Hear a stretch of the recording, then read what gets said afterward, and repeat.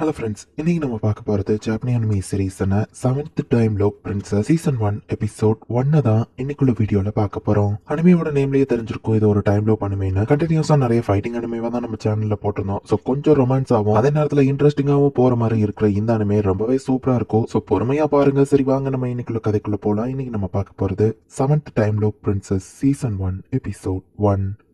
இப்போ ஒரு மேன்ஷனை தான் காமிக்கிறாங்க. ஸ்குவாட வச்சுக்கிட்டு ஒருத்தர் வந்துகிட்டு இருக்கா.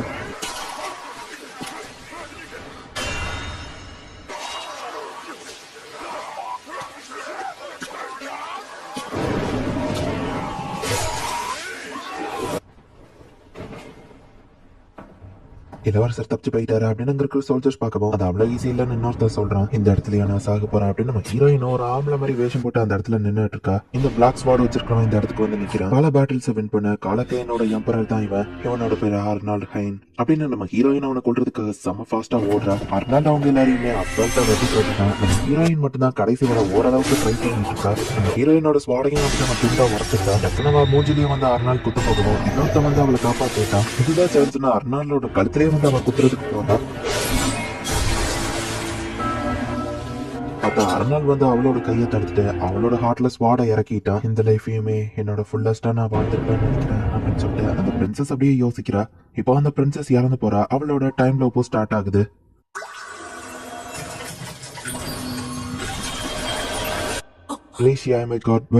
கிரவுன் பிரின்ஸ் எனக்கு நீ தகுதி இல்லாதவா, சோ நம்மளோட என்கேஜ்மெண்ட்டை நான் கேன்சல் பண்றேன் அப்படின்னு சொல்லவும் ரேஷியாவும் அசால்ட்டா சரி அப்படின்னு அங்க இருந்து கிளம்புறா. இப்ப அந்த கிரவுன் பிரின்ஸ் ஆகாப்ரா. நீ என்ன குற்றம்லாம் பண்ணிருக்க, நான் எல்லாரும் முன்னாடியும் சொல்லணுமே அப்படின்னு சொல்லி அவன் கத்திட்டு இருக்கான். அவ கண்டுக்கிடாம அவ பாட்டு போறா. இது எப்படி முடியும்னு எனக்கு ஆல்ரெடி தெரியும், ஏன்னா இது என்னோட 7th டைம் அப்படின்னு அவ யோசிக்கிறா. டைம் டிராவலே இல்லாம ஃபர்ஸ்ட் டைமா நார்மலா என்ன நடந்துச்சு அப்படிங்கறத நமக்கு காமிக்கிறாங்க. ரேஷியா நம்ம என்கேஜ்மெண்ட்டை கேன்சல் பண்றேன்னு கிரவுன் பிரின்ஸ் சொல்லவும் ஆனா ஏன் அப்படின்னு சொல்லி அவ ரொம்பவே ஷாக் ஆகி வருத்தப்படுறா. இப்போ நான் உன்னோட குற்றங்களை எல்லாரும் முன்னாடியும் சொல்றேன் அப்படின்னு சொல்லி அந்த பிரின்ஸ் வந்து அவன் மேல பொய்யான பழிகளை சுமத்திருப்பான். குடும்ப பேரை எப்படி கெடுத்துட்டியா அப்படின்னு சொல்லி அவங்க அப்பா அம்மா வீட்டுக்குள்ளேயே சேர்த்துக்கல. என்கேஜ்மெண்ட் கேன்சல் ஆகி வீட்லயே யாரும் சேர்த்துக்கல. போட்டுக்கிற ட்ரெஸ்ஸோட இப்ப அப்படியே என்ன பண்ணு தெரியாம அப்படியே ரோட்ல சுத்திட்டு இருக்கா. நிறைய அந்த மாதிரி பாக்குறதுல என்ஜாய்மெண்ட் இருக்கா என்ன அப்படின்னு சொல்லி ஒருத்தன் வந்து கேட்கறான். இப்படிதானா அந்த டிராவலிங் மெர்ச்சன்ட்ஸ் மீட் பண்ண அப்படின்னு யோசிக்கிறா. நாங்க பக்கத்து கண்ட்ரிக்கு போறோம், வேணா எங்க கூட வாரியா அப்படின்னு சொல்லி அவங்க கேக்குறாங்க. அவங்க எல்லாம் மெர்ச்சன்ட்ஸ் அப்படிங்கறத ரீஷியாவோ புரிஞ்சுக்கிறா. உன்னோட அழகான அந்த சில்கியான ட்ரெஸ் அதை விஷல்கா தானே மீட் பண்ணது அப்படின்னு சொல்லி அவன் கேட்கவும் என்னோட இந்த ரிங்க நான் அவங்ககிட்ட விற்கிறேன், பதிலுக்கு என்ன கூட்டிட்டு போறீங்களான்னு கேட்கவும் சரி இந்த ட்ரேடர்ஸுமே இவளை கூட்டிட்டு போறாங்க. அவளுமே மர்ச்சன்ட்ஸ் கூட சேர்ந்து எப்படி ட்ரேடிங் எல்லாம் பண்ணணும் அப்படிங்கறத கத்துக்கிறா. இந்த ஆரியா ட்ரேடிங் கம்பெனி கூட தான் அவளுமே அவளோட வாழ்க்கையை அடுத்து வாழ ஆரம்பிக்கிறா. இவங்களோட ட்ரேடிங் கம்பெனி இப்பதான் ஸ்டார்ட் பண்ணிருக்காங்க. அடுத்து நீ என்ன பண்ண போறன்னு அந்த சீஃப் கேட்கவும் எனக்கு எந்த ஐடியாவும் இல்ல அப்படின்னு ரேஷியா சொல்றா. உன்னோட லைஃப் இப்போ உன் கையில தான் இருக்கு, இனி நீ என்ன வேணா பண்ணலாம் அப்படின்னு சொல்லவும் ரேஷியாக்கு பிசினஸ் எல்லாம் கத்துக்கணும் அப்படிங்கறதுல ஆர்வம் இருக்கு. சோ அவளும் அவங்க கூட சேர்ந்து பிசினஸ் கத்துக்கிறேன் அப்படின்னு சொல்றா. அந்த சீஃப் டோலி கூட சேர்ந்து நிறைய விஷயங்களை அவ கத்துக்கிறா. நிறைய கஸ்டமர்ஸ் மீட் பண்றா. அவளுக்குன்னு ஒரு புது லைஃப், அதுவும் வேற ஒரு கண்ட்ரில. பட் ஒரு வார் வந்ததுல அவ இறந்து போயிருக்கா. அப்பதான் ஃபர்ஸ்ட் டைம் அவளோட நோ ஃபேஸ் ஸ்டார்ட் ஆகுது. திரும்பவும் கரெக்டா அதே அந்த கிரவுண்ட் ஃப்ரெண்ட்ஸ் வந்துட்டு இவங்களை ரிஜெக்ட் பண்ற அந்த சீன்கே வந்துருந்தா. ரேஷியா நீ எனக்கு தகுதி இல்லாதவா, என்கேஜ்மெண்ட்டை கேன்சல் பண்றேன் அப்படின்னு சொல்லவும் நான் எப்படி திரும்ப இந்த இடத்துக்கு வந்தேன், அதே அன்னைக்கு போட்ட ட்ரெஸ் தான் போட்டிருக்கேன், இது கனவா அப்படின்னு கண்ணத்தெல்லாம் கிள்ளி பாக்குறா. என்கேஜ்மெண்ட் கேன்சல் ஆயிடுச்சுன்னு வருத்தமா இருக்கியா அப்படின்னு கேட்கவும் போன தடவை என்ன மேன்ஷனை விட்டு வெளியே அனுப்பிட்டாங்க, இந்த தடவை சீக்கிரம் போய் தேவையான பொருளை எடுத்துக்கணும் அப்படின்னு சொல்லிட்டு என்கேஜ்மெண்ட் கேன்சல் சரி அப்படின்னு சொல்லி அந்த இடத்துல இருந்து ஓடி இருந்தா. போன தடவை என்கிட்ட காசு இல்லாததான் பிரச்சனையா இருந்தது அப்படின்னு சொல்லி தேவையான காசு ட்ரெஸ் எல்லாத்தையும் எடுத்து வச்சுட்டு இந்த ட்ரேடிங் கம்பெனி ஆளுங்க வருவாங்கன்னு போய் பார்த்தா இந்த தடவை அந்த கம்பெனி ஆளுங்க ஆல்ரெடி கிராஸ் பண்ணி போயிட்டாங்க. போன தடவை தான் ஒரு வாழ்க்கையை வாழ்ந்தாச்சு, இந்த தடவை வேற வாழ்க்கையை வாழலான்னு அவங்க பாட்டி கொடுத்த ஃபாரின் மெடிசினல் புக், அந்த புக்கை பத்தி தெரிஞ்சுக்கணும்னு நினைக்கிறா. தேவையான பணமும் இவ கிட்ட இருக்கிறதுனால மெடிசன்ஸ் பத்தி அவ படிக்கிறதுக்காக கடல் வழியா டிராவல் பண்ணி அந்த வேற ஒரு கண்ட்ரிக்கு போய் மெடிசன்ஸ் பத்தியும் நிறைய கத்துக்கிறா. நார்த் சைடு இருக்கிற ஒரு கண்ட்ரிக்கு டிராவல் பண்ணி அங்க இருக்கிற பிரின்ஸையும் வந்து அவ காப்பாத்துறா. அவன் மெடிசனுக்கு ரொம்ப தேங்க்ஸ் அப்படின்னு அந்த பிரின்ஸ் சொல்றான். சோ கிட்டத்தட்ட ஒரு டாக்டர் அவ லைஃப் நல்லாவே போயிட்டு இருந்துச்சு. பட் ஒரு வார் வந்ததுல அவ இறந்து போயிருக்கா. திரும்பவும் டைம் லூப் ஸ்டார்ட் ஆகுது. ஐரிஷ் நீ எனக்கு தகுதி இல்லாதவா, என்கேஜ்மெண்ட்டை கேன்சல் பண்றேன் அப்படின்னு சொல்லுவோம். சரி ஓகே கொஞ்சம் கூட டைம் வேஸ்ட் பண்ணாம டக்குனு வீட்டுக்கு போய் ட்ரெஸ் எல்லாம் எடுத்துட்டு ஆல்ரெடி மெடிசனை பத்தி தெரியுங்கிறதுனால இப்போ ஒரு பெரிய மெடிக்கல் காலேஜ்ல சேர்றா. மேபி உன் தியரி கரெக்டா இருந்தாலுமே நம்ம எக்ஸ்பெரிமெண்ட் பண்ணாம எதுவும் பண்ண முடியாது அப்படின்னு அங்க இருக்கிற டாக்டர் சொல்றாரு. ஒரு நல்ல டாக்டர் கூட சேர்ந்து நிறைய மெடிசனை பத்தி ரிசர்ச் பண்றா. பட் திரும்பவும் வார் வந்ததுல அவ இறந்து போயிருக்கா. 4th லைஃப்ல ஒரு மெய்டாவும் 6th லைஃப்ல ஒரு பையன் மாதிரி வேஷம் போட்டு சோல்ஜராவும் வாழ்ந்திருப்பா. எல்லா லைஃபையுமே முடிஞ்ச அளவு பெஸ்டா என்ஜாய் பண்ணி தான் வாழ்ந்திருப்பா. பட் எல்லா டைம்லயும் 5 வருஷம் கழிச்சு கரெக்டா அவ இறந்து போயிருந்தா.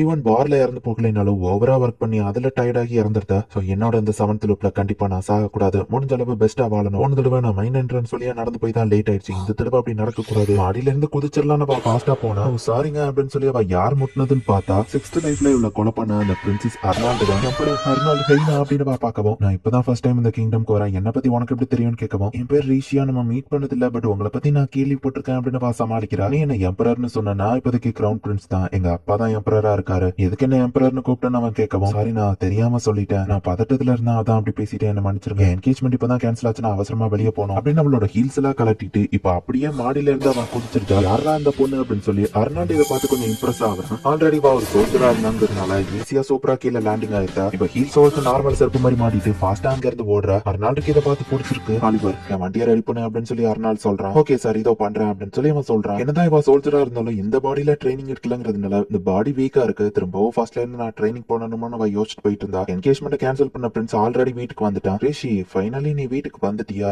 நீ செஞ்ச குற்றங்களை நான் எல்லாரும் முன்னாடியே சொல்லணும், அதுக்குள்ளேயே நீ ஓடி வந்துட்ட, அப்படி உன்ன மாதிரி ஒரு மோசமான லேடி என்ன பண்ணான்னு எல்லாருக்கும் தெரிய வேணாம் அப்படின்னு அவன் கேட்கறான். போன டைம்லாம் லேட்டா வந்து நீ அதுக்குள்ள கிளம்பிட்டான், இந்த தடவையும் லேட்டா வந்திருக்கலாமோ அவ யோசிக்கிறா. அவன் மூஞ்ச பார்த்தா சோகமா இருக்கிற மாதிரி தெரியுது. நான் என்கேஜ்மெண்ட் கேன்சல் பண்ணிட்டு சோகமா இருக்கான்னு அவன் கேட்கறான். தெரியுது உன் ட்ரெஸ் எல்லாம் கூட அழுக்கா இருக்கு, நீ என்கேஜ்மெண்ட் கேன்சல் ஆனதுல எவ்வளவு சோகமா இருக்க, ஹார்ட் ப்ரோக்கனா இருக்கு அப்படின்னு அவன் சொல்லுவோம். டேய் நீ என்ன முட்டாளா அப்படின்னு அவ கேட்கறா. யாரோ பார்த்து என்ன கேட்டேன்னு அவன் ஷாக் ஆகுறான். சோகமா இருந்தா எப்படா ட்ரெஸ் அழுக்காகும் அப்படின்னு அவ கேட்கவும், அவன் பேசுறத பார்த்தா அவளுக்கு தான் பிரின்ஸ பிடிக்கல போலயே, என்கேஜ்மெண்ட் அவ தானே கேன்சல் பண்ணிருக்கணும், ஆனா பிரின்ஸ் கேன்சல் பண்ணிருக்காரு அப்படின்னு சுத்தி இருக்கிறவங்க பேசுவோம். ஒரு இளவரசரை பார்த்து என்ன தைரியம் இருந்தா இப்படி பேசுவீங்க அப்படின்னு நம்ம டென்ஷன் ஆகுறான். இளவரசே நீங்க ப்ரொடெக்ட் பண்ண வேண்டிய மக்கள் கிட்ட அந்த மாதிரி எல்லாம் பேசாதீங்க அப்படின்னு சொல்லி ரீஷியா சொல்றான். என்கேஜ்மெண்ட் கேன்சல் பண்ணணும் தானே இப்படி பேசுறேன்னு அவன் கேட்கவும், இல்ல நீங்க அதை கேன்சல் பண்ணதுல எனக்கு ரொம்ப சந்தோஷம் சொல்லவும் சுத்தி இருக்கிறவங்க சிரிக்காங்க. பிரின்ஸ் டிஜ்ரிச் கிட்ட இப்படி பேசாத அப்படின்னு மாறிங்கிற ஒரு பொண்ணு வர என்ன மோசமான விஷயத்துல அவளுக்கு பண்ணங்கிறத மாதிரி என்கிட்ட சொல்லிட்டா அப்படின்னு அந்த பிரின்ஸ் சொல்லவும், கவலைப்படாதீங்க அரசே, என்கேஜ்மெண்ட் கேன்சல் பண்ணிட்டீங்க, இனி நான் உங்க 2 பேரும் மூஞ்சிலையுமே முழிக்க விரும்பல, நானுமே என் லைஃப் ஒர்த்லெஸ் நினைச்சிட்டு இருந்தேன், என்னோட ஒருத்தனங்கிறத என்னாலேயே தனியா கண்டுபிடிக்க என்னால முடியும், என் லைஃப்ல நீங்க எனக்கு தேவையில்ல அப்படின்னு வா சொல்றா. டிச்ரிச் கிட்ட இந்த மாதிரி பேசாதீங்க அப்படின்னு மாதிரி சொல்லவும், நீ தானே என்ன பத்தி அவங்க கிட்ட தப்பு தப்பா போய் சொன்ன, நீ இது எல்லாத்தையும் ஃபேமிலிக்காக தான் பண்றேன்னு தெரியும் வா சொல்லவும், உங்களுக்கு எப்படி அப்படின்னு அந்த மாதிரி ஷாக் ஆகுற. எனக்கு உன் மேல கோபம் இல்ல, ஆனா நீ செய்ய போற விஷயங்களை நினைச்சு ஃபியூச்சர்ல வருத்தப்பட்டு இருக்காத, உனக்கு பிடிச்ச விஷயங்களை மட்டுமே பண்ணதான் நீ வருத்தப்பட மாட்டே அப்படின்னு சொல்லி அங்க இருந்து கிளம்பியிருந்தா. இந்த தடவை ட்ரெஸ்ஸையும் பணத்தையும் எடுக்காம தான் போய் ஆகணும் அப்படின்னு சொல்லி அங்க இருந்து போயிட்டு நான் நினைச்ச மாதிரியே நீ ஒரு ஸ்வாட் மாஸ்டர் தான் போல, அங்க இந்த ஸ்வாட் ஸ்கில் கத்துக்கிட்டேன்னு அர்னால்ட் கேக்குறான். அது சீக்ரெட் அப்படின்னு வா சொல்றா. நீங்க என்ன அட்டாக் பண்ணும்போது பின் வாங்கிருக்கீங்கன்னு தெரியும் அப்படின்னு வா சொல்லவும், நான் பாட்ட பேசிட்டு இருக்கல நீ யாருடா அப்படின்னு சொல்லி டிச்ரிச் கேட்கவும், பார்த்து பேசுங்க காலஹேனோட இளவரசர் இவரு அப்படின்னு வா சொல்லவும், உங்க கண்ட்ரியை விடவும் காலகேன் ரொம்ப பெருசு, தனியால ஒரு படைப்பை அழிச்சா அந்த பிரின்ஸா இவரு அப்படின்னு சொல்லி அங்க இருக்கிறவங்க எல்லாம் பாக்குறாங்க. பிரின்ஸ் அர்னால்ட் எதுக்காக நீங்க இங்க வந்திருக்கீங்க அப்படின்னு சொல்லி ரீஷியா கேட்டுட்டு, என்னோட போன லைஃப்ல இவன் கையால தான் நான் செத்து போனேன், இவன் அந்த மொத்த உலகத்தையும் எதிர்த்து பண்ண போற வாரில தான் முக்காவாசி நான் இறந்து போனேன், இதுக்கு முன்னாடி இருந்த எந்த டைம் லூப்லயும் இவன் என்ன வந்து மீட் பண்ணலையா அப்படின்னு வா யோசிச்சுட்டு இருந்தா. அர்னால்ட் அவ முன்னாடி முட்டி போடவும் என்ன பண்றீங்கன்னு வா கேக்குறா. நான் திடீர்னு கேக்குறேன்னு தப்பா எடுத்துக்கிடாத, ப்ளீஸ் நீ என்னோட வைஃப் ஆகுறியா அப்படின்னு சொல்லி அவன் கேட்கவும், என்னது அப்படின்னு ரீஷியா ஷாக் ஆகுறா. இந்த இடத்துல இந்த எபிசோட் முடியுது. 6th டைம் லூப்ல இவன் கையால தான் இறந்தே போயிருப்பா, இப்போ 7th லைஃப்ல என்னடா அப்படின்னு சொல்லி அர்னால்ட் கேட்கவும், என்னது அப்படின்னு சொல்லி ரீஷியா ஷாக் ஆகுறா. நான் மரியாதையோட உங்க ஆஃபரை ரிஜெக்ட் பண்றேன் அப்படின்னு வா சொல்லவும், அர்னால்ட் சந்தோஷமா சிரிக்கிறான். அவன் என்ன இதை என்ஜாய் பண்ணிட்டு இருக்கான்னு வா பாக்குறா. காலுக்கு என்னோட பிரின்ஸ் இவகிட்ட மேரேஜ்க்கு ப்ரப்போஸ் பண்ணிருக்கானா அப்படின்னு டிச்ரிச் வந்து ஷாக் ஆகுறான். டிச்ரிச்சோட அப்பாவன இந்த கண்ட்ரியோட கிங் ஒன்னு விடுறாரு. பிரின்ஸ் அர்னால்ட் என் பையன் முட்டாள்தனமா பேசினதுக்கு என்ன மன்னிச்சுக்கோங்க அப்படின்னு சொல்லி அந்த கிங் சொல்லிட்டு அர்னால்ட் முன்னாடி அந்த கிங்கே மண்டையிட்டு நிக்கிறாரு. இந்த ஒரு இன்சிடென்ட்னால நம்ம நாட்டோட ஃப்ரெண்ட்ஷிப் பாதிக்காதுன்னு நான் நம்புறேன் அப்படின்னு அவர் சொல்லவும், சரி நான் எந்த பிரச்சனையும் பண்ணல, அந்த பொண்ணு கூட மட்டும் நான் தனியா பேசணும் அப்படின்னு பிரின்ஸ் சொல்லவும், லேடி ரீஷியா அவரு கூட போங்கன்னு கிங்கே சொல்றாரு. இதுக்கு மேலே நீ என்ன ரிஜெக்ட் பண்ண நான் வேற டாக்டிக்கை யூஸ் பண்ணணும் அப்படின்னு அர்னால்ட் சொல்லவும், இவங்க தனியா ஒரு ரூம்ல போய் உட்காந்து பேசுறாங்க. நீ என்ன பிளான் போடுற அப்படின்னு ரீஷியா கேட்கவும், பிளான்லாம் இல்ல, நான் ஜஸ்ட் அவங்கள லவ்ல விழுந்துட்டேன் அப்படின்னு நம்ம சொல்றான். எப்படியும் என்கேஜ்மெண்ட் கேன்சல் ஆயிட்டு பேக்ரவுண்ட்ல யாரும் இல்ல, நான் ஹெல்ப் பண்றதுல என்ன தப்ப நம்ம கேட்கவும், என் ஃபர்ஸ்ட் லைஃப்ல இவன் இதை கேட்டிருந்தா ஈஸியா நான் அந்த ஆஃபர் அக்செப்ட் பண்ணிருப்பாங்கன்னா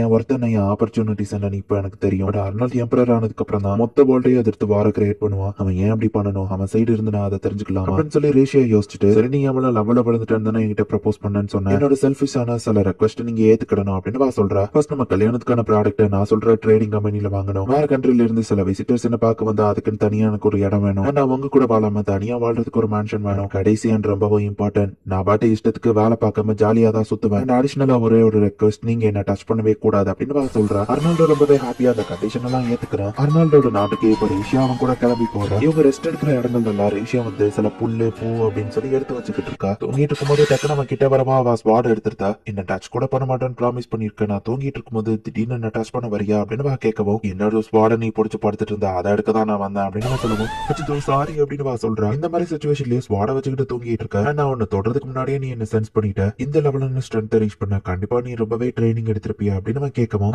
ஆமா அப்படின்னு சொல்லி அவ தாங்கிட்டே சொல்றா. நீ சொன்ன அந்த ஆரியா ட்ரைனிங் கம்பெனியை நான் இன்வைட் பண்ணிருக்கேன்னு சொல்லவும், தேங்க்ஸ் ரிஷியா சொல்றா. கம்பெனியை பத்தி சில விஷயங்கள் கேள்விப்பட்டேன், அந்த கம்பெனி எனக்கு முன்னாடியே தெரியுமான்னு கேட்கவும், இதுக்கு முன்னாடி நான் உங்ககிட்ட எதுவும் வாங்கினது இல்ல, பட் உங்க ப்ராடக்ட் நல்லா இருக்கும்னு கேள்விப்பட்டிருக்கேன் அப்படின்னு ரிஷியா சொல்றா. அந்த கம்பெனி இந்த உலகம் ஃபுல்லா பெரிய லெவல்ல வளர்ந்துடும், அவங்க கனெக்ஷன் நமக்கு தேவை அப்படின்னு நான் யோசிச்சுட்டு இருக்கும்போது பேண்டிட்ஸ் திடீர்னு வந்து அட்டாக் பண்றாங்க, நீ உள்ளே இரு அப்படின்னு சொல்லி கதவை லாக் பண்ணிட்டு அர்னால் வெளியே போறான். அப்படி என்னால சும்மா இருக்க முடியாதுன்னு ஹேர்பினை வச்சு அந்த டோர் லாக் அன்லாக் பண்ணிட்டு வெளியே வந்து பார்த்தா அர்னால் அசால்ட்டா தனியாவே அந்த பேண்டிட்ஸ் எல்லாத்தையும் வந்து ஸ்டாப் பண்ணிருந்தான். நினைக்கிட்டு நானே உங்க கூட நேர்ல வந்து ஃபைட் பண்ண இவ்வளவு ஈஸியில தோத்து போயிட்டீங்க, எனக்கு ரொம்ப போர் அடிக்குது அப்படின்னு அவன் சொல்றான். அந்த பேண்டிட்ஸ் யாரையுமே சாகாத லெவலுக்கு தான் அர்னால் வந்து வெட்டி இருப்பான். கர்ணே இல்லாம யாரா இருந்தாலும் கொன்றுவான்னு தான் வந்து ரீஷியா கேள்விப்பட்டிருப்பா. இவன் யாரையும் கொல்லாததை பார்த்து ரீஷியா ஷாக் ஆகுறா. அர்னால் சோல்ஜர்ஸ்க்கு வந்து அடிபட்டிருக்கு, அந்த பேண்டிட்ஸ் யூஸ் பண்ண கத்தியில பாய்சன் இருக்கிறதா பாக்குறா. அழுகி போன ஆப்பிள் மாதிரி ஸ்மெல் வருது, ப்ளோக்ராக் மஷ்ரூம் வச்சு இதை பண்ணிருக்காங்க அப்படின்னு ரேஷியா அதை அனலைஸ் பண்றா. இந்த பாய்சனால மேஜர் எஃபெக்ட் எல்லாம் ஏற்படாது, நம்ம இடத்த ரேஸ் பண்ற வரைக்கும் ஒரு 7 நாளுக்கு உங்க கையில ஒரு நம்னஸ் இருக்கும், அது வரைக்கும் வலிய பொறுத்துட்டு வாங்க அப்படின்னு பிரின்ஸ் பேசிட்டு இருந்தா. என்னால ஆன்டிடோட் மேக் பண்ண முடியும், இது நம்ம சுட வச்சா எஃபெக்டிவா இருக்கும், பட் இப்போதைக்கு இது போதும் அப்படின்னு ரீஷியா அங்கனிய மருந்து செஞ்சு கொடுக்குறா. ஒருவேளை நான் வெளியாளுங்கிறதுனால அவங்க சந்தேகப்படுறாங்கன்னு நினைக்கிறேன் அப்படின்னு ரீஷியா வந்துட்டு அந்த பாய்சன் இருக்கிற கத்திய வச்சு தன்னோட கையவே வெட்டிக்கிறா. பாருங்க, இந்த பாய்சன்ல இந்த மருந்தை போட்டு அது எஃபெக்டிவா இருக்கும், எந்த பிரச்சனையும் இல்ல,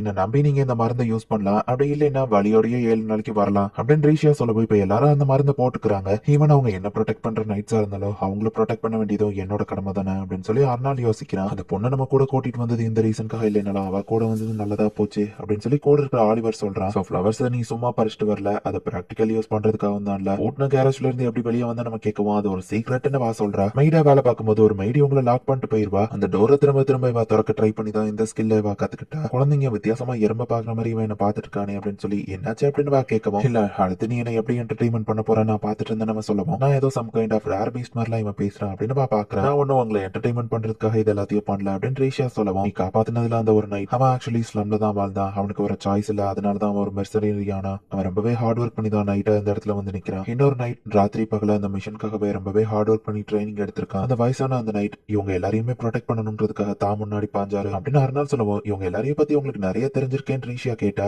ஏன்னா அவங்க எல்லாரையுமே பர்சனலா நானே தான் என் நைட்டா செலக்ட் பண்ணேன் அப்படின்னு முன்னாடி மாண்டி போட்டு எல்லாரையும் காப்பாத்தினதுக்கு ரொம்பவே தேங்க்ஸ் அப்படின்னு சொல்லவும், கருணையே இல்லாம போன லைஃப்ல இவ்வளவு கொலை பண்ண அந்த பிரின்ஸா இப்படி மாறிட்டான், ஒருவேளை இவன் ஆக்டிங் பண்றானா இல்ல இதுதான் இவனோட ஒரிஜினல் கேரக்டரா அப்படின்னு யோசிச்சுட்டு ஜஸ்ட் நான் எனக்கு தெரிஞ்சதை பண்ண அவ்வளவுதான். அவங்களோட நைட்ஸுக்கு ஏமலான்னு நம்பிக்கை வரலான்னு கேட்கவும், அந்த கிரவுன் பிரின்ஸ் கூட ரீசெண்டா என்கேஜ்மெண்ட் பிரேக் ஆயிருக்கு, சோ வெள்ளத்தனமா நீ ஏதோ பண்ண போய் தான் அது நடந்திருக்குன்னு சொல்லி அவங்க எல்லாருமே ஒண்ணு தப்பா பார்த்தாங்க அப்படின்னு சொல்லவும், நீங்க அவங்க கிட்ட என்ன பத்தி என்ன சொன்னீங்க அப்படின்னு கேட்கிறேன். அவ டோக்கல் ஹவுஸ் சேர்ந்தவா ராயல் ஃபேமிலி கூட கனெக்ஷன் இருக்கு, சோ நான் அதான் அவளை புடிச்சிட்டு வந்துட்டேன் அப்படின்னு சொல்லியிருப்பான். சோ வேற கண்ட்ரியோட எம்பரர் என்ன கூட்டிட்டு போறது கிட்டத்தட்ட ஹாஸ்டேஜ் மாதிரி இல்ல அப்படின்னு கேட்கவும், நீ ஹாஸ்டேஜ் சிச்சுவேஷன்ல வரதுல கேலகன்ல ஒண்ணு சில பேர் தப்பா கூட ட்ரீட் பண்ணலாம்னு சொல்லுவோம். ஐயா ரொம்ப ஜாலி அப்படின்னு எக்ஸைட்மெண்ட் ஆகுறா. என்ன அப்படின்னு ஷாக் ஆகவும், நான் ஹாஸ்டேஜ் மாதிரி வந்து அபிஷியல் டியூட்டி எதுவுமே பார்க்க தேவையில்லை, நினைச்ச மாதிரி ஜாலியா வீட்டுக்குள்ளேயே வாழலாம், ரொம்ப தேங்க்ஸ் அப்படின்னு சொல்றா. அப்புறம் என் கையை வெட்டும் போது என்ன டச் பண்ண வந்தீங்க, என்ன தொடக்கூடாது ஞாபகம் இருக்குல்ல அப்படின்னு சொல்றா. அலகன்ல இருக்கிற வளங்கள்னால தான் இது வேர்ல்டோட டாப்பஸ்ட் கண்ட்ரியா இருக்கு. என் ப்ரீவியஸ் லைஃப்ல நிறைய கண்ட்ரியை விசிட் பண்ணிருக்கேன், பட் இந்த கண்ட்ரிக்கு இப்பதான் ஃபர்ஸ்ட் டைம் வரேன் அப்படின்னு இங்க இருக்கிற எல்லாத்தையுமே பார்த்து ரேஷியா வந்து எக்ஸைட்மெண்ட் ஆகுறா.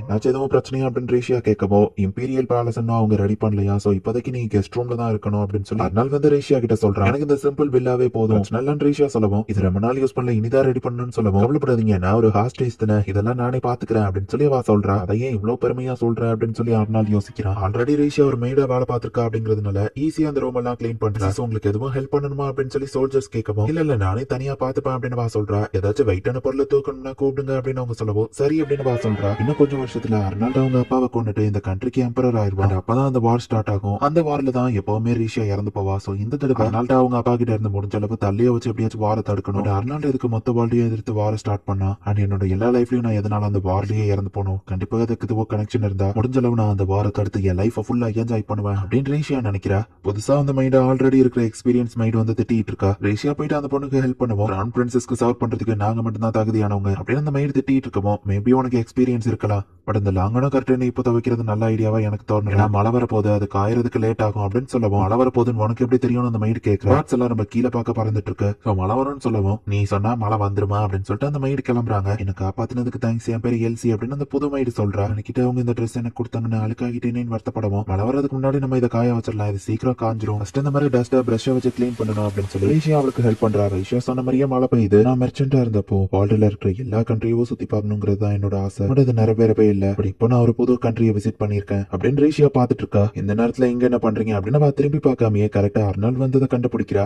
ஒவ்வொரு தடவை நான் அவனை மீட் பண்ணும்போதும் நீ என்ன சர்ப்ரைஸ் பண்ற. ஈவன் இவ்வளவு டிஸ்டன்ஸ்லயும் நான் வந்ததை நீ கண்டுபிடிச்சிட்டே நம்ம கேட்கவும் உங்க பிரசன்ஸ் லோ பண்ணி நான் எந்த டைம்ல உங்களை கண்டுபிடிக்கிறேன் டெஸ்ட் பண்ண தானே செஞ்சீங்க. அவன் அங்க இருக்கிறது என்னது இது என்னதுன்னு வா கேட்கவும் அது ஒரு லைப்ரரி, இது ஒரு சர்ச், இந்த கண்ட்ரியோட ஒரு பெரிய மார்க்கெட் இதுதான் அப்படின்னு அர்னால்ட் எல்லாத்தையும் அவளுக்கு எக்ஸ்பிளைன் பண்ணுவோம். இதெல்லாம் பார்த்தா அவ ரொம்பவே ஹாப்பி ஆகுறா. அர்னால்ட் அவள ஒரு மாதிரி பார்க்கவும் என்னாச்சுன்னு வா கேட்கறா. நான் உன்னை மேரேஜ் பண்ண ப்ரெஷர் பண்ணி தான் இங்க கூட்டிட்டு வந்திருக்கேன், நீ ஜாலியா இருக்கியா அப்படின்னு நம்ம கேட்கவும் நான் இந்த கண்ட்ரிக்கு இதெல்லாம் வந்து பாக்கணுங்கிறது என்னோட ரொம்ப நாள் ஆசை, அதனால தான் நீங்க மேரேஜ்க்கு என்ன புஷ் பண்ண போவோம். இந்த கண்ட்ரிக்கு வர்றது ஒரு ரீசனா இருந்ததுனால தான் நான் அதை அக்செப்ட் பண்ணிட்டேன் அப்படின்னு வா சொல்லவும் இந்த கண்ட்ரில பெருசா ஒண்ணும் இல்லையே நம்ம கேட்கறான். இப்போ நீங்க எனக்கு சொன்ன அந்த சில இடங்கள் அது கூட எனக்கு பெரிய விஷயங்கள் தான் அப்படின்னு நம்ம பேசிட்டு இருக்கும்போது நான் ஏதோ ஸ்ட்ரேஞ்சா சொல்றேன், என்ன ஏன் அப்படி பாக்குறீங்கன்னு கேட்கவும் நான் உன்ன மாதிரி ஒருத்தையும் மீட் பண்ணதே இல்ல, உனக்கு நிறைய நாலேஜ் இருக்கு, மெடிசன் பத்தியும் தெரிஞ்சிருக்கு, உன்ன மாதிரி நோபல் லேடிஸ் இதெல்லாம் கத்துக்கிட மாட்டாங்களே நம்ம கேட்கவும் நீ ஒரு டியோக் ஃபேமிலியில பிறந்திருக்க, உன்னோட விருப்பம்லாம் இங்க முக்கியம் இல்ல அப்படின்னு அவங்க அம்மா சொல்லவும் நான் நிறைய விஷயங்களை கத்துக்கிடணும்னு ரீஷா சொல்லியிருப்பா. நீ ராயல் ஃபேமிலியில கல்யாணம் பண்ணி போக போறவா, ஹோம் மேக்கிங் ஆர்ட்ஸ் கத்துக்கோ, அகாடமிக் ஸ்டடி முக்கியம் இல்ல அப்படின்னு அவங்க அம்மா சொல்லியிருப்பாங்க. நான் கத்துக்கிட்ட விஷயங்களுக்கு வேல்யூ இருக்கா இல்லையாங்கிறத முடிவு பண்ண வேண்டியது நான் தான் அப்படின்னு சொல்லவும் அது எனக்கு தெரியும் அப்படின்னு அர்னால் ஸ்மைல் பண்றான். என்னன்னாலும் சரி நீ விருப்பப்பட்டதை நீ பண்ணு, நான் உனக்கு எப்பவுமே சப்போர்ட் பண்ணுவேன் அப்படின்னு அர்னால் சொல்லவும் ஏனவா கேட்கறா.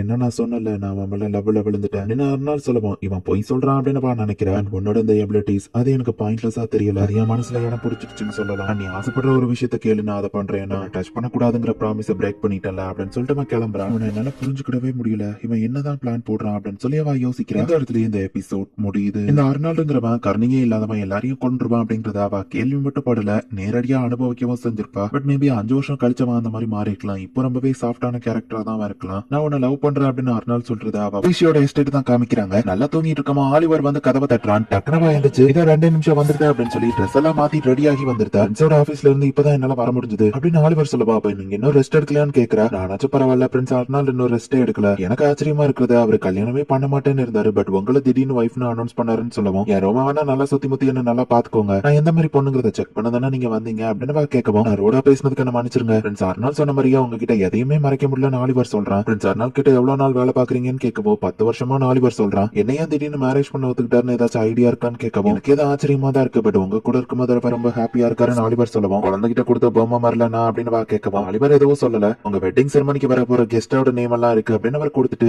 அது போக இன்னொரு ஒரு பார்ட்டி ஒன்னு ரீசெண்டா நடக்க போகுது, அதுல வர போற கெஸ்டோட லிஸ்ட் அப்படின்னு சொல்லி ஆலிவர் கொடுக்குறான். சோ அந்த பார்ட்டியுமே வந்து ஸ்டார்ட் ஆகுது. மிஸ் டயனா இந்த கப்பல்லாம் எங்க வைக்கணும்னு அந்த எல்சி வந்து கேட்கவும் நான் உனக்கு சொல்லி கொடுத்த இடத்துலயே வை அப்படின்னு சொல்லிட்டு டயனா போறேன். நான் ரிஷி வந்திருக்கேன் உங்ககிட்ட கொஞ்சம் பேசணும் அப்படின்னு சொல்லி ரிஷி உள்ள வர ஒன்னு நான் டச் பண்ணி ப்ராமிஸை பிரேக் பண்ணிட்டேன், உனக்கு எதுவும் வேணும்னா கேளு நம்ம கேட்டிருப்பான், எனக்கு தேவையானது கேட்க தான் வந்திருக்கேன், என்னோட மைட நானே செலக்ட் பண்ணணும் அப்படின்னு சொல்றேன். சரிவா விருப்பப்படியே பண்ணு. அம்மா ஆலிவர் உன்கிட்ட சொல்லலையா இந்த பார்ட்டியே கிரவுன் பிரின்ஸ் வந்து ஒரு பொண்ணை கல்யாணம் பண்ண தேடுறாருங்கிறதுக்காக தான் அப்படின்னு அர்னால் சொல்லவும் இவன் நான் கிரவுன் பிரின்சஸா இருந்தாலும் நான் உங்களோட ஒரு ஹாஸ்டேஜ் தான், அதுல எனக்கு எந்த பிரச்சனையும் இல்ல, பார்ட்டில நான் தான் உங்க ஃபியான்ஸை தாராளமா இன்ட்ரோடியூஸ் பண்ணலாம்னு சொல்லவும் டச் பண்ண நீயே பர்மிஷன் கொடுக்குற போல நம்ம கேட்கவும் நம்ம 2 பேருமே தான் கிளவுஸ் போட்டுக்கோமே அப்படின்னு சொல்லி ரிஷி சொல்றா. சோ பார்ட்டிக்கு பிரின்ஸ் அர்னாலுமே இவளை கூட்டிட்டு போறான். நான் நினைச்சதை விடவும் இந்த இடம் ரொம்பவே பெருசா இருக்கே அப்படின்னு ரிஷி பாக்குறா. இந்த பார்ட்டிக்கு எங்களை நீங்க இன்வைட் பண்ணதுல சந்தோஷம் அப்படின்னு சொல்ல நோபல்மன்லாம் வராங்க. நீங்க டிராவல் பண்ண கதைகள் எல்லாம் என் பொண்ணுக்கு சொல்லுங்க, நீ இன்டெரக்டா என் பொண்ணை கல்யாணம் பண்ணிக்கணும்னு ஒருத்தன் சொல்றேன். சாரி ஆக்சுவலி என்னோட டிராவல்ல நான் ஒரு பொக்கிஷத்தை கண்டுபிடிச்சு கொண்டு வந்திருக்கேன், என் வைஃபா இருக்கிறதுக்கு ஒருத்தரை கண்டுபிடிச்சிட்டேன் அப்படின்னு சொல்லவும் ஃப்ரெண்ட்ஸ் சிரிச்சு ஃபர்ஸ்ட் டைமா பாக்குறோம் இதான் உங்க வைஃபான்னு ரிஷி எல்லாரும் ஆச்சரியமா பாக்குறாங்க. உங்க எல்லாரையும் மீட் பண்ணதுல சந்தோஷம், என்னோட பேரு ரிஷி இம்கார்ட் வர்ஸ்னர் அப்படின்னு சொல்லி அவன் இன்ட்ரோடியூஸ் ஆகுறா. என் ஃபியூச்சர் வைஃப் இப்பதான் இந்த கண்ட்ரிக்கு வந்திருக்கா, அவளுக்கு நிறைய இடத்து தெரியாது, சோ சுத்தி காட்டுங்க அப்படின்னு சொல்லிட்டு அவன் முன்னாடி போறான். ஃபியூச்சர் வைஃப் மென்ஷன் பண்ணி லேடிஸை கடுப்பாத்தணும் அவசியம் இல்லன்னு ரிஷி சொன்னா. உன்னை யாராச்சும் தொட்டா நான் டென்ஷன் ஆவன் மத்தவங்களுக்கு தெரியணும்ல, என்ன நான் உன்னை ப்ரொடெக்ட் பண்ணுவேன்னு உனக்கு ப்ராமிஸ் பண்ணிருக்கேன் அப்படின்னு சொல்லுவோம். இவன் என்ன ப்ரொடெக்ட் பண்ணுவானா, என்ன கொலை பண்ணுவேன் அப்படின்னு சொல்லி அவ யோசிச்சுட்டு நீங்க தான் எனக்கு டேஞ்சரஸ் ஆனவர், உங்க ஸ்வாட்ஸ் பிளே தான் ரொம்ப ஸ்ட்ராங்கஸ்ட்னு சொன்னா ஆனா உனக்கு ஸ்வாட் ட்ரைனிங் கொடுக்குறேன் அப்படின்னு அர்னால் சொல்லுவோம். உண்மையாவா ரொம்பவோ தேங்க்ஸ் அப்படின்னு சொல்லி அவ ஹாப்பி ஆகுறா. இதுக்கெல்லாம் நீ இப்படி எக்ஸைட் ஆவன் நான் எதிர்பார்க்கல அப்படின்னு ஃப்ரெண்ட்ஸ் சொல்றான். என்ன கொலை பண்ண அட்டாக்கு பின்னாடி இருக்கிற ஸ்கில்ல நான் தெரிஞ்சுக்கணும் அப்படின்னு அவ யோசிச்சுட்டு டான்ஸ் ஆடுவோமான்னு கேட்குவோம். அவளும் சரின்னு சொல்றா. ஃபர்ஸ்ட் இவங்க நார்மலா தான் ஆடிட்டு இருக்காங்க, அண்ணா கூட இவ்வளவு க்ளோஸா இருக்கதான் எனக்கு சீனை தான் ஞாபகப்படுத்துது அப்படின்னு யோசிச்சுட்டு ஒருவேளை நான் ஸ்டெப்ஸை ஃபாஸ்டா கொண்டு போனா அப்ப இவன் என்ன பண்றான்னு பாப்போம் அப்படின்னு சொல்லி கொஞ்சம் ஃபாஸ்டா ஆட ஆரம்பிக்கிறா. பட் அர்னாலுமே அதுக்கு ஈக்குவலா கீப் அப் பண்றான். அது பிரோஜனம் இல்ல நம்ம மனசுக்குள்ள சிரிக்கிறானா அப்படின்னு சொல்லி இன்னும் ஃபாஸ்டா ஆட ஆரம்பிக்கிறா. பட் அர்னாலும் கரெக்டா கீப் அப் பண்ணவும் இவங்க டான்ஸ் வேற லெவல்ல இருக்குன்னு எல்லாரும் அப்படியே ஆச்சரியமா பாத்துட்டு இருக்காங்க. அவன் லெஃப்ட் சைடு கையை அதிகமா அவனால தூக்க முடியல, மூமெண்ட் ஸ்லோவா இருக்கு அப்படின்னு சொல்லி அவன் யோசிக்கிறான். கீழே விட போறேன்னு பாக்கவும் டக்குனமா பிடிச்சிருந்தான். உங்க டான்ஸ் உண்மையிலேயே வேற லெவல்ல எல்லாரும் பாராட்டுறாங்க. ஏதோ ஸ்வாட் டான்ஸ் பார்த்த மாதிரி இருந்தது அப்படின்னு மத்தவங்க சொல்றாங்க. இப்போ வந்தவங்க கிட்ட கிட்ட அர்னால் பேசிட்டு இருக்கான். இவளுமே சில லேடிஸ் கிட்ட பேசுறா. லேடி ரிஷி, உங்களோட டான்ஸ் ரொம்பவே சூப்பரா இருந்தது, இந்தாங்க இந்த ஒயின நீங்க குடிங்க அப்படின்னு ஒரு பொண்ணு வந்து கொடுக்குறா. ஓ தேங்க்யூ அப்படின்னு அவன் மோந்து பார்க்கும்போது அதுல பெப்பர் கலந்துருக்குங்கிறது அவளுக்கு தெரியுது. வித்தியாசமான வாட வருதேன்னு ரிஷி கேட்கவும், மெனக்கிட்டு உங்களுக்காக கொண்டு வந்திருக்கேன், குடிக்க மாட்டீங்களான்னு கேட்கவும், அவள அதை குடிச்சிட்டு டேஸ்டா இருக்கு அப்படின்னு சொல்றா. வைன்ல பெப்பரை போட்டு காரமாக்கி அவளை கலாய்க்கலான்னு பார்த்தா டேஸ்டா இருக்குன்னு ரிஷி இவங்களை கலாய்ச்சி விட்டுருதா. அந்த பொண்ணுங்களும் டென்ஷனா அங்க இருந்து போயிருந்தாங்க. ரொம்ப காரமா இருக்குன்னு அதே வைனியே குடுத்துட்டு இருக்கா. எனது காரமா அப்படின்னு அர்னால்ட் அங்க வரா. இந்த வைன்ல பெப்பரை கலந்துருக்காங்கன்னு சொல்லவும், அதை தோற தேண்டிதானே அப்படின்னு அர்னால்ட் கேட்கறான். இந்த ரீசனுக்காக வைனோட சான்ஸை இழந்துடக்கூடாது, அதை நம்ம குடிக்கணுங்கிறதுக்காக தானே கஷ்டப்பட்டு கிரியேட் பண்ணிருக்காங்கன்னு சொல்லவும், அர்னால்ட் டக்குன்னு அதை வாங்கி குடிச்சிட்டு இப்ப யாரோட உழைப்பு வீண் போகல, வைன் அதோட டியூட்டியை ஃபில்ஃபில் பண்ணிடுச்சு, நம்ம கொடுக்குறோம். டான்ஸ் பண்ணும்போது என்ன தவிர நீ வேற யாரையோ திங்க் பண்ணலாம் நம்ம கேட்கவும், அது ஃபியூச்சர்ல இருக்கிற நீங்க தான் உங்ககிட்ட சொல்ல முடியாது அப்படின்னு மனசுக்குள்ள யோசிக்கிறா. கழுத்தோட இந்த இடத்துல அடிபட்டு இருக்கா அப்படின்னு கேட்கிறா. இவன் ஃபைட் பண்ண போவோம், இவனோட லெஃப்ட் சைட் மூமெண்ட் ஸ்லோவா இருந்ததுன்னு யோசிக்கிறா. ஒரு பழைய தழும்பு அப்படின்னு அவன் காமிக்கிறான். பார்த்தா நிறைய கத்திய வச்சு வெட்டின மாதிரி தழும்பு இருக்கு, இது அவனுக்குள்ள ட்ரை பண்ண மாதிரில தெரிஞ்சிருக்கு அப்படின்னு சொல்லி அவ பாக்குறா. குறிப்பிட்ட சில பேருக்கு மட்டும் தான் அந்த தழும்பை பத்தி தெரியும் அப்படின்னு அர்னால் சொல்லவும், இந்த தழும்பு எப்படி வந்துச்சு அப்படின்னு சொல்லி ரீஷியா கேட்கறா. நைட்டு ரொம்ப குளிர்து இல்ல, சரி போய் தூங்க அப்படின்னு சொல்லி அவன் அந்த கொஸ்டினையும் ஸ்கிப் பண்ணிட்டு அங்க இருந்து போயிருந்தான். அர்னால்டோட பிரதரை நமக்கு காமிக்கிறாங்க. அவன் இது எல்லாத்தையுமே பார்த்துட்டு இருந்திருக்கான். இப்ப மைட் எல்லாமே ஒர்க் பண்ணிட்டு இருக்காங்க. கிரவுன் பிரின்சஸோட மைடா நம்ம போக வாய்ப்பு இல்லன்னு புது மைட்ஸ் பேசிட்டு இருக்காங்க. உங்க வேலையை முடிச்சிட்டீங்களா, காலையில பெட்ஷீட் நான் சொன்ன மாதிரியே மடிச்சு வைக்கல அப்படின்னு சொல்லி டயனாவோ எக்ஸ்பீரியன்ஸ் மைடோ திட்டிட்டு போறாங்க. இந்த நான் பாத்துக்கிறேன் அப்படின்னு ரீஷியா போயிட்டு அந்த புது மைட்ஸ்க்கு ஹெல்ப் பண்றா. யார் அந்த புது பொண்ணு, எந்த டீம் சேர்ந்தவா, சரி அப்படியோ வேலையை குயிக்கா முடிங்க, அடுத்தது என்ன பண்ணணும் அப்படின்னு டயனாவா எழுதி வச்சிருக்கிற நோட்ஸ்ல பாக்குறத ரீஷியாவோ பாக்குறா. அவ்வளவு ஈஸியா என்னால எல்லாத்தையும் ஞாபகம் வச்சுக்கிட முடியல அப்படின்னு எல்சி கொஞ்சம் வருத்தப்படவும், நீ இப்பதானே புதுசா ஜாயின் பண்ணிருக்க, ஃபர்ஸ்ட் ஸ்டார்டிங்ல அப்படிதான் இருக்கும், போக போக எல்லாம் பழகிறோம் அப்படின்னு ரீஷி சொல்றா. ஆமா மிஸ் டயனாவோட லைஃப் பத்தி நீங்க கேள்விப்பட்டிருக்கீங்களா அப்படின்னு எல்சி கேட்கவும், மிஸ் டயனா ஒரு பணக்கார வீட்டு பொண்ணு தானா, அவங்க ஃபேமிலி வந்து ஏதோ கடன்ல லாஸ் ஆயிடுச்சு, அப்புறம் தான் அந்த மைடு வேலைக்கு வந்திருக்காங்க அப்படின்னு எல்சி இன்னொரு பொண்ணு சொல்றா. இந்த ஓல்டு மனுஷனை டயனா வந்து பாத்துட்டு, எங்கப்பா இதை யாரும் இவ்வளவு நீட்டா கிளீன் பண்ணா அப்படின்னு சொல்லி பாத்துட்டு இருக்கா. ஆமா சம்பந்தமே இல்லாம ஒரு பொண்ணு எப்போ ஒருவேளை அவள என்ன இந்த டயத்துல காணும் அப்படின்னு சொல்லி மத்த மைடு பாக்குறாங்க. கிரவுன் பிரின்சஸ்க்கு மைடா இருக்க டிசிப்ளின் முக்கியம், அந்த பொண்ணுக்கு தகுதி இல்ல அப்படின்னு டயனா சொல்றா. லேடி ரீஷி வராங்க அப்படின்னு ஆலிவர் சொல்றான். எல்லா மைடும் தலை குறைஞ்சு நிக்கிறாங்க. அப்போ டயனா பாக்கும்போது மைடா இவங்க கூட இத்தனை நாள் இருந்தவாதான் கிரவுன் பிரின்சஸ் ஷாக் ஆகுறா. எல்லா மைடுமே இவாதான் பிரின்சஸ் ஷாக் ஆகுறாங்க. உங்களை பத்தி தெரிஞ்சுக்கணுங்கிறதுக்காக தான் மைடு மாதிரி நான் அவங்க கூட நடிச்சேன். நான் சொல்ற நேம் எல்லாருமே தான் என்னோட பர்சனல் மைடா நான் சூஸ் பண்ணிருக்கேன் அப்படின்னு சொல்லி எல்லாரோட நேமையும் சொல்ல ஆரம்பிக்கிறா. அதுல அந்த எல்சி இன்னொரு புது மைடும் இருக்கிறாங்க. இவ்வளவுதான் என் மைடுன்னு சொல்லுவோம். பட் டயனாவோட நேம் வரல, எனக்கு தான் நிறைய எக்ஸ்பீரியன்ஸ் இருக்குன்னு டயனா கேட்கவும், மரியாதை இல்லாம எதிர்த்து பேசுற அப்படின்னு ஆலிவர் கேட்கவோ, பரவாயில்ல அப்படின்னு ரீஷி சொல்றா. நான் அப்படி எதிர்த்து கேட்கறது தப்புன்னு தெரியும், பட் மைடா நான் பெர்ஃபெக்ட்டா எல்லா வேலையும் முடிப்பேன் டயனா சொல்லவும், இதுல இருந்து உனக்கு மைடுங்கிற பொசிஷனே கிடையாது அப்படின்னு ரீஷி சொல்லவும், டயனா ஷாக் ஆகுறா. நீ ஃபர்ஸ்ட் இங்க மைடா வந்தப்போ எப்படி இருந்தா ஞாபகம் இருக்கான்னு கேட்கவும், எனக்கு வேலை ஈஸியா புரியல, எல்லாத்தையும் ஞாபகம் வச்சுக்கிட முடியல, நான் நோட்ஸ் எடுத்து கஷ்டப்பட்டு ஒவ்வொரு நாளுமே ஹார்ட் ஒர்க் பண்ணி மத்தவங்கள விட பெஸ்ட் மைடா தானே மாறி இருக்கேன், என்கிட்ட நிறைய எக்ஸ்பீரியன்ஸ் இருக்குன்னு டயனா சொல்லவும், மத்தவங்கள விட நீ ஒரு விஷயத்துல தான் டிஃபரெண்ட், உனக்கு எழுத படிக்க தெரியும், நீ ஒரு மர்ச்சன்ட் ஃபேமிலில வளர்ந்திருக்க, சோ உனக்கு எழுத படிக்க தெரியும், வேலைங்க எல்லாத்தையுமே நோட்ஸ்ல எழுதி வச்சு நீ ஞாபகம் வச்சுக்கிடுவ. பட் ஒருவேளை உனக்கு எழுத படிக்க தெரியலன்னா அப்ப என்ன பண்ணுவ, எல்லா மைடுக்குமே உன்ன மாதிரி எழுத படிக்க தெரியாது, அப்புறம் எப்படி அவங்க ஞாபகம் வச்சுப்பாங்க ரீஷி சொல்லும் போதுதான், நேத்து நான் பண்ண மாதிரி இதை பண்ணுங்க, நான் சொல்லி கொடுத்த மாதிரி ஏன் பண்ணலாம் டயனா கேட்டதாவா யோசிச்சு பாக்குறா. எல்லாரும் என்ன மன்னிச்சிருங்க, நான் உங்க மேல தப்பு இருக்குன்னு நினைச்சேன், பட் உங்களுக்கு கரெக்டா இன்ஸ்ட்ரக்ஷன் கொடுக்காதது என்னோட தப்பு தான், லேடி ரிஷி சொன்னது கரெக்ட் தான் அப்படின்னு சொல்லி டயனா எல்லா மைடு கிட்டயும் மன்னிப்பு கேட்கறா. ப்ளீஸ் லேடி ரிஷி, டயனாக்கு எங்களை விட எக்ஸ்பீரியன்ஸ் அதிகமா இருக்கு, எல்சி இன்னொரு மைடா அவளுக்கு வேலை கொடுக்க சொல்லி கெஞ்சுறாங்க. பட் ரிஷி வந்து டைரக்டா அவளுக்கு ஈக்குவலா போய் கீழே உட்காரவும் எல்லாருமே ஷாக் ஆகுறாங்க. மைடா உனக்கு வேலை இல்ல, பட் இன்னொரு வேலை வச்சிருக்கேன், எல்லா மைட்ஸ்க்குமே எழுத படிக்க சொல்லி கொடுக்குறியா, ஈவன் அவங்க இந்த மைடு வேலையை விட்டு போனாலுமே அவங்க லைஃப்க்கு அது ரொம்பவே யூஸ்ஃபுல்லா இருக்கும், அவங்களுக்கு சிம்பிள் வார்த்தைகளை கத்து கொடுக்கறதுக்கான மெட்டீரியல் இருக்கு, எனக்கு ஹெல்ப் பண்ணு அப்படின்னு ரீஷி சொல்லவும், டயனா ரொம்பவே ஹாப்பி ஆகுறா. நீ நினைச்ச மாதிரி அந்த செலக்ஷன் போல அப்படின்னு அர்னால் கேட்கவும், ஆமா நான் கொஞ்சம் கூட அப்படி நடக்கும்னு எதிர்பார்க்கலன்னு ஆலிவர் சொல்றான். உங்க ஃபியூச்சர் வைஃபா இருக்கிறவங்க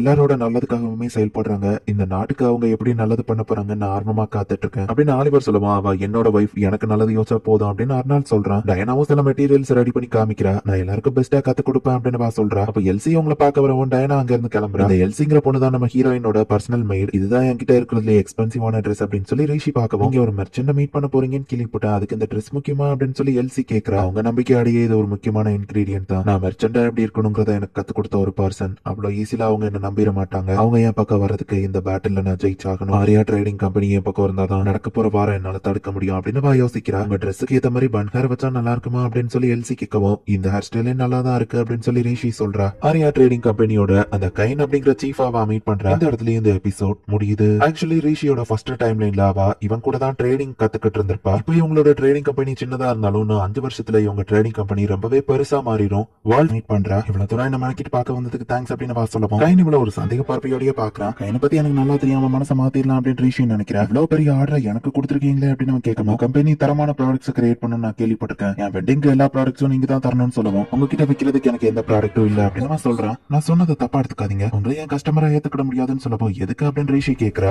இந்த டிரான்சாக்சனை என் கூட நீங்க நடத்துறதுக்கு வேற ஏதோ காரணம் இருக்கிற மாதிரி தெரியுது. சோ வேற ஏதோ மோட்டிவோட தான் எங்க கூட பிசினஸ் நடத்தணும்னு நினைக்கிறீங்க. அதனாலதான் ஒரு சாதாரண எங்களை மாதிரி ட்ரேடிங் கம்பெனி கிட்ட மொத்த பெட்டிங் பிசினஸ் விட்டுருக்கீங்களேன்னு கேட்கவா. லைஃப்ல ஒரு தடவை நடக்க போற இவெண்ட் எனக்கு எக்ஸ்பீரியன்ஸ் இல்ல, அதனாலதான் உங்ககிட்ட ஹெல்ப் கேட்டேன்னு சொல்லவும் உங்க ராயல்ட்டிக்கு தகுந்த மாதிரி கொடுக்குற லெவலுக்கு எங்க கிட்ட எந்த குட்ஸும் இல்ல அப்படின்னு சொல்லிட்டு அவன் கிளம்புறான். ஆனா நீங்க தான் எனக்கு அப்படின்னு பேசிட்டு இருக்கும்போதே கார்ஹைன் உண்மையிலேயே ஒரு இம்ப்ரெசிவான கண்ட்ரி இல்ல. சோ எங்க ஒர்க்குக்கு ரெஸ்ட் போட்டுட்டு நாங்க கொஞ்ச நாள் இங்க சுத்தி பார்க்கலாம்னு இருக்கோம் அப்படின்னு சொல்லிட்டு அவன் கிளம்புறான். ரிஷி என்னதான் கூப்பிட்டு அவன் பாட்டு கிளம்பிட்டான். ரிஷி அவளுக்கு தேவையான மெடிசனல் ஹெர்ப்ஸ் வந்து கார்டன் வச்சு வளர்க்க ஆரம்பிக்கிறா. நீ ஒரு நல்ல மர்ச்சன்ட் ஆகணும்னா உன்னோட கஸ்டமர்ஸ் யாருங்கிறத நீ தான் செலக்ட் பண்ணணும் அப்படின்னு ப்ரீவியஸ் டைம்ல அவன் சொல்லி கொடுத்ததை யோசிச்சு பாக்குறா. என்ன அவரை சூஸ் பண்ணல, பட் ஃபியூச்சர்ல அவரோட கனெக்ஷன் கண்டிப்பா எனக்கு தேவை அப்படின்னு அவ யோசிச்சுட்டு இருக்கவும், லேடி ரிஷி உங்களுக்கு எதுவும் ஹெல்ப் தேவையா, நாங்க வேணா கார்டன் ஒர்க் பண்ணட்டுமான்னு கேட்கவும், இல்ல தேவையான மெடிசனல் ஹெர்ப்ஸ் என்னால மட்டும் தான் வளர்க்க முடியும், நான் இதை பாத்துக்கிறேன் அப்படின்னு பா சொல்றா. சீஃப் கேன் எதனால என்ன வேண்டான்னு ரிஜெக்ட் பண்ணிட்டு போனாரு, கேம்பிள் மாதிரி அவர் பெரிய ரிஸ்க் எடுக்க தயங்க மாட்டாரு, ஒருவேளை நான் எதையும் மிஸ் பண்ணிட்டணும் அப்படின்னு சொல்லி அவ யோசிக்கிறா. இந்த கண்ட்ரில நாங்க கொஞ்ச நாள் ரெஸ்ட் எடுத்து சுத்தி பார்க்கலாம்னு இருக்கோம் அப்படின்னு அவன் சொன்னதை யோசிச்சு பார்த்துட்டு என் கார்டனிங் வேலையை இதோட முடிச்சுக்கிறதா, எனக்கு வேற வேலை இருக்கு அப்படின்னு சொல்லிட்டு வா கிளம்புறா. அந்த கிரவுண்ட் பிரின்சஸ் கிட்ட இருந்து நிறைய பணம் வரும், ஏன் வேண்டாம்னு சொன்னீங்க அப்படின்னு சீஃப் கிட்ட இருக்கிற கூட இருக்கவங்க கேட்கும். அவளை நம்ம கஸ்டமரா சூஸ் பண்ணா நமக்கு ஹெவி லாஸ் வர சான்ஸ் இருக்கு, நம்மள பிடிக்காதவங்க நம்மள எதிரியா பார்க்க ஆரம்பிச்சிருவாங்க. நம்ம பேசிட்டு உள்ள வந்தா ரிஷி விக்க மாட்டிட்டு நார்மல் பொண்ணு மாதிரி அவங்க கிட்ட பேச வந்திருக்கா. சரி இவங்க ரெண்டு பேரும் தனியா போய் பேசுறாங்க. எங்க பையன் ஆளுங்கெல்லாம் சரக்கடிச்சு மயங்கி விழுந்துட்டாங்க, நீங்க எவ்வளவு கொடுத்தாலும் மயங்கி விழலையா அப்படின்னு நம்ம பாக்குறோம். நீங்க என்கிட்ட மரியாதை எல்லாம் கொடுத்து பேசணும்னு அவசியம் இல்ல, நார்மலா பேசுங்க, அப்பதான் நம்ம நெகோசியேஷன் நல்லபடியா போகும் அப்படின்னு ரிஷி சொல்றா. சரி நீங்க என்ன சொல்ல வரீங்க நானும் ஃபர்ஸ்ட் கேட்கறேன் அப்படின்னு சொல்லி அவனும் வெயிட் பண்றான். இந்த சான்ஸ் நான் கண்டிப்பா மிஸ் பண்ணிட கூடாது அப்படின்னு சொல்லி ரிஷி மனசுக்குள்ள யோசிக்கிறா. சோ உங்க வெட்டிங்க்கு எனக்கு அந்த மாதிரி ட்ரெஸ் பண்ண அந்த மாதிரி எதுவும் கேட்க வரல கரெக்டா அப்படின்னு சொல்லி கைன் கேட்கறான். அந்த ட்ரிக் எல்லாம் உங்ககிட்ட ஒர்க் ஆகாதான் தான் தெரிஞ்சு போச்சு அப்படின்னு ரிஷி சொல்லுவோம். எனக்கு முதல்லயே தோணுச்சு உங்களுக்கு வேற ஏதோ தேவைன்னு. ஒருவேளை எனக்கு நீங்க கிளைண்டா வராம என்னோட ட்ரேடிங் கம்பெனிக்கு பார்ட்னரா இருக்கணும்னு நினைக்கிறீங்களா, பிளான ஃபுல்லா தெரிஞ்சுக்காம நான் எதுலயும் இன்வால்வ் ஆக மாட்டேன், உனக்கு இவ்வளவு ப்ராஃபிட் தரேன் அவ்வளவு ப்ராஃபிட் தரேன்லாம் சும்மா பேச்சு மட்டும் இருந்தா பார்த்தாது, சோ உங்க பிளான் என்னங்கறத என்கிட்ட முழுசா சொல்லுங்க அப்படின்னு சொல்லவும் என்னால முடியாது அப்படின்னு ரிஷி சொல்றா. என்னோட பிளான என்னால உங்ககிட்ட சொல்ல முடியாது, உன்னோட கம்பெனி என் சைடு இருக்கணும்னு நான் நினைக்கிறேன் அவ்வளவுதான் அப்படின்னு ரிஷி சொல்லவும், ப்ராஃபிட்டே இல்லாம இதை நீங்க பண்ணணும்னு நினைச்சா எப்படி அப்படின்னு கைன் கேட்கவோ, கண்டிப்பா உனக்கு ப்ராஃபிட் இருக்கும் அப்படின்னு ரிஷி சொல்லிட்டு ஃப்ரெண்ட்ஸ் அர்னால் வார ஆரம்பிச்சதுக்கு அப்புறமா மத்த வேர்ல்டு கூட கனெக்ஷன் இருக்கிறது உன்னோட ட்ரேடிங் கம்பெனி மட்டும் தான், சோ உன்னோட ஹெல்ப் எனக்கு கண்டிப்பா தேவை அப்படின்னு யோசிக்கிறா. பேச்சு இருந்தா பார்த்தாது ரிசல்ட் நம்ம சொல்லுவோம், ரிசல்ட்டோ பர்ஃபார்மன்ஸும் முக்கியம் அப்படிதானே அப்படின்னு ரிஷி சொல்லவும் அவன் ஷாக் ஆகுறான். இந்த கேபிட்டல் நான் ஒரு சக்சஸ்ஃபுல் பிசினஸ் செஞ்சு காமிக்கிறேன், அதுவும் ஒரு வாரத்துல, அப்ப என் திறமையை ஒத்துக்கிட்டு நீங்க என்ன நம்புவீங்க அப்படின்னு ரிஷி கேட்கவும், எனக்கு ரொம்ப பிடிச்சிருக்கு அப்படி நீங்க பண்ண நான் கண்டிப்பா ஒத்துக்கிறேன் அப்படின்னு சொல்லி அவன் சொல்றான். ஒரு வாரத்துல இவன் ஒரு பெரிய சக்சஸ்ஃபுல் பிசினஸ் பண்ணா ஆரியா ட்ரேடிங் கம்பெனி பக்கம் இருக்குன்னு இவங்க ஒரு டீல போடுறாங்க. உங்க ஆளுங்க எல்லாம் எந்திரிச்ச உடனே இந்த மெடிசனை குடிக்க சொல்லுங்க அப்படின்னு சொல்லி அவ ஒரு பவுச் அந்த இடத்துல வச்சுட்டு போறா. இது என்னதுன்னு கேட்கவா, அவங்களை குடிக்க சொல்லுங்க உங்களுக்கே புரியும் அப்படின்னு சொல்லிட்டு அவ கிளம்புறா. யாருக்கும் தெரியாம நைஸாவா உள்ள போனா பிரின்ஸ் அர்னால் அங்க வெயிட் பண்ணிட்டு இருக்கான். ஃபியூச்சர் கிரவுன் பிரின்சஸோட ஆஃபரையோ ஒரு ட்ரேடிங் கம்பெனி வேண்டான்னு சொல்லிட்டு போயிருக்காங்க. நான் தான் உங்ககிட்ட சொன்ன நீங்க உங்க இஷ்டத்துக்கு என்ன வேணா பண்ணலான்னு, பட் அதுக்கு இப்படி யாருக்கும் தெரியாம வெளியே போறது எந்த விதத்துல நியாயம் அப்படின்னு அர்னால் கிட்ட வரவோ திட்ட போறோன்னு அவ பயப்படுறா. நைட் ஒரு ஆம்பளை கூட தனியா நின்று ஆஃபீஸ் இப்படிதான் மாறும்ல அப்படின்னு நம்ம கேட்கவோ, என்ன மன்னிச்சிருங்க அப்படின்னு வா சொல்றா. உங்களோட ஃபியான்சிவா இருந்துட்டு இந்த மாதிரி நைட்டு வெளியே போறது தப்புன்னு எனக்கு தெரியும் அப்படின்னு வா சொல்லவும், என் மரியாதையை பத்தி எல்லாம் எனக்கு கவலை இல்ல, உனக்கு எதுவும் அடிபட்டிருக்க நீ ஓகே தானா அப்படின்னு அர்னால் கேட்கவும், நான் ஓகே தான் அப்படின்னு வா சொல்றா. நான் உன்னை வெளியே போகாதன்னு சொல்ல மாட்டேன், இன்னொரு தடவை எங்கேயாச்சும் வெளியே போனா என்கிட்ட சொல்லு, நானும் கூட வரேன் அப்படின்னு சொல்லிட்டு அவன் போறான். உங்களை எப்படி நான் கூப்பிட முடியும்னு வா கேட்கவும், நீ தனியா போய் ஆபத்துல மாட்டுறதை விட நான் இதை கண்டிப்பா சந்தோஷமா பண்ணுவேன், ஈவன் நான் உன்னை போகாதன்னு சொன்னாலும் ஹேர் எல்லாம் டை அடிச்சுட்டு நீ போக தான் போற, இப்படி ஒரு கண்டிஷன் போட்டா அட்லீஸ்ட் நீ சேஃப்டியாவாச்சும் வெளியே போவல அப்படின்னு அவன் சொல்றான். ஏன்னா அவ்வளவு ஈஸியில புரிஞ்சுக்கிட்டீங்களான்னு கேட்கவும், ஆக்சுவலி ஒன்னு நான் புரிஞ்சுக்கிட முடியல, அதான் அந்த கண்டிஷனையே போட்டிருக்கேன் அப்படின்னு அவன் சொல்லுவோம். நீங்களும் இந்த சீஃபும் இதை என்ஜாய் பண்றீங்கல்ல அப்படின்னு கேட்கவும், எந்த சீஃப்னு அவன் கேட்கறான். ஆரியா ட்ரேடிங் கம்பெனியோட சீஃப் தான். ஆமா உங்களுக்கு பசிக்குதா அப்படின்னு கேட்கவும், ஆமா அப்படின்னு அவன் சொல்றான். வெஜிடபிள் சோப்ல கொஞ்சம் மெடிசன் எல்லாம் கலந்தவா செஞ்சு கொடுக்குறா, அதை டேஸ்ட் பண்ணி பார்த்துட்டு இது இன்னும் சரியா வரலன்னு ஏதோ பவுடர் எல்லாம் ஆட் பண்றா, அப்பவும் அது அந்த லெவலுக்கு சரியா வரல.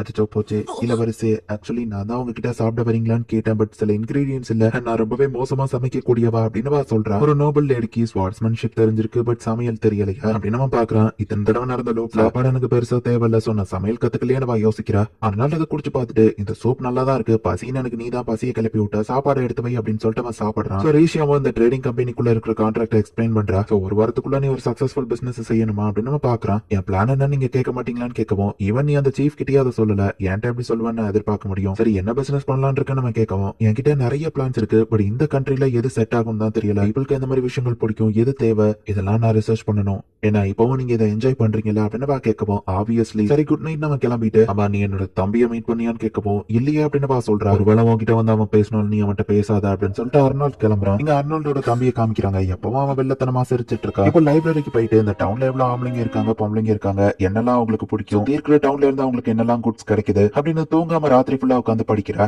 நீங்க நைட்லாம் சாப்பிட மாட்டீங்களே ரிஷி நல்லா சமைக்காங்க போல அப்படின்னு சொல்லி ஆலிவர் கேட்கவும் அவளுக்கு சமைக்க தெரியாதுன்னு சொன்னா பட் சாப்பாடு சூப்பரா தான் இருந்தது ஆமா சூப்ல யாராச்சும் மெடிசனல் ஹெல்ப் கலப்பாங்களான்னு அர்னால் கேட்கப்போ இல்லையா அப்படின்னு ஆலிவர் சொல்றான் லேடி ரிஷி நேத்து நைட் வர நீங்க ரெஸ்ட் எடுக்கல அப்படின்னு கூட இருக்கிற சோல்ஜர்ஸ் சொல்லவும் பரவாயில்ல அப்படின்னு கார்டனுக்கு வந்து பார்த்தா லேடி ரிஷி பின்னாடி தள்ளி நில்லுங்க அப்படின்னு சோல்ஜர்ஸ் பதட்டப்படுறாங்க பார்க்க கொஞ்சம் அர்னால் மாதிரியே அந்த பையன் இருக்கான் அப்படின்னு ரிஷி நினைக்கிறா நீங்க தான் என்னோட ஓல்டர் சிஸ்டரா அப்படின்னு சொல்லி அந்த பையன் கிட்ட வர உங்களை மீட் பண்ணணும் நான் என் அண்ணனுக்கு லெட்டர் போட்டேன் பட் அவன் முடியாதுன்னு சொல்லிட்டான் என்னோட பேரு தியடோர் நான் தான் செகண்ட் கிரவுன் பிரின்ஸ் அர்னால்டோட தம்பி அப்படின்னு சொல்லுவோம் செகண்ட் கிரவுன் பிரின்ஸ் யாரும் தன்னை மென்ஷன் பண்ண மாட்டாங்க அப்படின்னு ரிஷி யோசிச்சுட்டு அவ்வளவு இன்ட்ரோடியூஸ் ஆகுறா கார்டன் ரொம்ப கிரியேட்டிவா இருந்தது அப்படின்னு சொல்லுவோம் இதை நான் தான் கிரியேட் பண்ணிருக்கேன் அப்படின்னு சொல்லுவோம் நீங்களா இதை கிரியேட் பண்ணது எனக்கு ஒரே ஒரு டவுட் தான் இது என்னது அப்படின்னு நம்ம கிட்ட வர வச்சு நான் உன்னை காப்பாத்தணும்னு நினைக்கிறேன் என் அண்ணாவும் விருப்பம் இல்லாம தானே உன்னை இங்க இழுத்துட்டு வந்திருக்கான் நீ ஒரு ஹாஸ்டேஜ் தானே அப்படின்னு தியோடோரா கிட்ட சீக்கிரட்டா பேசுறான் எனக்கு அது ஆல்ரெடி தெரியும் அப்படின்னு வா சொல்றா ஃப்ரெண்ட்ஸ் அதனால என் இஷ்டத்துக்கு தான் என்ன விட்டுருக்காரு எனக்கு எந்த பிரச்சனையும் இல்லைன்னு வா சொல்லுவோம் சரி உங்களை மீட் பண்ணதுல சந்தோஷம் ஓல்டர் சிஸ்டர் அப்படின்னு சொல்லிட்டு அங்க இருந்து கிளம்புறான் அர்னால்டுக்கு அடுத்த அரியணை எனக்கு தானே யாராச்சும் இன்ட்ரோடியூஸ் ஆவாங்க அப்படின்னு ரிஷி யோசிச்சுட்டு தியோடோரை பார்த்த உடனே நீங்க பதட்டப்பட்டீங்க அவனை பத்தி கொஞ்சம் டீட்டெயில் சொல்ல முடியுமான்னு கேட்கப்போ சாரி முடியாதுன்னு அவங்க சொல்றாங்க அர்னால்டுக்கும் தியோடோருக்கும் ரிலேஷன்ஷிப் எப்படின்னு கேட்கவோ சாரி அதையும் எங்களால சொல்ல முடியாதுன்னு சோல்ஜர் சொல்லுவோம் இந்த மாதிரி இன்ஃபர்மேஷன் உங்ககிட்ட கேட்டதுக்கு சாரி அப்படின்னு சொல்லிட்டு ரிஷி போற அதை பத்தி அப்புறம் கவலைப்படலாம் ஃபர்ஸ்ட் பிசினஸ் பாப்போம் யோசிச்சுட்டு வந்துட்டு இருக்கும்போது பிரின்ஸ் அர்னால் நம்ம இந்த மாதிரி பண்ணா நிறைய பேர் அதை அப்போஸ் பண்ணுவாங்களே கொஞ்சம் திரும்ப யோசிங்க அப்படின்னு கூட இருக்கிற ஒருத்தன் சொல்லிட்டு இருக்கான் என்ன எதிர்த்து கேள்வி கேட்காதா நான் என்ன சொல்றனோ அதை மட்டும் பண்ணு அப்படின்னு நம்ம பேசும்போது ரிஷி அங்க நிக்கிறத வந்து அர்னால் பாக்குறா உங்களால முடியும் அப்படிங்கிற மாதிரி அவ சிக்னல் கொடுக்குறா எல்லா நோபல்ஸ்க்கு ஒரு செப்பரேட் நோட்டீஸ் அனுப்புங்க நம்ம பீப்புளை ப்ரொடெக்ட் பண்ற மாதிரி இந்த ஒரு விஷயத்தை நம்ம அறிவிச்சோம்னா மக்களுமே ஈஸியா நமக்கு சப்போர்ட் பண்ணுவாங்க அண்ட் டாக்ஸையும் நம்ம இன்க்ரீஸ் பண்ணிக்கலாம் அது வழியா நமக்கு வருமானமும் வரும் அப்படின்னு அர்னால் சொல்லவும் ஓ அப்படின்னா ஆமா எல்லாரும் ஏத்துப்பாங்க நான் அந்த பாலிசி எல்லார்கிட்டயும் சொல்றேன் அப்படின்னு சொல்லிட்டு அவர் அங்க இருந்து கிளம்புறாரு வார்ல அர்னால் வந்து மக்கள் எல்லாத்தையும் ஃபோர்ஸ் பண்ணி சில எம்ப்ளாய்மெண்ட் பாலிசிஸ் கிரியேட் பண்ணிருக்கான் பட் அது ஃபோர்ஸ் பண்ணி பண்ணப்பட்டிருந்தாலுமே அர்னால்டோட பாலிசி மூலியமா மக்கள் சம்பாதிச்சு அவங்க வாழ்வாதாரம் உயரும் சோ அர்னால்டு எது பண்ணாலும் மக்கள் நல்லதுக்காக தான் பண்றான் அப்படின்னு ரிஷி புரிஞ்சுக்கிறா நைட்டு ரூமுக்கு போய் பார்த்தா ஒரு லெட்டர் அங்க இருக்கு நைட்டு 12 மணிக்கு என்ன வந்து சாப்பல்ல மீட் பண்ண அப்படின்னு நம்ம ஹீரோ கிட்ட இருந்து லெட்டர் வந்திருக்கு அவ்வளவு நைட்டு சாப்பலுக்கு போய் பார்த்தா அர்னால் மாதிரி லெட்டர் எழுதி அர்னால்டோட தம்பி தியோடோர் தான் இவ்வளவு அங்க வர வச்சிருக்கான் ஹலோ ஓல்டர் சிஸ்டர் அப்படின்னு நம்ம சொல்றான் இந்த இடத்துல இந்த எபிசோட் முடியுது என் தம்பி கிட்ட கொஞ்சம் போய் பார்த்தா அர்னால்டுக்கு பதிலா அவனோட தம்பி தியோடோர் தான் நிக்கிறான் நீ காமா இருக்கிறத பார்த்தா நான் தான் அங்க இருப்பேன்னு தெரிஞ்சுதான் வந்திருக்க போல சரி என் அண்ணனை பத்தி உங்ககிட்ட நிறைய விஷயங்களை நான் சொல்லணும் என் அண்ணன் மத்தவங்களை கொள்றதுக்கு கொஞ்சம் கூட யோசிக்க மாட்டான்னு சொல்லுவோம் அது எனக்கு நல்லாவே தெரியும் அப்படின்னு சொல்லி அவ சொல்றா வார் டைம்ல மட்டும் நான் சொல்ல வரல அப்படின்னு நம்ம சொல்லுவோம் என்ன சொல்ல வரேன்னு ரிஷி கேட்கிறா அவனோட அம்மாவையே அவன் கையால அவன் கொண்டிருக்கா அவனோட அம்மாவையே கொண்டு அவனுக்கு ஒண்ணு கொள்றதுக்கு எவ்வளவு நேரம் ஆகும் அப்படின்னு தியோடோர் சொல்லுவான் அதுல என்ன பிரச்சனை இருக்குன்னு ரிஷி கேட்கிறா அதெல்லாம் தெரிஞ்சதை நான் அவருக்கு ஒய்ஃபாக வந்திருக்கேன் அப்படின்னு சொல்லி ரிஷி சொல்றா ஃபியூச்சர்ல அவங்க அப்பாவை கொள்றாருன்னு ஆல்ரெடி எனக்கு தெரிஞ்சதுதான் சோ எனக்கு பெருசா சர்ப்ரைஸ் இல்லை அப்படின்னு ரிஷி யோசிக்கிறா உனக்கு புரியல அண்ணன் இறக்கமே இல்லாத ஒருத்தன் அப்படின்னு பேசிட்டு இருக்கும்போது ஹீரோ அங்க வரும்போது தியோடோர் பயந்துருத்தான் இது ஒரு மிஸ் அண்டர்ஸ்டாண்டிங் தான் அப்படின்னு தியோடோர் சமாளிக்கவும் தியோடோர் என் விஷயத்துல தலையிடாதன்னு ஒண்ணு சொல்லியிருக்கான்ல அப்படின்னு அவன் கேட்கவும் சாரி பிரதர்னு தியோடோர் சொல்றான் சரி வா போகலாம் ரிஷி அப்படின்னு அவன் வந்து கூட்டிட்டு போறான் நினைச்ச மாதிரியே தான் நீங்களும் இருக்கீங்க சிஸ்டர் சரி அண்ணா பார்த்து பத்திரமா போயிட்டு வா உன்னோட ஃபியான்சி கிட்ட நான் எதுவும் பேச மாட்டேன் அப்படின்னு சொல்லிட்டு தியோடோர் அங்க இருந்து கிளம்பிட்டான் உங்க பேர் இங்க மென்ஷன் பண்ணி இருந்ததுனால தான் நான் மணிக்கிட்டு வந்து இருந்தாலும் எனக்கு ஒரு சந்தேகம் இருந்துச்சு நீங்க கண்டிப்பா வந்துருவீங்கன்னு எனக்கு தெரியும் அப்படின்னு ரிஷி சொல்றா என்ன வந்து மீட் பண்ணு அப்படின்னு அர்னால் பேர்ல தான் அந்த லெட்டர் வந்திருக்கும் அதுக்கு ரிப்ளைவா ரிஷி ஒரு லெட்டர் அனுப்பி வச்சிருப்பா நான் அனுப்பாத ஒரு லெட்டருக்கு நீ ரிப்ளை பண்ணிருந்ததுனால தான் நான் அவசரமா இங்க ஓடி வந்தேன் அப்படின்னு அர்னால் சொல்றான் உங்களுக்கு ஏன் எல்லாருமே மோசமான பர்சன் சொல்றாங்க அப்படின்னு பா கேட்கவும் ஏன்னா உண்மை அதுதானே அப்படின்னு நான் சொல்றேன் வார்ல நீங்க நிறைய பேரை கொண்டுக்கலாம் ஆனா என்ன பொறுத்தளவு நீங்க ரொம்பவே கைண்டான பர்சன் தான் அப்படின்னு ரிஷி சொல்லவும் டக்குனு அவளோட சங்க பிடிக்கிறான் இந்த மாதிரி நீ நல்லவளா இருந்தா அதுதான் நீ அழிய காரணமா இருக்கும்னு சொல்லுவோம் பட் என் மனசுக்கு தோன்ற விஷயங்களை என்னால மாத்த முடியாது என்ன பொறுத்தளவு நீங்க எப்பவும் நல்லவர் தான் என்னோட ஹஸ்பண்ட் அப்படின்னு சொல்லுவோம் நீ எதுக்காக இவ்வளவு தூரத்துக்கு போராடுற உன்னோட கண்ணை பார்க்கும் போது எப்பவுமே நீ ஏதோ பேட்டில் ஃபீல்ட்ல இருந்து போராடுற மாதிரியே தெரியுது இங்க நான் செத்தா கூட கவலை இல்லங்கிற மாதிரியே தான் இருக்கிறீங்க அப்படின்னு சொல்லி அர்னால் கேட்கிறான் ரிஷி எதுவும் சொல்லாம அமைதியா நிக்கிறா கடைசி வரைக்கும் விட்டு கொடுக்காம போராடுற ஒரு பர்சன் இந்த மாதிரி பர்சன் நான் பேட்டில் ஃபீல்ட்ல கொள்றதுதான் எனக்கு ரொம்பவே கஷ்டமா இருக்கும் அப்படின்னு அர்னால் சொல்லுவோம் நான் பல தடவை இறந்திருக்கேன் மேபி இது ஒரு கனவு வேல்டான்னு எனக்கு பல தடவை டவுட் வந்திருக்கு பட் இப்போ நான் வாழ்ற அந்த வாழ்க்கை ஒருவேளை அது கனவா இருந்தாலும் நான் அதை என்னால முடிஞ்ச அளவுக்கு ஹாப்பியா என்ஜாய் பண்ணணும் என்னோட இந்த லைஃபை பார்த்து நான் பயந்து ஓடி போறது இல்லை அப்படின்னு சொல்லி ரிஷி மனசுக்குள்ள யோசிச்சுட்டு என்னோட போராட்டம் ஒரு விஷயத்துக்காக தான் இந்த லைஃப்ல நான் உங்களோட ஒய்ஃபா வாழணும் அப்படின்னு சொல்றா அதனால இதை கேட்டுட்டு ஹாப்பி ஆயிட்டு டக்குன்னு அவளை கிஸ் பண்ணிருக்கான் முட்டாள், என் வைஃப் ஆகிறதுக்காக நீ போராடுற, அதுக்கு அவசியம் இல்ல அப்படின்னு அர்னால் சொல்றான். ரிஷி வந்து ஆரியா ட்ரேடிங் கம்பெனி கிட்ட ஒரு வாரத்துல சக்சஸ்ஃபுல் பிசினஸ் பண்றேன் அப்படின்னு சேலஞ்ச் பண்ணிருப்பா. ரிசர்ச் பண்ணிட்டு இருக்கும்போது நீ அர்னால் கொடுத்த கிஸ் பத்தி அவ யோசிச்சு பாக்குறா. என் வைஃப் ஆகிறதுக்கு நீ போராடணும்னு அவசியம் இல்ல அப்படின்னு அர்னால் எதுக்காக அப்படி சொன்னாரு அப்படின்னு அவ யோசிச்சுட்டு இருக்கா. லேடி ரிஷி கண்டினியூஸா நிறைய நைட் தூங்காம ஒர்க் பண்ணிட்டு இருக்கீங்களா அப்படின்னு எல்சி வந்து கேக்குறா. ரிஷிக்கு கொஞ்சம் டயர்டா தான் இருக்கு. உங்க கையில அது ரொம்ப அழகா இருக்கே, அது என்னதுன்னு எல்சி கேட்கவும், கைன் கிட்ட இதுதான் விற்க போறேன், பெர்ஃபெக்ட் டைமிங் அப்படின்னு சொல்லி நெயில் பாலிஷ் ரெடி பண்ணிருக்கான். அதே நேரத்துல அதை மெடிசன் வச்சு செஞ்சிருக்கிறதுனால நகங்களை அது ப்ரொடெக்ட் பண்ணும், ஸ்கின்னுக்குமே நல்லதுதான். பட் உன்னோட விரல்கள் எப்பவும் ஸ்ட்ராங்கா இருக்கணும்னா அதுக்கு நீ ஃபிஷ்ஷையோ மீட்டியோ சாப்பிடணும் அப்படின்னு ரிஷி சொல்லவும், ஓகே நான் என்னைக்காச்சும் காசு சேர்த்து வச்சு சாப்பிட ட்ரை பண்றேன், ஏன்னா என்னோட ஃபேமிலி புவர், இதுக்கு முன்னாடி நான் அதெல்லாம் சாப்பிட்டதில்ல அப்படின்னு எல்சி சொல்லவும், இன்னும் இந்த கண்ட்ரில பாவர்ட்டி பீப்புள்லாம் இருக்காங்கல்ல அப்படின்னு சொல்லி அவ யோசிக்கிறா. என்னோட கைகள் இவ்வளவு அழகா மாறும் நான் பார்த்ததே இல்ல அப்படின்னு சொல்லி எல்சி வந்து ரொம்பவே ஹாப்பியா இந்த அந்த நெயில் பாலிஷ் பாட்டில நீயே வச்சுக்கோ அப்படின்னு கொடுக்கவும், இல்ல வேணாம் உங்களுக்கு இதுக்கு தேவையில்லாத சிரமம், அதுவும் காஸ்ட்லியான பொருள் வரேன்னு சொல்லவும், ஏன்னா எனக்கு அதுதான் சந்தோஷம், உனக்கு என்ன கலர் பிடிக்கும்னு சொல்லு ரிஷி கேக்குறா. ரிஷி இல்ல அக்கறையா பேசுறது பார்த்து எல்சி வந்து அப்படியே ஆனந்த கண்ணீர் ஓடுறா. உங்களுக்கு நான் எப்படி தேங்க்ஸ் சொல்றதுன்னே தெரியல, நான் ரொம்பவும் சந்தோஷமா இருக்கேன் அப்படின்னு சொல்லி எல்சி அழுதுட்டு இருக்கா. என்னோட ஃபேமிலி ரொம்பவே போவர், இந்த மாதிரி விஷயங்கள்லாம் எனக்கு கனவுல கூட கிடைக்காது, உங்க மெய்டா எனக்கு வேலை கொடுத்தது மட்டும் இல்லாம இந்த மாதிரி பியூட்டிஃபுல்லான ஒரு விஷயத்த கொடுத்திருக்கீங்கன்னு எல்சி ரொம்ப ஹாப்பியா ஆகுறா. மத்த மெய்ட்ஸும் நெயில் பாலிஷ் போடவும் ரொம்பவே ஹாப்பியா இருக்காங்க. அவங்க ஃபேமிலி போவரா இருக்கிறதுனால அவங்க ஆசைகள் எல்லாம் இந்த மாதிரி தியாகம் பண்ணிருக்காங்களே அப்படின்னு ரிஷி பாக்குறா. ஆமா இப்ப நான் ஒரு பெர்சன் கிடையாது, சோ ஒரு பிரின்சஸ் அப்படின்னு சொல்லி அவ யோசிக்கிறா. சோ கைனை இப்ப அவளை மீட் பண்றதுக்கு வரா. லேடிஸ்க்கு இந்த மேக்கப் ரொம்பவே பிடிக்கும் அண்ட் ஆண்களுமே வந்து பெண்களுக்கு கிஃப்டா கொடுக்க கண்டிப்பா அதை வாங்கிட்டு போய் கொடுப்பாங்க.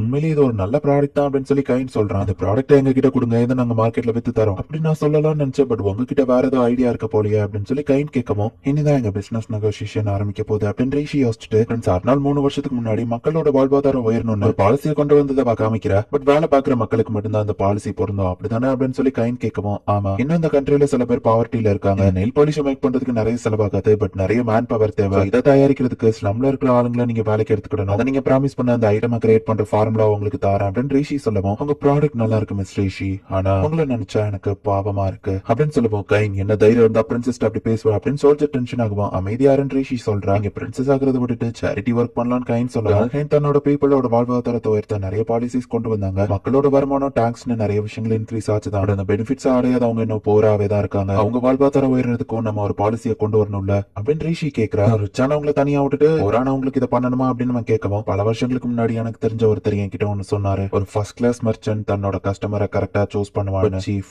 நான் வந்து கஸ்டமரை சூஸ் பண்ண விரும்பல, என்னோட கஸ்டமரை நானே கிரியேட் பண்ண விரும்புறேன் அப்படின்னு ரிஷி சொல்றா.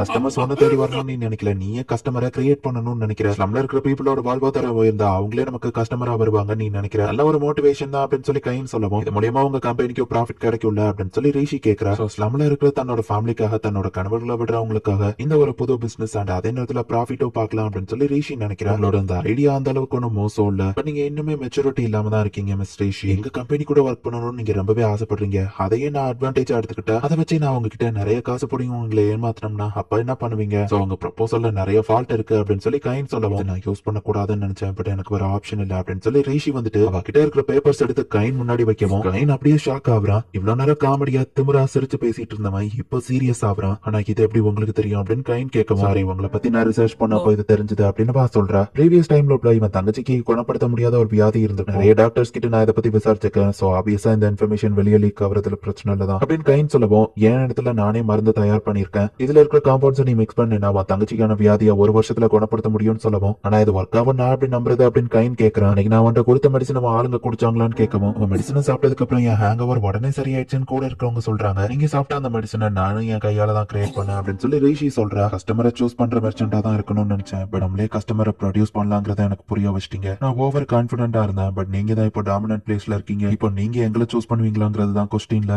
அப்படின்னு கைன் கேட்கவோ, சீஃப் அப்படி இல்ல அப்படின்னு சொல்றா. மொத்த கம்பெனியும் நான் உங்களுக்கே தரேன், அந்த மருந்து என் தங்கச்சிக்கு ரொம்ப முக்கியம் அப்படின்னு சொல்லி கைன் கேட்கவும், நீங்க தப்பா புரிஞ்சிட்டு இருக்கீங்க, நான் இந்த மெடிசனை உங்களுக்கு ஃப்ரீயாவே தரேன், நீங்க என் கூட ட்ரைனிங் பண்ணலனாலும் எனக்கு எந்த பிரச்சனையும் இல்ல, பட் ஒரு விஷயத்த புரிஞ்சுக்கோங்க, உங்க தங்கச்சி எப்படி கஷ்டப்படுறாங்களோ அதே மாதிரி தான் ஸ்லம்ல இருக்கிற நிறைய பீப்புள் கஷ்டப்பட்டு இருக்காங்க, உங்க ஃபேமிலிக்கு சாப்பாடே ஒரு பெரிய விஷயமா தான் இருக்கு, மேபி என் நெகோசியேஷன் ஸ்கில் வேணா பெருசா இல்லாம இருக்கலாம், பட் என்னோட அந்த பிசினஸ் அது கண்டிப்பா பெரிய சக்சஸ் ஆகும், சோ ப்ளீஸ் எனக்கு ஹெல்ப் பண்ணுங்க, நீங்க என் கூட பிசினஸ் பண்ணுவீங்களா அப்படின்னு சொல்லி தலை குனிஞ்சு கேட்கவும், கைனிப்பாவா முன்னாடி வந்து மண்டிட்டு லேடி ரிஷி ட்ரேடிங்ல எல்லாமே எனக்கு தெரியும்னு நினைச்சேன். என்னோட கஸ்டமரை நான் சூஸ் பண்ணிக்கலாம்னு நினைச்சேன். பட் நான் தான் இங்க இம்மெச்சூரா இருக்கேன்னு என்ன புரிய வச்சிட்டீங்க. தங்கச்சி மரிய ஸ்லம்ல இருக்கிற நிறைய பேரை என்னால காப்பாற்ற முடியும். உங்களோட பிசினஸ் ஐடியா இருக்கிறதுலே ஒரு கிரேட்டஸ்ட். சோ கண்டிப்பா நான் அதுக்கு சைன் பண்றேன். என்னோட ட்ரேடிங் கம்பெனி இனி எப்பவும் உங்க பக்கம் இருக்கும். உங்களுக்காக நான் எதை வேணா பண்ண தயாரா இருக்கேன் அப்படின்னு நம்ம சொல்லவும் ரிஷி ரொம்ப ஹாப்பி ஆகுறா. ஏதோ பேட்டில் ஃபீல்டுக்குள்ள போயிட்டு வந்த மாதிரி இருந்தது. பட் ஒரு வழியா நான் ஜெயிச்சிட்டேன். ரிஷி எந்திக்கும் போது மயங்கி கீழே விழுந்துருதா. ரிஷி ஒரு வளமா ஒழுங்காவே தூங்கல. எல்சிய சீக்கிரம் கூப்பிடுங்க அப்படின்னு சொல்றா. லேடி ரிஷியோட கண்டிஷன் எப்படி இருக்கு அப்படின்னு சொல்லி ஆலிவர் வந்து பார்த்தா ரிஷி அந்த இடத்துல காணும். ஸ்லம்ல ஒரு இடத்துல காமிக்கிறாங்க. பார்த்தா ரிஷியை கடத்தி கூட்டிட்டு வந்துட்டாங்க. பெர்ஃபெக்ட்டா அவ்வளவு மயங்கி விழுந்துட்டா. அது நமக்கு நல்லதா போச்சு அப்படின்னு தியோடோர் தான் அங்க இருக்கான். நல்லவா மாதிரி இருந்த அந்த மைடி எல்சியும் அவ கூடவே இருந்த ஒரு சோல்ஜரும் தான் அவளை கடத்த ஹெல்ப் பண்ணிருக்காங்க. ஃபியூச்சர் கிரவுன் பிரின்சஸ் நான் கடத்திட்டேன். இப்ப என்ன பண்ண போற பிரதர் அப்படின்னு அவன் நினைக்கிறான். இந்த இடத்துல இந்த எபிசோட் முடியுது. எபிசோட் 6. சோ தியோடோர் வந்து ரிஷியை கடத்தி ஸ்லம்ல வச்சிருக்கான். எப்படி இருக்கிறீங்க சிஸ்டர்? உங்களை நல்லா பாத்துக்கிட்ட மைடியா உங்களை கடத்துவான்னு எதிர்பார்க்கல அப்படின்னு தியோடோர் கேட்கவும் ஏன் இதை பண்றேன்னு ரிஷி கேட்கிறா. என் அண்ணனை கோவப்படுத்ததான். என் அண்ணன் எப்பவும் என்ன கவனிக்கிறது இல்ல. என்னோட ஆளா கூட மதிக்கிறது இல்ல. பட் சர்ச்சுக்கு நீ என்ன பார்க்க வந்தப்போ என் அண்ணன் உடனே என்ன தேடி வந்தா. அதனாலதான் அவனுக்கு பிடிச்ச ஒண்ணு கடத்திட்டேன்னு தியோடோர் சிரிக்கவும் உங்க அண்ணன் கூட நீங்க க்ளோஸ் ஆகணும்னு நினைக்கிறீங்க அப்படிதானே அப்படின்னு ரிஷி கேட்கிறா. ஒழுங்கா இங்க அமைதியாரு அப்படின்னு சொல்லிட்டு தியோடோர் அங்க இருந்து கிளம்புறான். ஆக்சுவலி ரிஷி மயங்க வரும்போது எல்சியை கூப்பிட்டுருப்பா. என்னன்னாலும் சரி நான் உங்களை ப்ரொடெக்ட் பண்ணுவேன்னு எல்சி சொல்லவும் பிரின்ஸ் தியோடோர் தானே என்ன ஏதோ பண்ண சொல்லி உங்களுக்கு ஆர்டர் கொடுத்திருக்கான்னு கேட்கவும் உங்களுக்கு எப்படி தெரியும்னு கேக்குறா. என் ரூம்ல அன்னைக்கு அந்த லெட்டர் அது ஒன்ன தவிர வேற யாராலையும் வச்சிருக்க முடியாதுன்னு தெரியும் எல்சி. நீங்க ரெண்டு பேருமே ஸ்லம்ல இருந்து வந்த ஒரு பர்சன் அண்ட் பிரின்ஸ் தியோடோர் யாருக்கும் தெரியாம ஸ்லமுக்கு சப்போர்ட் பண்றாருன்னு எனக்கு தெரியும் அப்படின்னு ரிஷி சொல்லவும் அவர் உங்களை கடத்தி கூட்டிட்டு வர சொன்னாரு அண்ட் உங்க மேல ஒரு காயமும் படக்கூடாதுன்னு சொல்லியிருக்காருன்னு சொல்லவும் சரி பிரின்ஸ் தியோடோர் சொன்ன மாதிரியே என்ன கடத்திங்க. ரிஷியை தான் விருப்பப்பட்டு தான் இங்க வந்திருப்பா. நீ என்ன பார்க்க வந்திருக்க? எனக்கு ரொம்ப சந்தோஷமா இருக்கு பிரதர் அப்படின்னு தியோடோர் சொல்றான். நம்ம பேசியே எவ்வளவு நாள் ஆச்சு பிரதர். ஓ ஆக்சுவலி இதுதான் ஃபர்ஸ்ட் டைம்ல நீ அவளோட நல்லதுக்கு நான் எதுனால பண்ண ரெடியா இருக்கல அப்படின்னு தியோடோர் கேட்கவும் உனக்கு என்ன வேணும் அப்படின்னு சொல்லி அர்னால் கேக்குறான். அப்பாக்கு அடுத்து அரியணை எனக்கு தான் வரணும். அரியணை உனக்கு வேண்டாம்னு சொல்லி நீ அனௌன்ஸ் பண்ணணும். நீ மட்டும் அப்படி அனௌன்ஸ் பண்ணல நீ அவளை உயிரோட போய் பார்க்க முடியாது. உன் எக்ஸ்பிரஷனை பார்த்தா நீ கவலையே இல்லாத மாதிரி தெரியுது. அவ உனக்கு எவ்வளவு இம்பார்ட்டன்ட், நீ அவளை எவ்வளவு பொக்கிஷமா பாத்துக்கிறான்னு எனக்கு தெரியும். இதனால் வர நீ என்ன கவனிச்சதே இல்ல. பட் நான் உன்னோட ஒவ்வொரு மூமெண்ட்டையும் கவனிச்சுட்டே தான் இருக்கேன். சோ என்னால சொல்ல முடியும் அவ உனக்கு எவ்வளவு இம்பார்ட்டன்ட். உன் வாயை திறந்து சொல்லு பிரதர். நீ வின் பண்ணிட்ட. நீ என்ன தோக்கடிச்சிட்டு தம்பின்னு சொல்லு அப்படின்னு சொல்லி தியோடோர் சிரிச்சிட்டு இருந்தா. தியோடோர் நீ அவளை அடைச்சு வச்சேன்னு சொன்னீங்க. ஜெயில அடைச்சு வச்சிருக்கியான்னு கேட்கவும் இல்ல ஜெயில் மாதிரி இருக்கிற ஒரு ரூம்ல கதவை போட்டி தான் வச்சிருக்கேன். அது மாடி ஃப்ளோர்ல இருக்குன்றதுனால ஜன்னல் வழியா அவளால தப்பிச்சு போக முடியாது. அண்ட் வெளியே நிறைய கார்ட்ஸ் வாட்ச் பண்ணிட்டு இருக்காங்கன்னு சொல்லுவோம். அந்த ரூம்ல ஜன்னல் வேற இருக்கு. ரைட் நார்மலான பீப்புளால எஸ்கேப் ஆக முடியாது. ஆனா அவ நார்மலான பீப்புள் கிடையாது. நீங்க வின் பண்றதுக்கு ஆப்ஷனே இல்ல தம்பி அப்படின்னு அர்னால் சொல்றான். என்ன வளரிட்டு இருக்கா அப்படின்னு தியோடோர் ஷாக் ஆனா. அதான் ரிஷியை டைரக்டா இவங்க இருக்கிற இடத்துக்கு வந்திருக்கா. அதுக்கு வாய்ப்பே இல்லன்னு தியோடோர் பார்த்தா வாய்ப்பு இருக்கு நான் தான் வந்துட்டேனே அப்படின்னு சொல்லி அவ சொல்றா. ஜெயில் மாதிரி இருக்கிற ரூம்ல அடைச்சு வச்சான்னு கேள்விப்பட்டேன். விண்டோ வழியா குதிச்சியா இல்ல சவுத்த பஞ்ச் பண்ணியா உடச்சு வெளியே வந்துட்டியா அப்படின்னு சொல்லி அர்னால் கேட்கவும் நார்மல் பர்சன் மாதிரி டோர் வழியா தான் வெளியே வந்தேன் என்ன சொல்லுவான். எனது நார்மலா டோர் லாக்கா இருந்துச்சு கார்ட்ஸ் எல்லாம் இருந்தாங்கன்னு கேள்விப்பட்டேன் அப்படின்னு அவன் கேட்கவும் பிரின்ஸ் தியோடோர் உங்களுக்கு ஒரு அட்வைஸ் சொல்றேன் நல்லா கேட்டுக்கோங்க. ஃபர்ஸ்ட் ஒரு கைதியை நீங்க புடிச்சு வச்சிருக்கீங்கன்னா அவங்க ட்ரெஸ்ல எதுவும் வெப்பன் மறைச்சு வச்சிருக்காங்களான்னு ஃபுல்லா செக் பண்ணுங்க. அந்த ரூம்குள்ள அடைச்சு வைக்கும் போது அவங்க கை கால கட்டி போடுங்க. முடிஞ்ச ஒரு தூண்ல கட்டி போடுங்க. அண்ட் அந்த பர்சனை வாட்ச் பண்றதுக்கு ரூமுக்குள்ளேயே 2 கார்ட்ஸ் போடுங்க. அண்ட் துணியில வெப்பன் எதுவும் மறைச்சு வச்சிருக்காங்களான்னு பாக்கிறதுக்கு மொத்த துணியும் கலட்டி வேணாலும் செக் பண்ணுங்க. அண்ட் அந்த பர்சன் தப்பிச்சு போகாம இருக்கிறதுக்கு முடிஞ்சா அவங்களோட ஒரு கையோ காலையோ வெட்டிருங்க. இல்ல கையை உடைச்சு போடுங்க. அப்பதான் அவங்க கைதியால எஸ்கேப் ஆகி போக முடியாது அப்படின்னு அவனை பயன்படுத்துற மாதிரி அவ மிரட்டவோ உனக்கு கடத்தணும்னு போய் ஐடியா கொடுத்துட்டு இருக்க. சரி நீ ஓகே தானே அப்படின்னு சொல்லி அர்னால் கேட்கப்போ நான் ஓகே தான் அப்படின்னு சொல்றேன். உங்க கோட்டை கழட்டிட்டீங்க உங்க கழுத்துன்னு கேட்கவும் என் பிரதர் கழுத்துல நான் அந்த தலம்ப பார்த்தது இல்லையே அப்படின்னு தியோடோர் பாக்குறான். பிரின்ஸ் தியோடோர் எதுக்கு இதை பண்ணீங்கன்னு கேட்க அரியணையில அடுத்து நான் தான் உட்காரணும் அப்படின்னு தியோடோர் சொல்லவும் போய் சொல்லாதீங்க உங்க அண்ணன் அடுத்து அரியணையில உட்காரணும் தானே நீங்க இது எல்லாத்தையும் பண்றீங்க. சும்மா என்ன கடத்திட்டீங்க அப்படின்னா ஈஸியா அரியணையில போய் உட்கார்ந்துடலாம்னு நினைச்சீங்களா? நீங்க உங்களை வில்லன் மாதிரி காட்டிக்கிட்டு மக்கள் எல்லாரும் உங்களை வெறுத்து இந்த நாட்டை விட்டு ஒதுக்கி வச்சாதான் உங்க அண்ணன் அடுத்து அரியணையில உட்காருவான். அதுக்காக தானே நீங்க இதை பண்றீங்க. ஸ்லம்ல இருக்கிற பீப்புளுக்கு ஹெல்ப் பண்ணிட்டு இருந்தீங்க. பட் ஒரு கட்டத்துல அதை நிப்பாட்டிட்டு பட் யாருக்கும் தெரியாம சீக்கிரட்டா உங்க காசு எல்லாத்தையுமே ஸ்லம்முக்கு செலவு பண்ணிருக்கீங்க. அதுவும் உங்க சொந்த காசு. ஈவன் நீங்க மக்களுக்கு நல்லது பண்றது கூட வெளியே யாருக்கும் தெரியக்கூடாதுன்னு தானே இப்படி பண்ணிருக்கீங்க. எல்லாரும் உங்களை மறுக்கணும் வேணும்னு உங்க அபிஷியல் டியூட்டியை பண்ணாம இருந்திருக்கீங்க அப்படின்னு கேட்கவும் நான் ஜஸ்ட் என் பிரதரை பீட் பண்ணணும்னு நினைச்சா அவ்வளவுதான் தியோடோர் சொல்லவும் இல்ல நீங்க இது எல்லாத்தையும் உங்க அண்ணன் நல்லதுக்காக தான் பண்ணிருக்கீங்க அப்படின்னு சொல்ல போதும் நிறுத்துங்க. அப்படிலாம் எதுவும் இல்ல. என் அண்ணன் ஒரு பொருட்டா கூட என்ன மதிக்கல. இவன் அவன் என்ன கொன்னா கூட எனக்கு கவலை இல்ல அப்படின்னு தியோடோர் சொல்லவும் போதும் நிறுத்துங்க. ரிஷி ஒன்னு இவன் விஷயத்துல தலையிடாதான்னு சொல்லிருக்கலான்னு கேட்கவும் உங்க பிரதரோட உண்மையான ஃபீலிங்ஸ்னு சொல்ல வரவும் எனக்கு அதை பத்தி கவலை இல்ல அப்படின்னு அர்னால் சொல்றான். எனக்கு முன்னாடியே தெரியும் அப்படின்னு தியோடோர் அங்க இருந்து ஓடிடுதான். இதுக்காக நீங்க உங்க பிரதரை வெறுக்கிற மாதிரியே நடிக்கிறீங்க அப்படின்னு கேட்கிறா. அப்படிலாம் எதுவும் இல்ல எனக்கு அவனை பிடிக்காத அப்படின்னு அர்னால் சொல்லவும் உண்மையிலேயே அவன் மேல உங்களுக்கு அக்கறை இல்லைன்னா என்ன அவன்கிட்ட இருந்து தள்ளிடுன்னு சொல்லிருக்க மாட்டீங்க. வைஃப் ஆகுறதுக்கு நீ போராடணும்னு அவசியம் இல்லைங்க. நீங்க சொன்னது எனக்கு லேட்டரா தான் புரிஞ்சுது. ஏன்னா ஃபியூச்சர்ல நீங்க ஒரு கிங் ஆகுறதுல உங்களுக்கு ஆசை இல்ல. உங்க தம்பி கிட்ட பொறுப்பை கொடுத்துட்டு நீங்க உங்க ராயல்ட்டியை தூக்கி எறிஞ்சிட்டு ஒரு நார்மல் லைஃபா வாழலாம்னு நினைச்சீங்க. நான் உங்களை மேரேஜ் பண்றதுலயே பெருசா எந்த பிரச்சனையும் வராது. அதுதானே நீங்க அன்னைக்கு மென்ஷன் பண்ணீங்க. பட் நீங்க 2 பிரதர்ஸும் ஏன் தான் அப்படி நடந்துக்கிட்டு உண்மையிலேயே நீங்க என்னதான் திங்க் பண்றீங்கன்னு ரிஷி கேட்கவும் ஓ ஃபைனலி எனக்கு இப்பதான் புரியுது. நீ ரொம்பவுமே அழகான பொண்ணுதான். சொன்ன என்னால புரிஞ்சுக்கிடவே முடியல. நீ சொன்னல பட் அதுவும் நல்லதுக்கு தான். நீ என்ன புரிஞ்சுக்கிடாம இருக்கிறதே நல்லது. நான் திரும்பவும் சொல்றேன், தியேடர் விஷயத்துல தலையிடாத.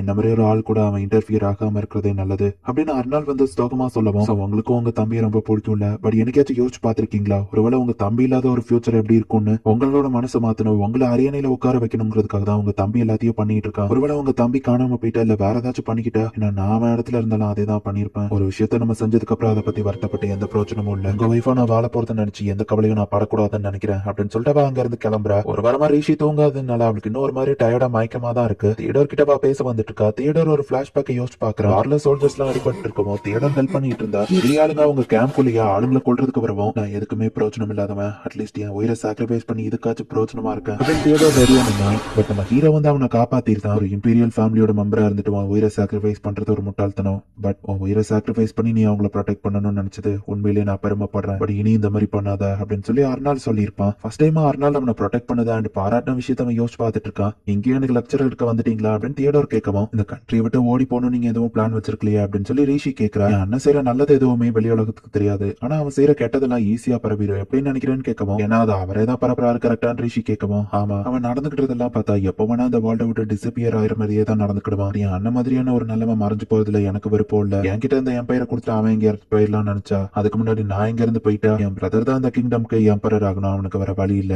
அப்படின்னு தியேடர் சொல்லவும், நீங்க இதெல்லாம் நிறுத்திக்கோங்க. அவரை ஸ்டாப் பண்றதுக்கு என்கிட்ட ஒரு பிளான் இருக்கு. நான் என்னோட எல்லா ஸ்ட்ரென்த்தையும் யூஸ் பண்ண போறேன். சோ உங்களோட ஸ்ட்ரென்த் எனக்கு தேவை. சோ எனக்கு ஹெல்ப் பண்ணுவீங்களா அப்படின்னு ரிஷி கேட்கவும், என்ன மாதிரி ஒருத்தனாலலாம் உனக்கு எந்த ஸ்ட்ரென்த்தும் இருக்காது அப்படின்னு சொல்லி தியேடர் சொல்லவும், அது உண்மை இல்ல. ஏன்னா அந்த உலகத்திலேயே அவருக்கு ஒரே ஒரு யங்கர் பிரதர்னா அது நீங்க மட்டும்தான் அப்படின்னு ரிஷி சொல்லவும், ஆமா இல்ல அப்படின்னு சொல்லி அவன் யோசிச்சுட்டு, என்னைக்காச்சும் ஒரு நாள் என் பிரதருக்கு நான் ஹெல்ப்ஃபுல்லா இருக்கணும்னு நினைச்சேன். நீங்க சொன்னதை நினைச்சு எனக்கு ரொம்பவே சந்தோஷமா இருக்கு. பட் என் பிரதருக்கு நான் எப்படி ஹெல்ப் பண்ணணுங்கிறத நான் தான் முடிவு பண்ணுவேன். ரொம்ப நாளைக்கு முன்னாடியே நான் இதை பண்ணிருக்கணும். உண்மையிலே நான் ஒரு ஃபெயிலியர்ல அப்படின்னு சொல்லி அவன் மேல இருந்து அப்படியே கீழே குதிச்சு சாகலான்னு போறான். ரிஷி அவனை பிடிக்கலான்னு வருவான். அவளுக்கு மயக்கம் வந்துருது. சோ ரிஷி கீழே விழுந்துருதா. தேடோர் டயத்துக்கு அவளால பிடிக்க முடியல. தேடோர் கீழே விழுந்துருவான்னு பார்த்தா டக்குன்னு அர்னால் வந்து அவன் கையை பிடிச்சிருக்கான். இப்ப தேடோர் அர்னால் மேல தூக்கி காப்பாத்திட்டு பலார்னு சவுட்லயே ஒண்ணு விடுறான். மனசுல என்னதான் நினைச்சிட்டு இருக்க அப்படின்னு சொல்லி அர்னால் கேட்கவும், இந்த ஒரு விதத்துலதான் நான் உனக்கு ஹெல்ப் பண்ண முடியும். நான் உனக்காக எதுவுமே பண்ணது இல்ல பிக் பிரதர் அப்படின்னு தியேடோர் சொல்லவும், முட்டாள் அதுக்கு நான் உன் உயிரை நீ இந்த மாதிரி தான் ரிஸ்க் எடுப்பியா அப்படின்னு சொல்லி அர்னால் திட்டவும், மேபி உங்க தம்பி பண்ண விஷயம் வேணா தப்பா இருக்கலாம், பட் அவன் இப்படி பண்றதுக்கு நீங்க தான் காரணம். அவன் உங்களுக்கு ஹெல்ப் பண்ணணும்னு நினைக்கிறதுல என்ன தப்பு இருக்குன்னு ரிஷி கேட்கிறா. சொல்றது கரெக்ட் தானே, நான் உனக்கு ஹெல்ப் பண்ணணும்னு நினைக்கிறேன், உனக்கு சப்போர்ட்ஃபுல்லா யூஸ்ஃபுல்லா இருக்கணும்னு நினைக்கிறேன். ஏன்னா நீ ஒருத்தன் தான் அந்த மொத்த வேர்ல்ட்லயும் எனக்கு இருக்கிற ஒரே ஒரு பிக் பிரதர் அப்படின்னு சொல்லி தியேடர் சொல்றான். ஓ உயிரை இந்த மாதிரி சாக்ரிஃபைஸ் பண்ணாத நான் ஆல்ரெடி சொல்லியிருக்கேன்ல அப்படின்னு சொல்லி அர்னால் சொல்லவும், சின்ன வயசுல அந்த நடந்த சம்பவம் உனக்கு இன்னும் ஞாபகம் இருக்கா அப்படின்னு சொல்லி தியேடோரே ஷாக் ஆகுறான். அது எப்படி நான் மறப்பேன் அர்னால் சொல்லவும், இப்ப தியேடோர் ஆள ஆரம்பிச்சுட்டு என்ன மன்னிச்சு பிக் பிரதர் அப்படின்னு சொல்லி சாரி கேட்டு அழுதுட்டு இருக்கான். ரிஷி நீ அவனுக்காக வந்ததுக்கு ரொம்பவும் தேங்க்ஸ் அப்படின்னு அர்னால் சொல்லவும், நீங்க ரெண்டு பேரும் ஒண்ணு சேர்ந்ததுல எனக்கு சந்தோஷம். பேசிட்டு இருக்கும் போதே ரிஷி மயங்கி விழுந்துருதா. இது என்னோட தப்பு தானே தியேடர் கேட்கவும், இல்ல அவ தூங்கிட்டு இருக்கா அப்படின்னு அவன் சொல்றான். தியேடர் உன் கேரேஜ் கொஞ்சம் ரெடி பண்றியா அப்படின்னு சொல்லி அர்னால் கேட்கவும், ஃபைனலி என் பிரதர் என்கிட்ட ஒரு ஹெல்ப் கேட்டிருக்கான், எனக்கு வேலை சொல்லியிருக்கான் அப்படின்னு சொல்லி தியேடர் ரொம்பவே ஹாப்பி ஆகுறான். இல்லத்தனமா நடந்துக்கிடணும்னு நினைச்சாலும் தியேடருமே ரொம்பவுமே நல்ல பையன் தான். இப்ப ரிஷி கண்முழிச்சு பாக்குற, நீ எந்திரிச்சிட்டியான் பிரின்ஸ் கேட்கவும், நைட் ஃபுல்லா இங்கே இருந்தீங்க அப்படின்னு வா கேட்கறா. இப்போ எப்படி இருக்கா அப்படின்னு கேட்டுட்டு அர்னால் வந்து ஒரு லெட்டரை கொடுக்குறான். தியேடோர் தான் அந்த லெட்டர் எழுதியிருக்கான். என்னோட சிஸ்டர் நான் உங்களுக்காக செஞ்ச விஷயத்துக்கு என்ன மன்னிச்சிருங்க, நான் உங்களுக்கு கடமைப்பட்டிருக்கேன், உங்களுக்காக நான் என்ன வேணா செய்வேன். ஆரியா ட்ரேடிங் கம்பெனி பத்தி கேள்விப்பட்டேன், ஸ்லம்ல இருக்கிற என்னோட பீப்புள் உங்களுக்கு கண்டிப்பா ஹெல்ப் பண்ணுவாங்க, ஹெல்ப் எதுவும் வேணும்னா எப்போ வேணா நீ என்கிட்ட வாங்க அப்படின்னு சொல்லி அவன் லெட்டர்ல எழுதியிருக்கான். நான் உன்னை டச் பண்ண மாட்டேன்னு சொல்லியிருந்த ப்ராமிஸ் திரும்பவும் பிரேக் பண்ணிட்டல, உனக்கு எது தேவையோ கேளு அப்படின்னு அர்னால் சொல்லுவோம். கிஸ் பண்ணதுதான் இவன் மென்ஷன் பண்றான்னு ஜோக் பார்த்து வெக்கப்பட்டுட்டு எனக்கு எதுவும் தேவையில்லை அப்படின்னு சொல்றான். என் பிரதரை பார்த்துக்கிட்டதுக்கு ரொம்பவும் தேங்க்ஸ் அப்படின்னு அர்னால் சொல்றான். அவன் எனக்குமே பிரதர் தானே, எந்த பிரச்சனையும் இல்ல அப்படின்னு ரிஷி சொல்றா. இந்த இடத்துல இந்த எபிசோட் முடியுது. செல்சிக்கோ கேமல்கோ பனிஷ்மெண்ட் கிடைக்காம பாத்துக்கிட்டதுக்கு தேங்க்ஸ் அப்படின்னு ரிஷி வந்து தியேடர் கிட்ட சொல்றான். இங்க ஸ்லம்மை இம்ப்ரூவ் பண்ற பாலிசியில ஹெல்ப் பண்ணிருக்கீங்கன்னு கேள்விப்பட்டேன், அப்படின்னா இனிமே நீங்க அபிஷியல் டியூட்டியை பார்க்க போறீங்களான்னு கேட்கவோ, வேற என்ன நான் பண்றதுன்னு தியேடர் கேட்கறான். உங்ககிட்ட ஒரு ஹெல்ப் கேட்டு தான் வந்திருக்கேன் அப்படின்னு ரிஷி சொல்றா. நீங்க இப்படி கேட்பீங்கன்னு நான் எதிர்பார்க்கவே இல்லை அப்படின்னு தியேடர் சொல்றான். இப்ப வீட்டுல இருக்கிற மெய்டு இல்ல ப்ரிப்பரேஷன் கம்ப்ளீட் ஆயிட்டு அப்படின்னு சொல்றாங்க. கிங்டம் ஆஃப் காயில்ஸ்ல இருந்து ஒரு லெட்டர் வந்திருக்கு அப்படின்னு ஆலிவர் கொடுக்குறான். இதை நல்லா நோட்டீஸ் பண்ணிக்கோங்க. இதை பார்த்து கொஞ்சம் அர்னால் வந்து சோகமா இருக்கிற மாதிரி தெரியுது. பிரின்ஸ் அர்னால் நீங்க கொஞ்சம் ஃப்ரீயா இருக்கீங்களா அப்படின்னு ரிஷி வந்து கேக்குறா. நீ தங்கி வர்றத பார்த்தா ஏதோ பண்ணிருக்க போலியும் அர்னால் கேட்கவும், நான் உங்களுக்காக ஒண்ணு ரெடி பண்ணிருக்கேன், நீங்க அதை வந்து பாக்கணும் அப்படின்னு சொல்லி அவ சொல்றா. என் மைட்ஸ்ல ஹெல்ப் பண்ணிருக்காங்க, உங்களுக்காக ஒரு ரூம் ரெடி பண்ணிருக்கோம்னு சொல்லவும், நான் அந்த மனுஷனை உனக்குன்னு தானே கொடுத்த நம்ம கேட்கறான், பட் அது நம்ம ரெண்டு பேரும் வாழ்றதுக்கு தானே அப்படின்னு ரிஷி சொல்லவும், சரின்னு என்ன பண்ணிருக்கேன் நானும் வந்து பாக்குறேன், என் மோடாச்சும் இம்ப்ரூவ் ஆகும் நம்ம சொல்லவும், முன்னாடி இப்ப மோடு எப்படி இருந்துச்சுன்னு யோசிக்கிறா. ஆலிவரும் ரொம்பவும் தேங்க்ஸ் அப்படின்னு சொல்றான். இதுதான் உங்களுக்கான பிரைவேட் பெட்ரூம் அப்படின்னு பார்க்க அமைக்கிறா. யாருமே தங்காம இந்த இடம் பாலர்ந்து போய் கிடந்தது, இது வேற லெவல் லெவல்ல ரெடி பண்ணிருக்க அப்படின்னு சொல்லி ஆர்னால் வந்து பாராட்டுறான். அவன் மைடெல்லாம் எழுத படிக்க கத்துக்கிட்டு இருக்காங்கன்னு கேள்விப்பட்டேன். அதை கத்துக்கிட்ட அப்புறம் அவங்க வேலையை விட்டு போயிட்டு அப்படின்னு ஆர்னால் கேட்கப்போ எழுத படிக்க கத்துக்கிட்டது மூலியமா தனக்குன்னு ஒரு சுயமரியாதையை அவங்க ஏற்படுத்திப்பாங்க அப்படின்னு ரிஷி சொல்லவோ சோ அவங்களோட நல்லதுக்காக தான் நீ எல்லாத்தையும் பண்ணிருக்கல அப்படின்னு அவன் கேட்கவும் அப்படியே வாயடைச்சு போய் அவ நிக்கவும் உன்னை பாராட்டினா நீ இந்த எக்ஸ்பிரஷனை தான் மேக் பண்ணுவியா அப்படின்னு ஆர்னால் கேட்கறான். இது போய் தான் பட் உங்ககிட்ட இருந்து பாராட்ட கேட்க எனக்கு ரொம்ப சந்தோஷமா இருக்கு அப்படின்னு ரிஷி சொல்றா. மதியம் நீங்க வந்து ரெஸ்ட் எடுக்கிறதுக்கு இந்த இடம் உங்களுக்கு பெர்ஃபெக்ட்டா இருக்கும் என்ன சொல்றீங்க அப்படின்னு அவ கேட்கறா. மேல இருந்து நீ கீழே குதிக்கிறதுக்கும் உனக்கு ஈஸியா இருக்கும் போல அப்படின்னு அர்னால் கேட்கறான். அந்த மாதிரிலாம் நான் எதுவும் இது பண்ண போறது இல்லன்னு ரிஷி சொல்லுவோம். உன் இஷ்டத்துக்கு நீ எதனா பண்ணலாம் நான் ஒன்னும் தடுக்க மாட்டேன் அப்படின்னு அர்னால் சொல்றான். அப்படின்னா நம்ம அன்னைக்கு டான்ஸ் ஆடுற டேல நீங்க எனக்கு ஸ்பாரிங் மேட்ச் பண்ற டெக்னிக் எனக்கு கத்து தரேன்னு சொன்னீங்கல்ல அப்படின்னு சொல்லி அவ கேட்கறா. ஆமா நான் சொன்னதான் அர்னால் சொல்லுவோம். ஜஸ்ட் ஒரே ஒரு தடவை என்ன ட்ரெயின் பண்ணுங்க போதும் அப்படின்னு சொல்லி ரிஷி சொல்றான். ட்ரைனிங் அப்படி என்ன ஸ்பெஷலா இருக்குன்னு அர்னால் கேட்கவும் நார்மல் கார்ட்ஸ் எடுக்கிற ட்ரைனிங்க்கும் இம்பீரியல் கார்ட்ஸ்க்கும் நிறையவே டிஃபரன்ஸ் இருக்கு அப்படின்னு ரிஷி சொல்லுவோம். சரி நான் அதை பண்றேன் அப்படின்னு அர்னால்டு சொல்றான். உண்மையாவா ரொம்ப தேங்க்ஸ் நான் ஹாப்பியா இருக்கேன் அப்படின்னு ரிஷி சொல்லுவோம். என்னது ஹாப்பியா அப்படின்னு அவன் கேட்கறான். அந்த வேர்ல்ட்லயே உங்களோட ஸ்பாட் தான் மோஸ்ட் பவர்ஃபுல் அண்ட் பியூட்டிஃபுல் வா சொல்லுவோம். வேர்ல்ட்லயேவா அப்படின்னு அர்னால் கேட்கறான். இப்ப கொள்ற ஒரு ஸ்கில் அழகுன்னு சொல்றியான்னு அவன் கேட்கறான். நான் ட்ரெஸ் மாத்திட்டு ட்ரைனிங் கிரவுண்டுக்கு வந்துட்டேன் அப்படின்னு அவ சொல்றா. பிராக்டிஸ் பண்ண எதனால நமக்கு பெர்ஃபெக்ட்டா வந்துரும். ஈவன் ஃபைட்ல நம்ம ஒரு கையவும் காலையும் இழந்தா கூட கடைசி வரைக்கும் விடாம போராடணும் அப்படின்னு சொல்லி ஒரு கையவும் காலையும் கெட்டி வச்சுதான் அர்னால் ஃபைட் பண்றான். ஈவன் ஒரு கண்ணு ஒரு கைய ஒரு காலின் போனா கூட அந்த டயத்திலேயே எப்படி சர்வைவ் ஆகுறது அப்படிங்கிறது தான் அந்த லெசன் அப்படின்னு அவன் சொல்லி கொடுக்குறான். இவ்வளவு தூரம் அவன் ட்ரைனிங் எடுத்ததுல தான் அன்னைக்கு ஈஸியா தோக்கடிச்சானே அப்படின்னு ரிஷி வந்து சீரியஸா பார்க்கவும் கவலைப்படாத நான் உன்னை அட்டாக் பண்ணி காயப்படுத்த மாட்டேன். நம்ம மேரேஜ் செரமனிக்கு வர நீ ப்ரிப்பேர் பண்ணிட்டு இருக்கேன்னு சொல்லவும் ஒருவேளை நான் ஜெயிச்சிட்டோம்னா நான் கேட்கிற கேள்விக்கு நீங்க பதில் சொல்லணும். ஒருவேளை நான் தோத்தா நீங்க சொல்ற ஒரு விஷயத்த நான் செய்யறேன் அப்படின்னு ரிஷி சொல்லவும் அதனால ஓகே அப்படின்னு சொல்றான். நான் ரொம்ப நேரம் ஃபைட் பண்ணோம்னா என் ஸ்கில்க்கு ஏத்த மாதிரி இவர் அடாப்ட் ஆயிடுவாரு. அதுக்குள்ள நான் ஃபைட் முடிக்கணும் அப்படின்னு சொல்லி ரிஷி அட்டாக் பண்ண ஆரம்பிக்கிறாரு. நான் இவ்வளவுதான் திறமையா அப்படின்னு நம்ம கேட்கவும் லெஃப்ட் ஆர்ம்ல ஃபைட் பண்றவங்க கூட நான் ஃபைட் பண்றதுக்கு கொஞ்சம் அட்ஜஸ்ட் ஆகணும் அப்படின்னு ரிஷி யோசிச்சுட்டு ரிஷி அவனை அட்டாக் பண்ணுவோம். ஃபுட் ஒர்க் நீ இம்ப்ரூவ் பண்ணணும் இன்னும் கொஞ்சம் முன்னாடி வந்து அட்டாக் பண்ணு அப்படின்னு சொல்லி ரிஷிக்கு இன்ஸ்ட்ரக்ஷன் கொடுத்துக்கிட்டே தான் அர்னால் ஃபைட் பண்ணிட்டு இருக்கான். கொஞ்சம் செகண்ட் ஃபைட் பண்ணாலுமே லேடி ரிஷி இம்ப்ரூவ்மெண்ட் ஆயிட்டாங்களே அப்படின்னு பக்கத்துல நிக்கிற சோல்ஜர்ஸ் பாக்குறாங்க. இப்ப அர்னால் வந்து ஒரு குறிப்பிட்ட மூவை யூஸ் பண்ணவோ இதே டெக்னிக்கை தான் யூஸ் பண்ணி கடைசியா அவளை கொண்டிருப்பான். அடுத்த மூவ் எப்படி வரப்போது நம்மளுக்கு நல்லாவே தெரிஞ்சு ஈஸியா அதை டாஷ் பண்றேன். ஈவன் நெக்ஸ்ட் மூவ் தெரிஞ்சு என் பாடியால கீப் அப் பண்ண முடியல அப்படின்னு யோசிக்கிறா. என்னோட ஸ்வாட் தான் இருக்கிறதுலே ஸ்ட்ராங்கஸ்ட் சொன்னல. இந்த மூவ் உனக்கு ஆல்ரெடி தெரிஞ்சிருக்குன்னா நீ திங்க் பண்ற அந்த பர்சன் என்னோட ஸ்ட்ராங் தான் போலயே எனக்கு ரொம்ப ஜெலஸா இருக்குன்னு அர்னால் சொல்லவும் எனக்கு தெரிஞ்ச ஸ்ட்ராங்கஸ்ட் பர்சன் நீங்க மட்டும் தான் அப்படின்னு ரிஷி சொல்றான். வருஷத்துக்கு அப்புறம் இருக்கிற அர்னால் உண்மையிலேயே இப்போ இருக்கிற அர்னால்ட விட ஸ்ட்ராங்கா தான் மாறுவான் அப்படின்னு ரிஷி யோசிக்கிறா. இதுக்கு மேலேயே டைம் வேஸ்ட் பண்ண வேணாம் மேட்ச் முடிச்சுக்கலாம் அப்படின்னு சொல்லி ரிஷி வந்து ஃபுல் ஃபோர்ஸ்ல போய் அட்டாக் பண்றான். ஒரு தடவை ரிஷி யூஸ் பண்ண முடியாத தடவை யூஸ் பண்ண ட்ரை பண்ணா. இந்த தடவையும் அர்னால்ட் அவளை தோக்கடிச்சிருந்தான். நான் நின்ன இடத்துல இருந்து நீ நான் அசைய வச்சுட்டேன். உண்மையிலேயே நீ திறமசாலி தான் அப்படின்னு அவன் சொல்லவும் என்னோட நல்லதுக்காக நீங்க உங்களோட ஃபுல் திறமையை காமிக்கல பின்வாங்க தானே செஞ்சீங்க அப்படின்னு வா கேட்கறா. எனக்கு தேவையான இன்ஸ்ட்ரக்ஷன் கொடுத்ததுக்கு தேங்க்ஸ். நீங்க சொல்ற ஒரு விஷயத்த நான் கண்டிப்பா செய்வேன் அப்படின்னு வா சொல்றா. அப்படின்னா இன்னொரு 2 நாள் கழிச்சு நீ என் கூட டவுனுக்கு வரணும் அப்படின்னு சொல்லி அர்னால் சொல்றான். டவுனுக்கு போய் என்ன பண்ண போறோம் அப்படின்னு வா கேட்கறா. அங்க போன அப்புறம் சொல்றேன் அர்னால் சொல்றான். ஈஷியால இப்ப எந்திக்கவே முடியல. என் கை கால்லாம் நடுங்குது. நான் ரிலாக்ஸ் ஆயிட்டு எந்திக்கிறேன்னு வா சொல்றா. ஏன்னா இந்த டைம் லைன்ல அவ பாடி சோல்ஜர் ஆகிறதுக்கு ட்ரைனிங் எடுக்கல. நீங்க வேணா முன்னாடி போங்க நான் கொஞ்சம் ரெஸ்ட் எடுத்துட்டு வரேன் அப்படின்னு வா சொல்லவும் அர்னால் இப்ப அவளை அப்படியே தூக்கிடுதான். நான் கிளவுஸ் போட்டிருக்கேன் சோ இது உன்னை டச் பண்ற கணக்குல வராது அப்படின்னு அவன் சொல்றான். என் ஃபியான்சேவா அப்படியே என்னால இங்க விட்டுட்டு போக முடியாதுல்ல அப்படின்னு அவன் சொல்றான். ஆமா நீ ஜெயிச்சா என்கிட்ட ஏதோ கொஸ்டின் கேட்பேன்னு சொன்னி அது என்ன கொஸ்டின் அவன் கேட்கவும் உங்க பர்த்டே இப்போ உங்களுக்கு என்னெல்லாம் பிடிக்கும் அப்படின்னு சொல்லி அவ கேட்கறா.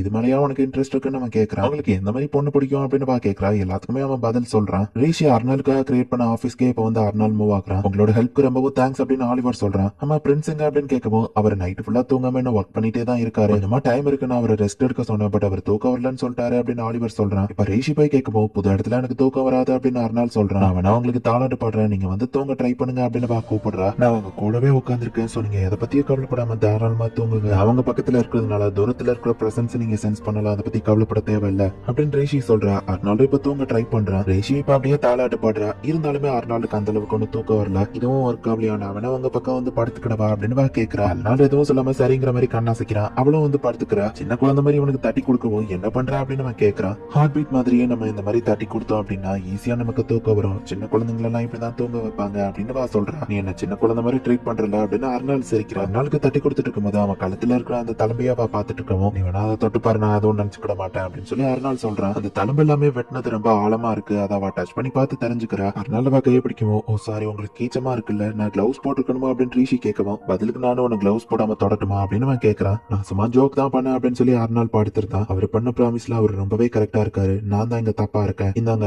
என்னோட கழுத்தை நீங்களும் தொட்டுக்கோங்க. நான் உங்க கழுத்தை டச் பண்ணிருக்கேன் நீங்க என் கழுத்தை டச் பண்ணுங்க அதான் ஃபேரா இருக்கும்னு சொல்லவும் அர்னால் வெக்கப்பட்டுக்கிட்டே தலவாணியை வச்சு அவளை கவர் பண்றான். ரெண்டு பேரோட ஃபேஸ் ரொம்ப க்ளோஸா இருக்கு. நீ என்ன டச் பண்ணதுக்கு பதிலுக்கு உன்னோட இந்த எக்ஸ்பிரஷன் நான் ரிவெஞ்சா எடுத்துக்கிறேன். இவ்வளவு வெக்கப்படுற நீ எப்படிதான் என் தைரியமா என் பக்கத்துல வந்து படுக்கிறேன்னு கேட்கவும் நான் உங்க மேல ஒரு மந்திரத்தை போட வந்திருக்கேன். இது ஒண்ணும் பேட் பேட்டில் ஃபீல்ட் கிடையாது. நான் உங்க கூட இருக்கிற டயத்துல நீங்க ரிலாக்ஸ்டா இருக்கணும். அப்பதான் ஈஸியா அவங்களால தூங்க முடியும்னு பா சொல்லவும் அது கஷ்டம் தான். இந்த மேன்ஷன்ல இருக்கிற எல்லா வேலைக்காரங்களோட பிரசன்ஸுமே எனக்கு தெரிஞ்சுட்டே தான் இருக்கு அப்படின்னு அர்னால் சொல்றான். அர்னால்ட தூங்க வைக்க ரிஷி தூங்கிருதா. ஓ எந்திரிச்சிட்டியான்னு அர்னால் பார்க்கவும் நீங்க ஏன் பெட்ல என்ன பண்றீங்க அப்படின்னு வா கேக்குறா. நான் படுத்திருக்கும் போது நீ தான் என் பெட்டுக்கு வந்த ஞாபகம் இருக்கான்னு அர்னால் கேட்கவோ ஓ சாரி நான் தூங்கிட்டேன்னு வா கேக்குறா. அப்ப ஆலிவர் வந்து கதவை தட்டவோ ரிஷிய போர்வையை போட்டு மூடிட்டு உள்ள வா அப்படின்னு அவன் சொல்றான். நீங்க தூங்கிட்டு இருக்கும் போது சில ரிப்போர்ட்ஸ் எல்லாம் வந்துச்சு. பரவாயில்ல நீங்க தூங்கி இருக்கீங்கன்னா லேடி ரிஷி உங்ககிட்ட பேசியிருக்காங்கன்னு நினைக்கிறேன் ஆலிவர் கேட்கறான். ரிப்போர்ட்டை சுருக்கமா சொல்லிட்டு கிளம்ப அப்படின்னு அவன் சொல்றான். ஆலிவரும் எல்லாத்தையும் ரிப்போர்ட் பண்ணிட்டு இப்ப அந்த இடத்துல இருந்து கிளம்புறான். ஆலிவர் போயிட்டான் வெளியே வா அப்படின்னு சொல்லி அர்னால் கூப்பிடுவோம். எனக்கு தெரியும் ஆனா அப்படின்னு சொல்லி ரிஷி வெக்கப்பட்டுக்கிட்டே உள்ள இருக்கிறா. இப்போ கெயினோட ஆரியா ட்ரேடிங் கம்பெனில இருந்து ஒரு பாக்ஸ் வந்திருக்கு அப்படின்னு எல்சி காமிக்கிறா. ரிஷி தான் அவன்கிட்ட சில பிக்க கேட்டு விட்டுருக்கா. அவனும் அனுப்பி வச்சிருக்கான். நாளைக்கு டே பிஸியா இருக்க போது நான் நினைக்கிறா. பார்த்தா பையன் மாதிரி வேஷம் போட்டு நைட் கேண்டிடேட் எக்ஸாம்ல அவனும் கலந்துக்கிறா. இந்த இடத்துல இந்த எபிசோட் முடியுது. இந்த ஒரு எபிசோட் நார்மலா ஜாலியா போனாலுமே கூட நெக்ஸ்ட் எபிசோட்ல இருந்து கதை சீரியஸ் ஆக ஆரம்பிச்சிடும். அண்ட் கதையுமே ரொம்ப சூப்பரா தான் போகும். ஸோ மிஸ் பண்ணாம பார்த்து என்ஜாய் பண்ணுங்க. தேங்க்யூ ஃபார் வாட்சிங். Bye guys. நெக்ஸ்ட் எபிசோட்ல மீட் பண்ணலாம். ரேஷி வந்து இப்ப பையன் மாதிரி வேஷம் போட்டு சோல்ஜர்ஸ் கூட ட்ரைனிங் எடுத்துட்டு இருக்கா. ஆக்சுவலி தேடோர் கிட்ட அவதான் அந்த ஹெல்ப் கேட்டிருப்பா. பையன் மாதிரி ட்ரைனிங் கொடுக்க போறீங்களா, நல்ல ஐடியாவான்னு எனக்கு தெரியல அப்படின்னு தேடோர் சொல்லவும் நீ எனக்கு ஹெல்ப் பண்றேன்னு சொன்னல அப்படின்னு ரேஷி கேட்கறா. நான் அண்ணன் கிட்ட சொன்னா அவனே தான் ஏற்பாடு பண்ணுவானு கேட்கவும் நான் பிரின்சஸ்ங்கிறதுனால என்ன பொக்கிஷமா தான் பாப்பாங்களே தவிர்த்து ஹார்ட் ட்ரைனிங் கொடுக்க மாட்டாங்க அப்படின்னு ரேஷி சொல்லவும் ஆஷா அவங்களை ட்ரீட் பண்ணணும்னு நினைக்கிறது ஓகே ஆனா அப்படின்னு தேடோர் யோசிச்சுட்டு இது எக்ஸைட்டிங்கா இருக்கும்னு நினைக்கிறேன். எங்க அண்ணனுக்கு உண்மை தெரிய வரும்போது அவன் எக்ஸ்பிரஷன் நான் பாக்கணும். சரி ஓகே நான் ஏற்பாடு பண்றேன். அவளை பையனா பார்க்கும்போது என் ஆட்டம் எப்படி இருக்கான்னு பாக்கணும் அப்படின்னு சொல்லி தேடோரும் இதுக்கு ஓகே சொல்றான். சோ தேடோர் யூஸ் பண்ணி தான் ராயல் நைட்ஸ் ட்ரைனிங்ல அவளுமே ஜாயின் பண்ணிருக்கா. இன்னைக்கான ட்ரைனிங் முடிஞ்சது டிஸ்மிஸ்னு சொல்றாங்க. இங்க இருக்கிற ட்ரைனிங் ரொம்ப ஹார்டா இருக்குன்னு யோசிக்கிறா. பெட்ஸ் அப்படிங்கிற ஒரு பையன் ரேஷியாவை ஒரு பையன் நினைச்சிட்டு கூட வந்து பேசிட்டு இருக்கான். இவங்க ரெண்டு பேரும் சேர்ந்து ரெஸ்ட் எடுக்கிறாங்க. வேற டவுன்ல இருந்தா அவனுமே இந்த இடத்துக்கு வந்திருக்கான். நம்ம ஹீரோ அர்னால்ட பார்த்து இம்ப்ரெஸ் ஆகிதான் அவன் இந்த இடத்துல நைட் ஆகணும் அப்படின்னு முடிவு பண்ணிருக்கான். இம்பீரியல் பிரின்ஸ் நீங்க அசால்ட்டுக்கு அர்னால்டு பேர்லாம் சொல்லக்கூடாது அப்படின்னு சொல்லி கவுண்ட் லாவைன் அப்படிங்கிற ஒரு ராயல் நைட் அங்க வந்திருக்காரு. இவரு நார்த்தன் லேண்டை ப்ரொடெக்ட் பண்றவரு இங்க என்ன பண்றாரு அப்படின்னு ரீஷி யோசிக்கிறா. பொண்ணுன்னு கண்டுபிடிச்சிட்டாரு ரீஷி பயந்தா.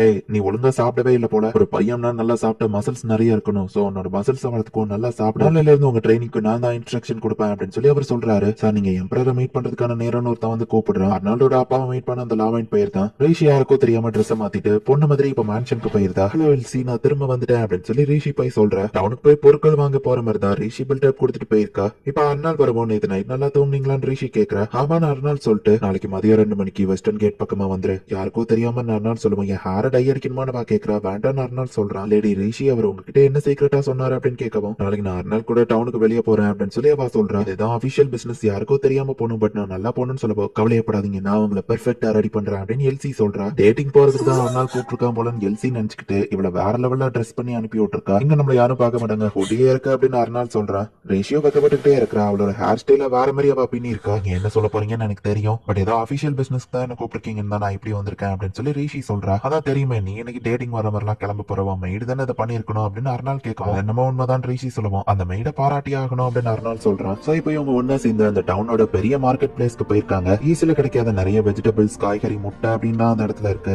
ரிஷி அதை பார்த்து ஓவர் எக்ஸைட்மெண்ட் ஆயிட்டோ சாரி அப்படின்னு சொல்றா. அப்படில நான் எப்படி நடந்துக்கிறது உங்களுக்கு மரியாதையா இருக்காதுன்னு சொல்லுவேன். அர்னால் ஒரு பாக்கெட் வாட்ச்ல டயத்தை பார்த்துட்டு இருக்கான். இவங்க இருக்கிற அந்த டைம்ல வாட்ச் அப்படிங்கிறது ஒரு பேசிக்கான விஷயம் கிடையாது. இன்னும் ஆஃப் கோயில்ஸ்ல இருந்து ஃப்ரெஷ்ஷா வந்திருக்கிற ஒரு ஃப்ரூட் அப்படின்னு சொல்லி ஒருத்தன் வித்துட்டு இருக்கான். ரிஷி அதை வாங்கிட்டு வந்து அர்னால் கொடுக்குறா. அதை பார்க்க கேவலமா தெரிஞ்சாலும் டேஸ்ட் நல்லா இருக்கும்னு கொடுக்குறா. அர்னால்டோ அதை சாப்பிட்டு பாக்குறான். ரொம்பவே ஸ்வீட்டா இருக்கு நல்லா இருக்கு அப்படின்னு சொல்லி அவன் சொல்றான். நல்லா தானே இருக்கு அப்புறம் ஏன் மூஞ்சா அப்படி வச்சிருக்கீங்கன்னு கேட்கிறான். ரொம்பவா அவன் டயத்தை பார்த்துட்டு வா இங்க இருந்து கிளம்பலாம் அப்படின்னு அவன் சொல்றான். இவன் ஆலிவருக்கே தெரியாம தான் அர்னால்ட் அங்க இருந்து போயிருக்கா. ஆலிவருக்கு தெரிஞ்சா தேவையில்லாம செக்யூரிட்டி அனுப்பி விடுவான். அந்த கடை ஓனருக்கு நிறைய ஆளுங்க வர்றது பிடிக்காது அப்படின்னு சொல்லிட்டு அர்னால் கூட்டிட்டு போறான். உங்களுக்கு அதான் காத்துட்டு இருந்தேன் ஒரு ஹைனஸ். நான் தான் அந்த கடை ஓனர் லாரா அப்படின்னு சொல்லி இன்ட்ரோடியூஸ் ஆகுறாங்க. உங்களை பார்த்ததுல சந்தோஷம். என் பேரு ரிஷி அப்படின்னு சொல்லி பிரின்சஸ் இன்ட்ரோடியூஸ் ஆகுற. 3 அழகான ஜுவல்ஸ் காமிச்சு இதுல ஃபேக் அது அப்படின்னு சொல்லி கண்டுபிடிக்க சொல்றாங்க. கண்டுபிடிக்க ட்ரை பண்ணு அப்படின்னு சொல்லி அர்னால்டோ சொல்றான். அவளுமே அதை நல்லா ஒத்து பார்த்துட்டு எனக்கு தெரியல அப்படின்னு சொல்லவும் என்ன ஒரு நேர்மையான ஆன்சர்னு கடைக்காரங்க ஹாப்பியான அப்ரைசல் டூல்ஸ் கொஞ்சம் தர முடியுமா அப்படின்னு ரிஷி கேக்குறா. சோ டூல்ஸ் வச்சு அவ டைரக்டா வெயில் எல்லாம் வச்சு அதை அனலைஸ் பண்ணி பாக்குறா. பார்க்க எல்லாமே பெர்ஃபெக்ட்டா ஒரிஜினல் மாதிரி இருக்கு பட் இந்த 3மே ஃபேக் தானேன்னு கேட்கவும் உங்க திறமையை நான் குறைச்ச இட போட்டுட்டேன் என்ன மன்னிச்சிருங்க. ஃபர்ஸ்ட் டைமா அப்ரைசல் டூல்ஸ் கேட்டது நீங்க தான் அப்படின்னு கடைக்காரங்க சொல்றாங்க. ஈவன் இது ஃபேக்கா இருந்தாலுமே பார்க்க ரொம்ப அழகா இருக்கு. இதை வாங்குறவங்க கண்டிப்பா அதை பொக்கிஷமா பாத்துப்பாங்க அப்படின்னு வா சொல்லவும் எனக்கு உங்களை ரொம்பவே பிடிச்சு போயிடுச்சு அப்படின்னு சொல்லி லாரா சொல்றா. கடையில இருக்க பொருளை உங்களுக்கு காமிக்கணும்னு நினைக்கிறேன் அப்படின்னு சொல்லி அவங்க கூட்டிட்டு போகவும் நீங்களே அவளை அப்ரூவ் பண்ணீங்கன்னா அவளுக்கு பிடிச்சதை எடுத்துக்கிட்ட சொல்லுங்க அப்படின்னு சொல்லி அர்னால் வந்து சொல்றான். இங்க என்னதான் நடக்குது அப்படின்னு சொல்லி ரிஷி கேக்குறா. நான் சொல்ற ஒரு விஷயத்தை நீ பண்றேன்னு சொன்னல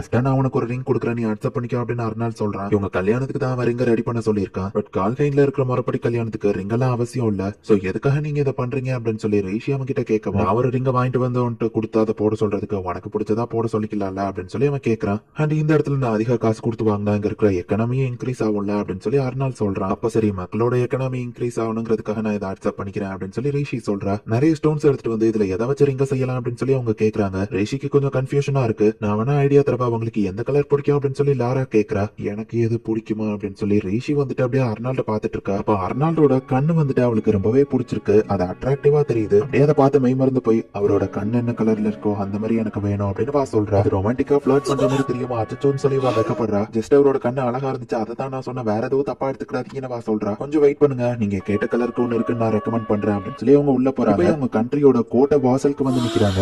இங்க இருந்து பார்க்க சன்செட் அழகா இருக்குல்ல அவங்க பாத்துட்டு இருக்கும்போது, ரிங்கோட மெஷர்மெண்ட்க்கே உன்னோட தேர்ட் ஃபிங்கரை கொடுத்தான்னு கேட்கவும், எங்க கண்ட்ரி வழக்கப்படி பெட்டிங்ல இந்த கையில தான் ரிங்க போடுவாங்க, திடீர்னு யார் ரிங்க வாங்கி கொடுக்குறீங்கன்னு கேட்கவும், சும்மாதான் அப்படின்னு அர்னால் சொல்றான். உன்னோட கைய பத்தி நீ எப்பவுமே அக்கறைப்படாம ஃபைட் பண்ணிட்டு இருப்ப, வேல்யூபிளான ஒரு ரிங் உன் கையில இருந்தா அது கேர்ஃபுல்லா இருக்கணுங்கிறதுக்காகவும் கையவும் நீ ஜாக்கிரதையா பாத்துப்பல அப்படின்னு அர்னால் சொல்றான். சரி, அப்ப அந்த ரிங் ரெடியாகி வந்த உடனே நான் ஃபர்ஸ்டா உங்ககிட்ட தான் காமிப்பேன் அப்படின்னு சொல்லி ரிஷி சொல்றா. அப்ப இவங்க வெயிட் பண்ணிட்டு இருக்கும்போது தான் ரிஷிக்கு ஒண்ணு தோணுது. கவுண்ட் லாவை நார்த் சைடு ப்ரொடெக்ட் பண்ணாம ஏன் ஊருக்குள்ள வந்தாரு, அவரை யார் கூப்பிட்டதுன்னு கேட்கவும், நான் தான் அப்படின்னு அர்னால் சொல்றான். கண்டிப்பா அவருக்கு நைட்ஸ்க்கு இன்ஸ்ட்ரக்ஷன் கொடுக்க வரல, கரெக்டா? யாரை பார்க்க இங்க வெயிட் பண்ணிட்டு இருக்கீங்க அப்படின்னு சொல்லி ரிஷி கேக்குறா. அர்னால்டோ நோய்வா கூட டவுனை சுத்தி பார்க்க வரலாங்கிறத அவ புரிஞ்சுக்கிறா. எப்படி கண்டுபிடிச்சான்னு கேட்கவும், கவுண்ட் லாவை ஊருக்குள்ள வந்திருக்காரு, நீங்க அடிக்கடி டயத்தை பாத்துக்கிட்டே இருக்கீங்க, பட் இந்த இடத்துக்கு வந்ததுக்கு அப்புறமா ரிலாக்ஸ்டா வெயிட் பண்ணிட்டு இருக்கீங்க, கேபிட்டலுக்குள்ள யார் என்றாலும் பாக்குற ஒரு லொகேஷன்ல தான் நம்ம நிக்கிறோம் அப்படின்னு ரிஷி கரெக்டா கேஸ் பண்ணி கேட்கவும், அன்னைக்கு வேற ஒரு கண்ட்ரில இருந்து ஒரு லெட்டர் வந்திருந்துச்சு, நம்மளோட வெட்டிங்க்கு வர முடியாதுங்கிறதுனால கொஞ்சம் அட்வான்ஸ்டா போய் நம்ம கண்ட்ரிக்கு வந்துட்டு போறேன்னு அந்த லெட்டர்ல போட்டிருந்துச்சு. இல்ல பரவாயில்ல, நான் லெட்டர் திரும்பி அனுப்புறதுக்குள்ளேயே லேட்டாக்க நாங்க விரும்பல, சோ உடனே வரோம் ரெண்டாவது லெட்டரையும் அவங்க அனுப்புனாங்கன்னு சொல்லவும், கிங்டம் ஆஃப் கோயில்ஸ்ல இருந்து ஒரு ஃப்ரூட் இந்த கண்ட்ரிக்கு வந்தது மார்க்கெட் பிளேஸ்ல பார்த்தேன், அங்க இருந்து ஒரு ஷிப்பிங்க வந்திருக்குன்னு அப்படின்னு சொல்லி ரிஷி கரெக்டா கெஸ் பண்ணிருக்கா. கிங்டம் ஆஃப் கோயில்ஸோட பிரின்ஸ் தான் இங்க வந்திருக்கான். ஆக்சுவலி ஃபோர்த் லூப்ல அவனுக்கு தான் இப்ப டாக்டரா ஒர்க் பண்ணியிருந்திருப்பா. அந்த பிரின்ஸ் கைல் தான் இப்ப இவங்களை மீட் பண்ண இங்க வரா. இவங்க வெட்டிங் செரமனிக்கு ஆபியஸா இங்க வரல, வேற ஏதோ ரீசனுக்காக வந்திருக்கான் அப்படின்னு சொல்லி ரிஷி அர்னால் ரெண்டு பேரும் யோசிக்கிறாங்க. அப்புறம் அவங்க மேரேஜ்க்கு கங்க்ராச்சுலேஷன்ஸ் அப்படின்னு சொல்லி கைல் வந்து சொல்றான். கஷ்டப்பட்டு டிராவல் பண்ணி இவ்வளவு தூரம் வந்ததுக்கு ரொம்ப தேங்க்ஸ் அப்படின்னு சொல்லி அர்னால்டோ சொல்றான். ஆக்சுவலி இந்த கோயில்ஸ் கண்ட்ரில தான் வந்து கோல்டு சில்வர் ஜெம்ஸ்னு நிறைய விஷயங்கள் கிடைக்கும். அவங்க கண்ட்ரி ரொம்பவே வெல்தி தான், பட் ஸ்னோ டைம்ல அவங்களால எதுவுமே பண்ண முடியாது. அந்த 5 வருஷம் கழிச்சு பிரின்ஸ் அர்னால்ட் அந்த கண்ட்ரியை கைப்பற்றிடுவா அப்படின்னு சொல்லி ரிஷி யோசிக்கிறா. இதான் என் வைஃப் ரிஷி அப்படின்னு சொல்லி அர்னால்ட் இன்ட்ரடியூஸ் பண்றான். அவங்கள மாதிரி ஒரு திறமையானவங்களால மட்டும்தான் பிரின்ஸ் அர்னால்டுக்கு வைஃப் ஆக முடியும். உங்களை பத்தி நான் நிறைய விஷயம் கேள்விப்பட்டேன், நேர்ல பார்க்க நீங்க இன்னும் பியூட்டிஃபுல்லா இருக்கீங்கன்னு கோயில் சொல்லவும், அர்னால்ட் கொஞ்சம் ஜெலஸ் ஆகி அப்படியே அவனை முறைச்சு பார்த்துட்டு இருக்கான். ஆக்சுவலி இந்த கைலுக்கு ஒரு வியாதி இருக்கும், அதை குணப்படுத்த தான் ஃபோர்த் லூப்லாவா இருந்திருப்பா. அவன் ஸ்கின் கலரை பார்த்தா அவன் கண்டிஷன் மோசமாயிட்டு இருக்கு அப்படின்னு ரிஷி பார்த்தா அர்னால் வேற அவனை முறைச்சிட்டு இருக்கான். உண்மையிலேயே அந்த பிரின்ஸ் கைல் எதுக்காக எங்க வந்திருக்காருன்னு தெரியல. அம்மா நீங்க வேற அப்ப எதுக்காக அவரை கொல்ற மாதிரியே முறைச்சிட்டு இருந்தீங்க அப்படின்னு சொல்லி அவ கேக்குறா. அப்படிலாம் எதுவும் இல்ல. அப்புறமா பிரின்ஸ் கைல் சில அகாடமிக் ஸ்காலர்ஸ் எங்க கூட்டிட்டு வந்திருக்கான்னு சொல்லவும், இவளுக்கு தெரிஞ்ச அந்த ப்ரொஃபஸரும் வந்திருப்பாரான்னு ரிஷி யோசிச்சு பார்த்துட்டு, ஆக்சுவலி பிரின்ஸ் கைல் உடம்பு சரியில்லாம வீக்கா இருக்காருன்னு கேள்விப்பட்டேன், என்கிட்ட ஒரு மெடிசன் இருக்கு, அதை நான் அந்த ஸ்காலர்ஸ் கிட்ட கொடுத்து எப்படியாச்சும் அவருக்கு கொடுத்தா நல்லா இருக்கும் அப்படின்னு ரிஷி சொல்லிட்டு அர்னால் மறைக்கவோ, சும்மா ஜோக்கா தான் சொன்னவா சொல்றா. ஜோக் மாதிரி தெரியலன்னு அர்னால் கேக்குறா. கையில் எதுக்கு இங்க வந்திருக்கான்னு தெரியல, அதுக்காக தான் நார்த் சைடு இருக்கிற லாவை நீங்க கூப்பிட்டேன் அப்படின்னு அவன் சொல்லவும், நாளைக்கு கவுண்ட் லாவை நான் தான் பிரின்சஸ்னு கண்டுபிடிச்சிட கூடாது,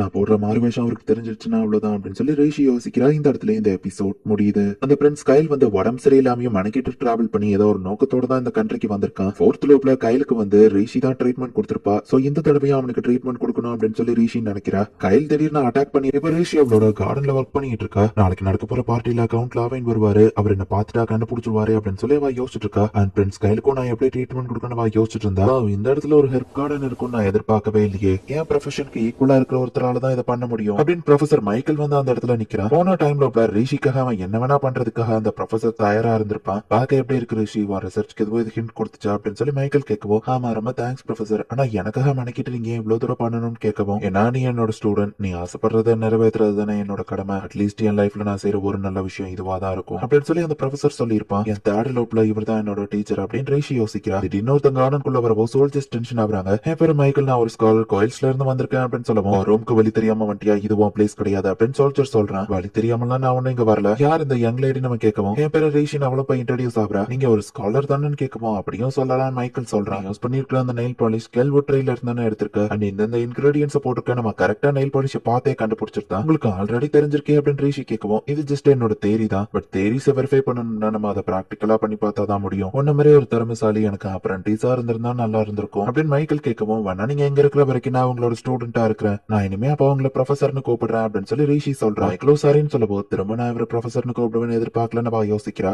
ஆமா என்னோட புது ஸ்டூடெண்ட், இந்த கார்டன்ல நிறைய ஹெல்ப்ஸ் இருக்கு, ஃப்ரெண்ட்ஸ் கைலுக்கு மருந்து கொடுக்க நீ ரெடி பண்ணிருக்கியான்னு கேட்கவும், டைரக்டா ரிஷி அவன் கைல் கிட்டே கூட்டிட்டு போயிருந்தான். பிரின்சஸ் உங்களை நான் திரும்ப மீட் பண்ணுவேன்னு எதிர்பார்க்கல அப்படின்னு நம்ம சொல்லிட்டு, பிரின்சஸையும் எங்க கூட்டிட்டு வந்தான்னு கேட்கவும், அவங்க கிரவுன் பிரின்சஸ் ஆக போறவங்களா எனக்கு தெரியாது, இவ இப்போதைக்கு என்னோட ஸ்டூடெண்ட் அப்படின்னு மைக்கேல் சொல்றான். உன்னோட வியாதிக்கு அவன் மருந்து கண்டுபிடிச்சிருக்கா அப்படின்னு மைக்கேல் சொல்லவும், என்னோட மருந்தை டெஸ்ட் பண்ணி பாக்குற டெஸ்டலியா பிரின்ஸ் கையில நீங்க யூஸ் பண்றது கரெக்டா இருக்குவா ப்ரொஃபசர் அப்படின்னு சொல்லி ரிஷி கேட்கவும், கையில் சரியாகணுங்கிறது தான் என்னோட ஆசையும் கூட அப்படின்னு மைக்கேல் சொல்றான். மைக்கேல் கூட்டிட்டு வந்திருக்கா அப்படிங்கறதுனால கொஞ்சம் கூட யோசிக்காம ரிஷி கொண்டு வந்த மருந்தை நான் குடிக்கேன் அப்படின்னு சொல்லி கையில் வந்துட்டு ரிஷி கிட்ட அந்த மருந்து கொடுக்க சொல்றான். ஆக்சுவலி இந்த மருந்துல ஒரு ப்ராப்ளம் இருக்கு, இதோட டேஸ்ட் ரொம்பவே கேவலமா இருக்கும் அப்படின்னு சொல்லி அவ சொல்றா. அவ்வளவுதான் பிரச்சனை, மருந்தெல்லாம் டேஸ்ட் நல்லா இருக்கணும்னு அவசியம் இல்ல அப்படின்னு மைக்கேல் சொல்லுவான். ஆமா எனக்கு டேஸ்ட் முக்கியம் இல்ல, எனக்கு தந்ததுக்கு ரொம்பவே தேங்க்ஸ் அப்படின்னு கையில் சொல்றான். மைக்கேல் அப்படியே பாட்டில திறந்து கையிலோட வாய்க்குள்ளேயே அதை ஊத்தி விட்டுறான். நீங்க ஓகே தானே ரிஷி கேட்கவும், டேஸ்ட் உண்மையிலேயே நல்லா இல்ல அப்படின்னு சொல்றான். அதோட டேஸ்ட் ஒரு மாதிரி வித்தியாசமா இருக்கு அப்படின்னு சொல்லி அவன் எக்ஸ்பிளைன் பண்ணிட்டு இருக்கும்போது, இன்னும் கொஞ்சம் கூடன்னு சொல்லி மைக்கேல் வந்து பிரின்ஸ் கைலுக்கு நிறைய ஊத்தி விட்டுறான். மருந்து குடிக்க வச்சு ஒரு வழியா பிரின்ஸ் கையில் அங்க இருந்து கிளம்புறான். ரிஷியோட எஸ்கோர்ட் இன்னும் வரலன்னு சொல்லி அவ வெயிட் பண்ணிட்டு இருக்கா. ப்ரொஃபசர் தன்னோட ரிசர்ச் புக்கை வந்து ரிஷியோட கையில கொடுக்குறான். இவன் கையிலால கூட இதெல்லாம் புரிஞ்சுக்கிட முடியல அப்படின்னு சொல்லி மைக்கேல் சொல்லவும், இந்த புக்கை பார்த்த உடனே ரிஷி ரொம்ப ஹாப்பியா ப்ரா,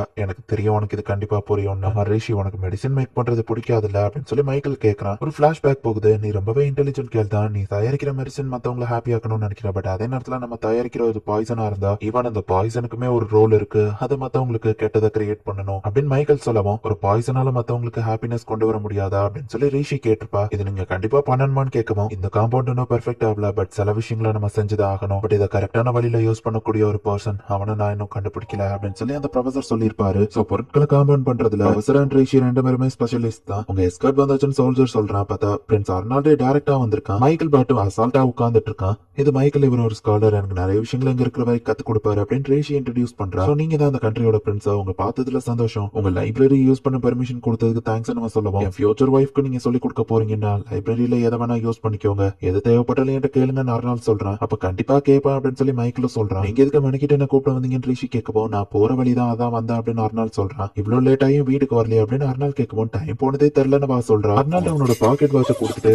இதை யூஸ் பண்ணி டயத்தை பாத்துக்கோ, டைம் போனதா நீ மிஸ் பண்ண மாட்டேன் அப்படின்னு சொல்லி அர்னால் சொல்றான். பேட்டில்ல நீங்க ஸ்ட்ராட்டஜைஸ் பண்றதுக்கும் மத்த விஷயங்களுக்கும் தானே நீங்க இந்த வாட்சை யூஸ் பண்ணுவீங்க, உங்களுக்கு இது தேவையில்லையான கேட்கவும், இந்த வாட்சோட வேல்யூ நிறைய பேருக்கு தெரியறது இல்ல, பட் இது எவ்வளவு முக்கியம் நீ இதை வச்சிருக்கும் போது உனக்கு புரியும் நம்ம சொல்லுவோம். பிரின்ஸ் அர்னால் டெக்னாலஜிக்கு குயிக்கா அடாப்ட் ஆகுறாரு அப்படின்னு யோசிக்கும் போது, இந்த பாய்சனை யூஸ் பண்ற மாதிரி ஒரு பாய்சனை நான் இன்னும் பார்த்தது இல்ல. மைக்கேல் சொன்னதை யோசிச்சு பார்த்துட்டு, பிரின்ஸ் அர்னால்டுக்கு மட்டும் அது தெரிய வந்தா இவன் அதை பேட்டில்ல யூஸ் பண்ணுவானே அப்படின்னு சொல்லி அர்னால் கிட்ட ப்ரொஃபசர் அந்த பாய்சனை பத்தி பேசிடக்கூடாது அப்படின்னு சொல்லி ரிஷி மனசுக்குள்ள யோசிக்கிறேன். அப்ப அந்த மைக்கேல் வந்து ஒரு ஹெர்பலிஸ்ட் கிடையாது, அவன் வந்து ஒரு ஆல்கமிஸ்ட் அப்படிங்கறத வந்து அர்னால் கிட்ட ரிஷி எக்ஸ்பிளைன் பண்ணிட்டு இருக்கா. சோ அந்த மைக்கேல் கெமிக்கல்ஸ் கிரியேட் பண்றவரா அப்படின்னு சொல்லி அர்னால்டோ கேக்குறான். ஆமா, அந்த மாதிரி கெமிக்கல்ஸ் வச்சு கிரியேட் பண்றவங்கள ஆல்கமிஸ்ட்னு சொல்லுவாங்க, அதுல மைக்கேல் ரொம்பவே பெஸ்டானவர் அப்படின்னு ரிஷி சொல்றா. ஃப்ரெண்ட்ஸ் கையில் இந்த கண்ட்ரிக்கு வந்ததுனால ஒரு பார்ட்டி நடக்குது, அதுல கவுண்ட் லாவைனும் வருவான். பையன் மாதிரி சோல்ஜரா அவன் கிட்ட தான் ட்ரைனிங் எடுத்துட்டு இருக்கா. ரிஷி அவனை பாத்துடவே கூடாது அப்படின்னு நினைக்கிறா. கடைக்காரங்க லாரா கிட்ட இருந்து லெட்டர் வந்திருக்கு, அந்த ரிங்கோட ப்ளூ பிரிண்ட் வந்து அவளுக்கு அனுப்பி விட்டுருக்காங்க. புது ஆர்டிஸ்ட கூப்பிட்டுருக்காங்க. சோ அவங்க ரிங் கூடிய சீக்கிரம் ரெடி ஆயிரும் அப்படின்னு அவங்க லெட்டர் எழுதிருக்காங்க. ப்ளூ பிரிண்ட்ல அந்த ரிங் ரொம்ப அழகா இருக்கேன் அப்படின்னு ரிஷி பாக்குறா. இப்ப அர்னால் கூட சேர்ந்து அவ பார்ட்டிக்குள்ள என்டர் ஆகுறா. நம்ம ஒன்னா சேர்ந்து எல்லாரும் முன்னாடி இப்படி நிக்கணுமான்னு கேட்கும். எல்லாரும் பாக்கணும் தான் நான் இதை பண்றேன் அப்படின்னு அர்னால் சொல்றான். எனக்காக இந்த ஈவெண்ட் ஏற்பாடு பண்ணதுக்கு தேங்க்ஸ் கையில் வந்து சொல்றான். நான் கொடுத்த மருந்த குடிச்சது அப்புறம் எப்படி ஃபீல் பண்றீங்க அப்படின்னு சொல்லி ரிஷி கேக்குறா.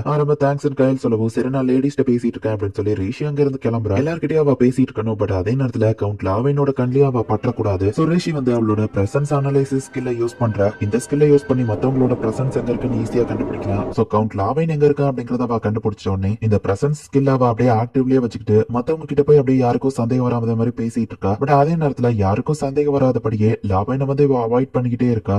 இப்போ வெல்மேன் அப்படிங்கிற ஒருத்தன் வந்து, நீங்க எங்க அம்மா கிட்ட பேசினதுல எனக்கு ரொம்பவே சந்தோஷம் அப்படின்னு சொல்லவும், உங்க அம்மாவா அப்படின்னு சொல்லி ரிஷி கேக்குறா. ஜுவல்ஸ் கடைக்கு போயிருந்தீங்களே அப்படின்னு அவர் சொல்லவும், அப்பதான் அவளுக்கும் புரியுது அந்த லாராவை தான் இவன் மென்ஷன் பண்றான்னு. ஈவன் எம்பரருக்கு கூட அந்த கடையில எதுவும் செஞ்சு தர மாட்டேன்னு சொல்லிட்டாங்க, அந்த கடை இவங்களுக்கு ஜுவல்ஸ் செஞ்சு கொடுக்காங்களா அப்படின்னு சொல்லி சுத்தி இருக்கிறவங்க எல்லாம் ஷாக் ஆகுறாங்க. கடைக்கு ஏதோ புது ஆர்டிஸ்ட் வந்ததுனால வேலை குறைக்க முடியுதுன்னு கேள்விப்பட்டனே அப்படின்னு சொல்லி ரிஷி கேட்கவும், அவங்க கோயில்ஸ்ல இருந்து வந்திருக்கிற ஒரு ஆர்டிஸ்ட் அவங்க கண்ட்ரில ஜெம்ஸ் அண்ட் மெட்டல்ஸ்ல அவங்க ஒர்க் பண்ணதுனால அவங்களால ஃபாஸ்டா ஒர்க் முடிக்க முடியும் அப்படின்னு அவர் சொல்றாரு. பிரின்ஸ் கையிலும் அர்னால்டோ தனியா போறாங்க. கோயில்ஸ்க்கு அவங்களோட மிலிட்டரி பவர் எனக்கு தேவை அப்படின்னு சொல்லி கையில் கேட்கறான். கோயில்ஸ் கண்ட்ரி கிட்ட மிலிட்டரி பவர் அதிகமா கிடையாது, உங்க கண்ட்ரில ரேரான தங்கம் வைரம் நிறைய மெட்டல்ஸ்னு இருக்கு. சோ சில கண்ட்ரிஸ் எங்களை எதிர்த்து சண்டை போட வாய்ப்பு இருக்கு, என்னோட சிட்டிசன்ஸ் நான் ப்ரொடெக்ட் பண்றதுக்கு உங்களோட மிலிட்டரி பவர் எனக்கு தேவை அப்படின்னு சொல்லி கைல்ஸ் கேட்கறான். சோ இதை நீ கேட்கறதுக்காக தான் உடம்பு சரியில்லாத பாடியை வச்சுட்டு இவ்வளவு தூரம் வந்திருக்க. கரெக்டா ராயல் ஃபேமிலில இருந்துட்டு நீ இவ்வளவு இறக்க குணத்தோட இருப்பான்னு எதிர்பார்க்கல. சரி நீ சொல்ற மாதிரியே நான் பண்றேன்னு வச்சுப்போமே, கோயில்ஸ்னால எங்களுக்கு என்ன லாபம் இருக்குன்னு அர்னால் கேட்கவும், என் கண்ட்ரில இருக்கிற தங்கம் வைரம் மெட்டல்ஸ் எல்லாத்தையுமே நான் உங்களுக்கு தரேன், ஈவன் ப்ராஃபிட்டே இல்லைன்னா கூட அப்படின்னு அப்படின்னு சொல்லவும் பிரின்ஸ் கைல் தப்பு பண்ணிட்டீங்க அப்படின்னு ரிஷி யோசிக்கிறா. என்ன காமெடி பண்றியா? நீ கொடுக்குற அந்த வாக்குறுதிக்கு எந்த கேரண்டியும் இல்ல. அண்ட் உங்க கண்ட்ரில இருக்கிற அந்த வளங்கள் அது காலியாக போகுது தானே அப்படின்னு சொல்லி அர்னால் கரெக்டா கேக்குறான். அது உண்மைதான் அப்படின்னு சொல்லி ரிஷியும் நினைக்கிறேன். பண்றதெல்லாம் பார்த்தா எனக்கு முட்டாள்தனமா தான் தெரியுது அப்படின்னு அர்னால் சொல்லவும் நான் எவ்வளவு நாள் உயிரோட இருப்பேன்னு தெரியல. பட் என் மக்களை நான் ப்ரொடெக்ட் பண்ணணும். ராயல் ஃபேமிலில எனக்கு பிறக்க போற குழந்தை அதை நான் ப்ரொடெக்ட் பண்ணணும். உங்க பீப்புள் மேல உங்களுக்கு அக்கறை இருக்குல்ல அர்னால், அதே மாதிரி தான் என்னோட பீப்புள் மேலயும் நம்ம சொல்லுவோம். இதுக்கு மேல நம்ம டிஸ்கஸ் பண்ணி பிரோஜனம் இல்ல அப்படின்னு சொல்லி அர்னால் அங்க இருந்து கிளம்புறான். ப்ளீஸ் கோயில்ஸ்க்கு உங்க ஹெல்ப் தேவை அப்படின்னு கையில் சொல்லவும் நீ தப்பா புரிஞ்சுட்டு இருக்க.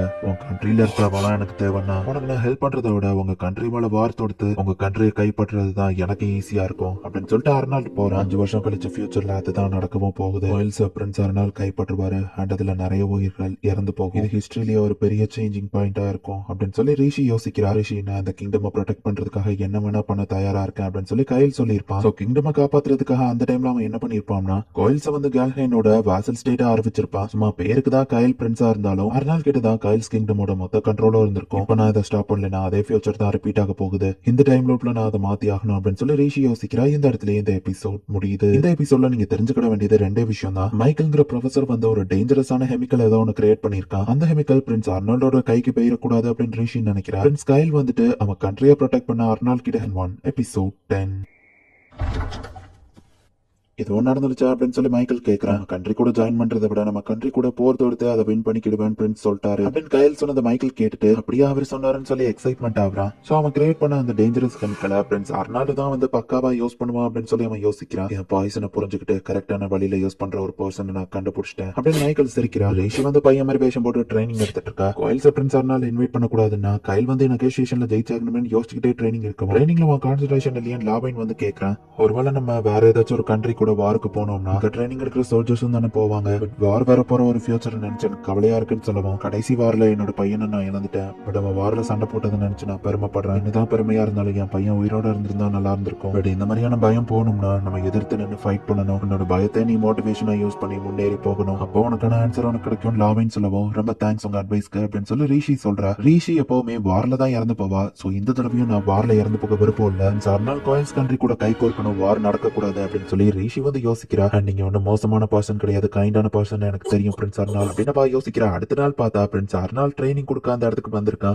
அவர் என்ன கண்டுபிடிச்சிட்டாரோ அப்படின்னு சொல்லி ரிஷி வைக்கப்படுறான். அர்னால் வெளியே எதையும் காமிச்சுக்கல. இந்த ட்ரைனிங் எடுக்கிறது நான் பார்க்கணும் அப்படின்னு அர்னால் சொல்றான். நல்ல வேலை அவர் என்ன ஒரு தடவை மன்னிச்சு விட்டுருவாரு போல அப்படின்னு சொல்லி ரிஷி நினைச்சா. இப்ப தனியா கூட்டிட்டு போய் நீங்க என்ன பண்ணிட்டு இருக்க அப்படின்னு சொல்லி அவளை திட்டிட்டு இருக்கான். உங்களை பார்த்ததுல சந்தோஷம் அவர் ஹைன். இந்த மாதிரி ஒரு நைட் கிட்ட நீங்க பர்சனலா வந்து பேசுவீங்கன்னு எதிர்பார்க்கல அப்படின்னு பையன் மாதிரியே நடிச்சிட்டு இருக்கா. அப்ப நீ என்னோட ஒய்ஃப் இல்ல அப்படின்னா நான் உன்னை டச் பண்றதுல உனக்கு பிரச்சனை இல்லைன்னு நினைக்கிறேன். என்னப்பா தம்பி ஒத்துக்கிட போறியா இல்லையா அப்படின்னு சொல்லி அர்னால் கேட்கவும் அப்பவோ அவ விட்டு கொடுக்காம நீங்க ஒரு கல்யாணமாக போற ஆம்பளை இந்த மாதிரி என்கிட்ட க்ளோஸா இருந்தீங்கன்னா உங்க ஃபியான்சி தப்பா நினைக்க மாட்டாங்க அப்படின்னு கேட்கவோ ஓ ஆமா இல்ல நீ அப்போ ஒரு சாதாரண நைட்னா பிரின்ஸ் கிட்ட இப்படி மரியாதை இல்லாம பேசிட்டு இருக்க அப்படின்னு அர்னால் கேட்கவும் என்ன மன்னிச்சிருங்க அரசி அப்படின்னு சொல்ற. வாயால நீ ஏன் உண்மையை ஒத்துக்கிட்டேன்னா பிரச்சனை இருக்காதுன்னு சொல்லவும் நான் பையன் மாதிரி வேஷம் போட்டு ட்ரைனிங் எடுக்க வரது உங்ககிட்ட சொல்லல என்ன மன்னிச்சிருங்க அப்படின்னு ஒத்துக்கிற. அப்படி எதுக்கு நீ இதை பண்ற அப்படின்னு சொல்லி அர்னால் கேட்கவும் உங்களோட அந்த ஸ்வாட் ஸ்கில் ட்ரைனிங் அதை நான் ஃபுல்லா கத்துக்கிடணும்னு நினைச்சேன் அப்படின்னு சொல்லி சொல்றா. விருப்பப்படி பண்ணு பட் சில கண்டிஷன்ஸ் இருக்கு. தேவைப்படுற நேரம் நீ ஒழுங்கா ரெஸ்ட் எடுக்கணும். நீ பொண்ணுங்கிறது யாருக்கும் தெரிஞ்சிடக்கூடாது அப்படின்னு அர்னால் சொல்லவும் அவளும் சரி ஓகே அப்படின்னு சொல்ற. அப்படியே அவர லெவலுக்கா நீ இந்த ட்ரைனிங் என்ஜாய் பண்ற அப்படின்னு சொல்லி அர்னால் கேட்கவும் ஆமா ஏன்னா இது உங்களோட ட்ரைனிங் மெத்தட் ஆச்சு ரொம்பவே சூப்பரா இருக்கு அப்படின்னு சொல்லி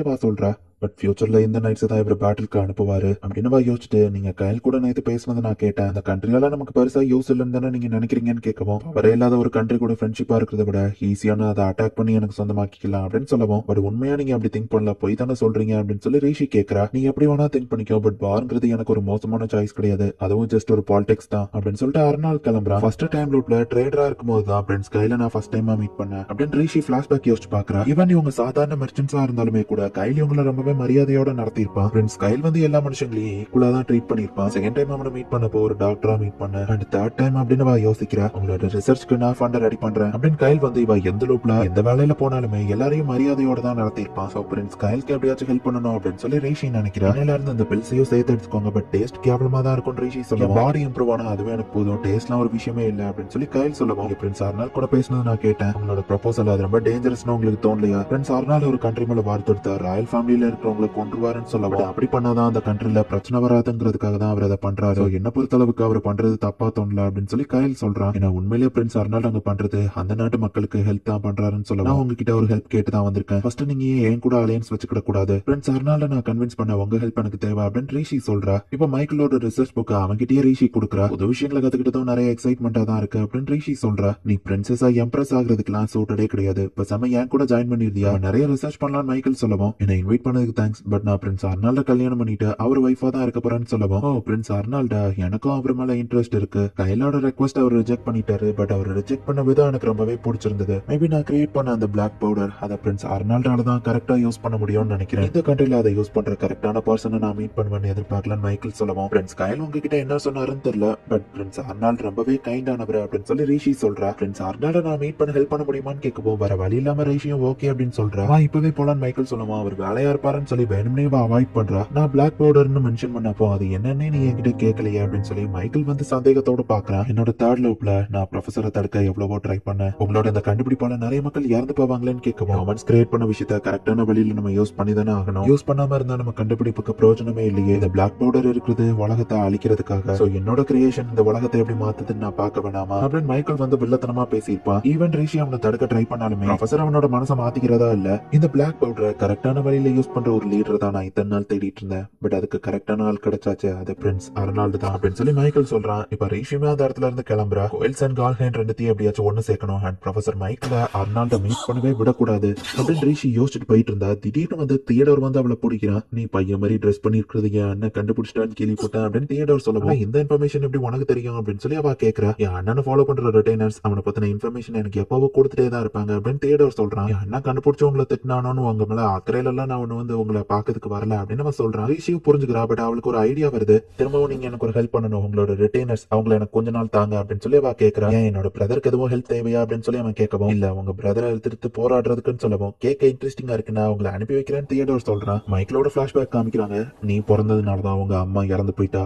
நீ பிறந்ததுல இருந்தே எல்லாத்தையும் அழிக்கிறதுக்கு மட்டும்தான் பிறந்திருக்க. உன்னால மத்தவங்க வாழ்க்கையில கெட்டது மட்டும்தான் நடக்கும். நீ அழிக்கிறதுக்காகவே பிறந்தவன் அப்படின்னு அவங்க அப்பா திட்டிருப்பாரு. சாப்பாடு பாசம் எதுவும் இல்லாம வளர்ந்த மைக்கேலுக்கு புக்ஸ் மட்டும் தான் ஃப்ரெண்டா இருந்துச்சு. சின்ன வயசுலயே சயின்டிஸ்டா அவங்க அப்பாவோட பிளேஸ்க்கு மைக்கேல் வந்திருந்தான். அண்ட் மைக்கேல் கிரியேட் பண்ணது எல்லாமே பாய்சன், மத்தவங்களை டெஸ்ட்ராய் பண்ணக்கூடிய கெமிக்கல்ஸ் மாதிரியே தான் அவன் கிரியேட் பண்ணிருக்கான். அண்ட் ஒரு வார் வந்ததுல இவங்களோட லேபே மொத்தமா டெஸ்ட்ராய் ஆகி எல்லாரும் இறந்துட்டாங்க, இன்க்ளூடிங் மைக்கேலோட அப்பாவும் தான். பட் மைக்கேல் மட்டுமே தனியாலாம் ரிசர்ச் பண்ணாங்க. பிளாக் பவுடர் அப்படின்ற ஒரு வெடிக்கிற பொருளை கண்டுபிடிக்கிறான். நான் இந்த உலகத்துல பிறந்திருக்கிறது எங்க அப்பா சொன்ன மாதிரியே மத்தவங்களை அழிக்கிறதுக்காக. சோ என் டியூட்டியை அழிக்கிறதா அதை நான் ஃபுல்ஃபில் பண்ணணும் அப்படின்னு சொல்லி தான் மைக்கேல் யோசிக்கிறான். போன லூப்ல நான் ப்ரொஃபசர் மைக்கேல கன்வின்ஸ் பண்ண முடியல, பட் இந்த தடவை அப்படின்னு சொல்லி ரிஷி யோசிக்கிறா. அர்னால்ட மீட் பண்ண ஏற்பாடு பண்ணிட்டியா அப்படின்னு மைக்கேல் கேட்கவும் நீங்க பிளாக் பவுடர் அர்னால் கிட்ட கொடுக்க போறீங்களான்னு வா கேட்கவும் அதோட டியூட்டி அழிக்கிறது தானே, அதாவது ஃபுல்ஃபில் பண்ண வேணாமா. கிட்டத்தட்ட அந்த பிளாக் பவுடரும் என்ன மாதிரியே தான். என்னோட எக்ஸிஸ்டன்ஸ் இருக்கிறது இந்த உலகத்துல இருக்கிற விஷயங்களை டெஸ்ட்ராய் பண்றதுக்காக தான் அப்படின்னு மைக்கேல் சொல்லவும் ஆனா இதெல்லாம் நிறைய பேர் இறந்து போவாங்களேன்னு ரிஷி கேட்கிறா. பட் அதுக்காக தானே அது கிரியேட் பண்ணப்பட்டிருக்கு. நான் இந்த மாதிரி ஒன்றை பேசுறேன்னு தப்பா எடுத்துக்கூடாது, பட் அதுதான் உண்மை. இந்த உலகத்துல ஒவ்வொருத்தங்களுக்கும் ஒவ்வொரு கடமை இருக்காது, அவங்க நிறைவேற்றி தானே ஆகணும் அப்படின்னு மைக்கேல் சொல்றான். நான் என்ன ட்ரை பண்ணாலும் இவர் கண்டிப்பா அதை பிரின்ஸ் அர்னால் கிட்ட அந்த பிளாக் பவுடரை கொடுத்துருவாரு. இப்படியே போனா என்னால ப்ரொஃபஸரை ஸ்டாப் பண்ண முடியாது அப்படின்னு ரிஷி யோசிக்கிறா. இந்த இடத்துல இந்த எபிசோட்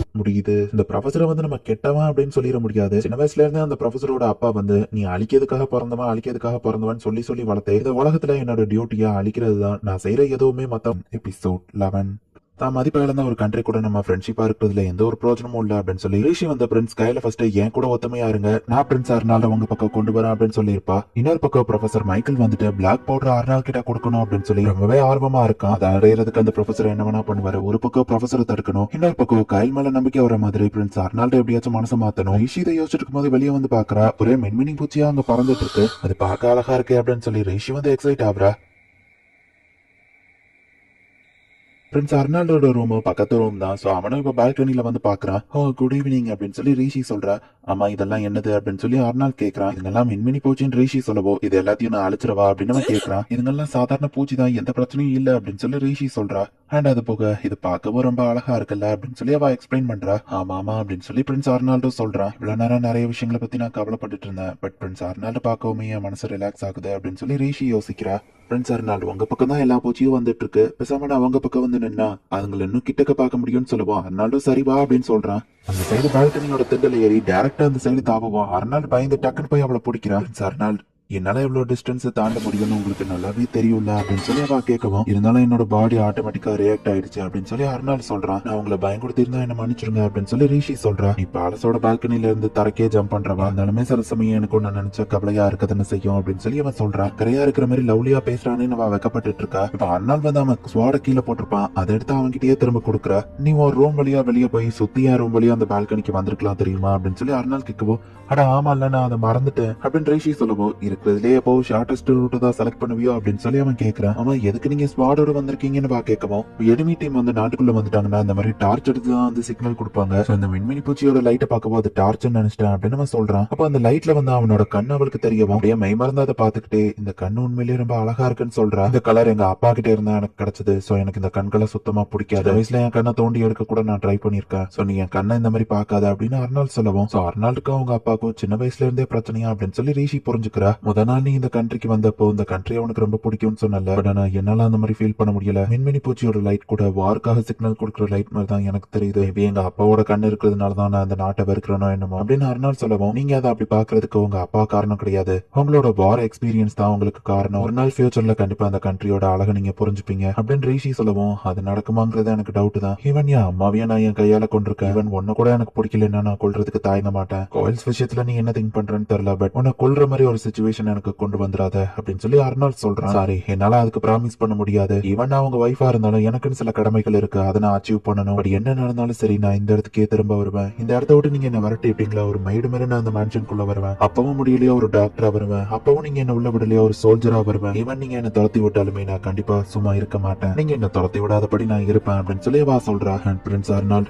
இந்த கண்கள் அது உங்களோட கண்கள் தான், உங்க அப்பாவோடது இல்ல. அது உங்களோடதா இருக்கிறதுனாலதான் எனக்கு அது ரொம்பவே அழகா தெரியுது அப்படின்னு ரிஷி சொல்லவும், சரி லேட் ஆயிடுச்சு போய் தூங்க அப்படின்னு சொல்லிட்டு அர்னால் கிளம்புறான். சின்ன பையனா இருக்கும்போது என் கண்ணு நானே தோண்டி எடுக்க ட்ரை பண்ண அப்படின்னு அர்னால் சொன்னது எல்லாத்தையும் அவ யோசிச்சு பாக்குறா. ரிங்க வேற அவனோட கண்ணு கலர்ல தான் செய்ய சொல்லி இருப்பா. இதை பார்த்துட்டு ரிஷிக்கு ஒரு ஐடியா தோணுது. ப்ரொஃபசர் மைக்கேல் என்ன பண்றா அப்படிங்கறத ரிஷி வந்துட்டு ஆளுங்களை விட்டு ஃபாலோ பண்ண வச்சிருக்கா. அண்ட் பிரின்ஸ் தியோடோர் தான் அவளுக்கு அதுக்கு ஹெல்ப் பண்ணிருக்கான். கோயல்ஸோட பிரின்ஸ் கயல் வந்துட்டு ரிஷி கிட்ட ஏதோ ஒண்ணு கொடுத்து பாருங்கன்னு சொல்றான். இது உண்மையிலேயே சூப்பரா இருக்குன்னு வா சொல்லுவோம். அடுத்து நீங்க கேட்ட சில மெட்டல் பவுடர் அப்படின்னு சொல்லி அவன் கொடுக்குறான். ஈவன் எனக்கு தெரிஞ்ச பெரிய ட்ரேடிங் கம்பெனிக்கு கூட இந்த மெட்டல் பவுடர் கிடைக்கல, நீங்க இதை கொண்டு வந்துட்டீங்களே, ரொம்ப தேங்க்ஸ் அப்படின்னு சொல்லி ரிஷி சொல்றா. பிரின்ஸ் அர்னால் கிட்ட நான் திரும்பவும் பேசுறதுக்கு ஏற்பாடு பண்ணிருக்கேன். இந்த தடவை அவரை கன்வின்ஸ் பண்ண முடியுமா அப்படின்னு கயல் கேட்கவும், எனக்கு தெரியல, பட் கண்டிப்பா நம்ம சொல்றதை அவர் கேட்பாருன்னு நம்புவோம். நான் பிரின்ஸ் அர்னால்டோட வைஃப், சோ எனக்கு கண்டிப்பா தெரியும் அவர் மனசு மாறுவாரு அப்படின்னு வா சொல்றா. அண்ட் இந்த பிளாக் பவுடர் வச்சும் ரிஷி ஏதோ ஒண்ணு பண்ணிட்டு இருக்கா. எங்க மைக்கேல் வந்து அர்னால்ட எப்படியாச்சும் மீட் பண்ணணும் அப்படின்னு சொல்லி ட்ரை பண்ணிட்டு இருக்கான். அந்த மைக்கேல் வந்துட்டு ஒரு சந்துக்குள்ள போய் பின்னாடி ஆளுங்க ஃபாலோ பண்ணி வர்றது தெரிஞ்சு ஒரு ஆசிட் மாதிரி ஒண்ணு ஊத்துறான். அதுல இருந்து புகையா கிளம்பி வந்து இவனை ஃபாலோ பண்ண ஆள் மயங்கி கீழே விழுந்துருந்தான். இதே சேம் டைமிங்ல தான் அர்னால்டோ கையில வந்து பேசிட்டு இருக்காங்க. இந்த கன்வர்சேஷன்ல கண்டிப்பா என் மனசு மாற போறது இல்ல, நான் அவங்க கண்ட்ரி மேல போர் தான் தொடுக்க போறேன், என் வைஃபோ இதுல இன்வால்வ் ஆயிருக்கான்னா ப்ரொபோசல் கண்டிப்பா பெருசா ஏதோ இருக்கும்னு நினைக்கிறேன் அப்படின்னு சொல்லி அர்னால்டோ அது என்ன அப்படின்னு கேட்கறான். நீ வந்து உட்காரு அப்படின்னு சொல்லி அர்னால் சொல்றான். அரசே என்கிட்ட ஏதாச்சும் டிஃபரெண்டா நோட்டீஸ் பண்ணீங்களான்னு ரிஷி கேட்கவும், உன்னோட இயரிங் பிரேஸ்லைட் நெக்லஸ் எல்லாம் புதுசா இருக்குன்னு சொல்லவும், கோயில்ஸ் கண்ட்ரில இருந்தா இதை எனக்கு கொடுத்திருக்காங்க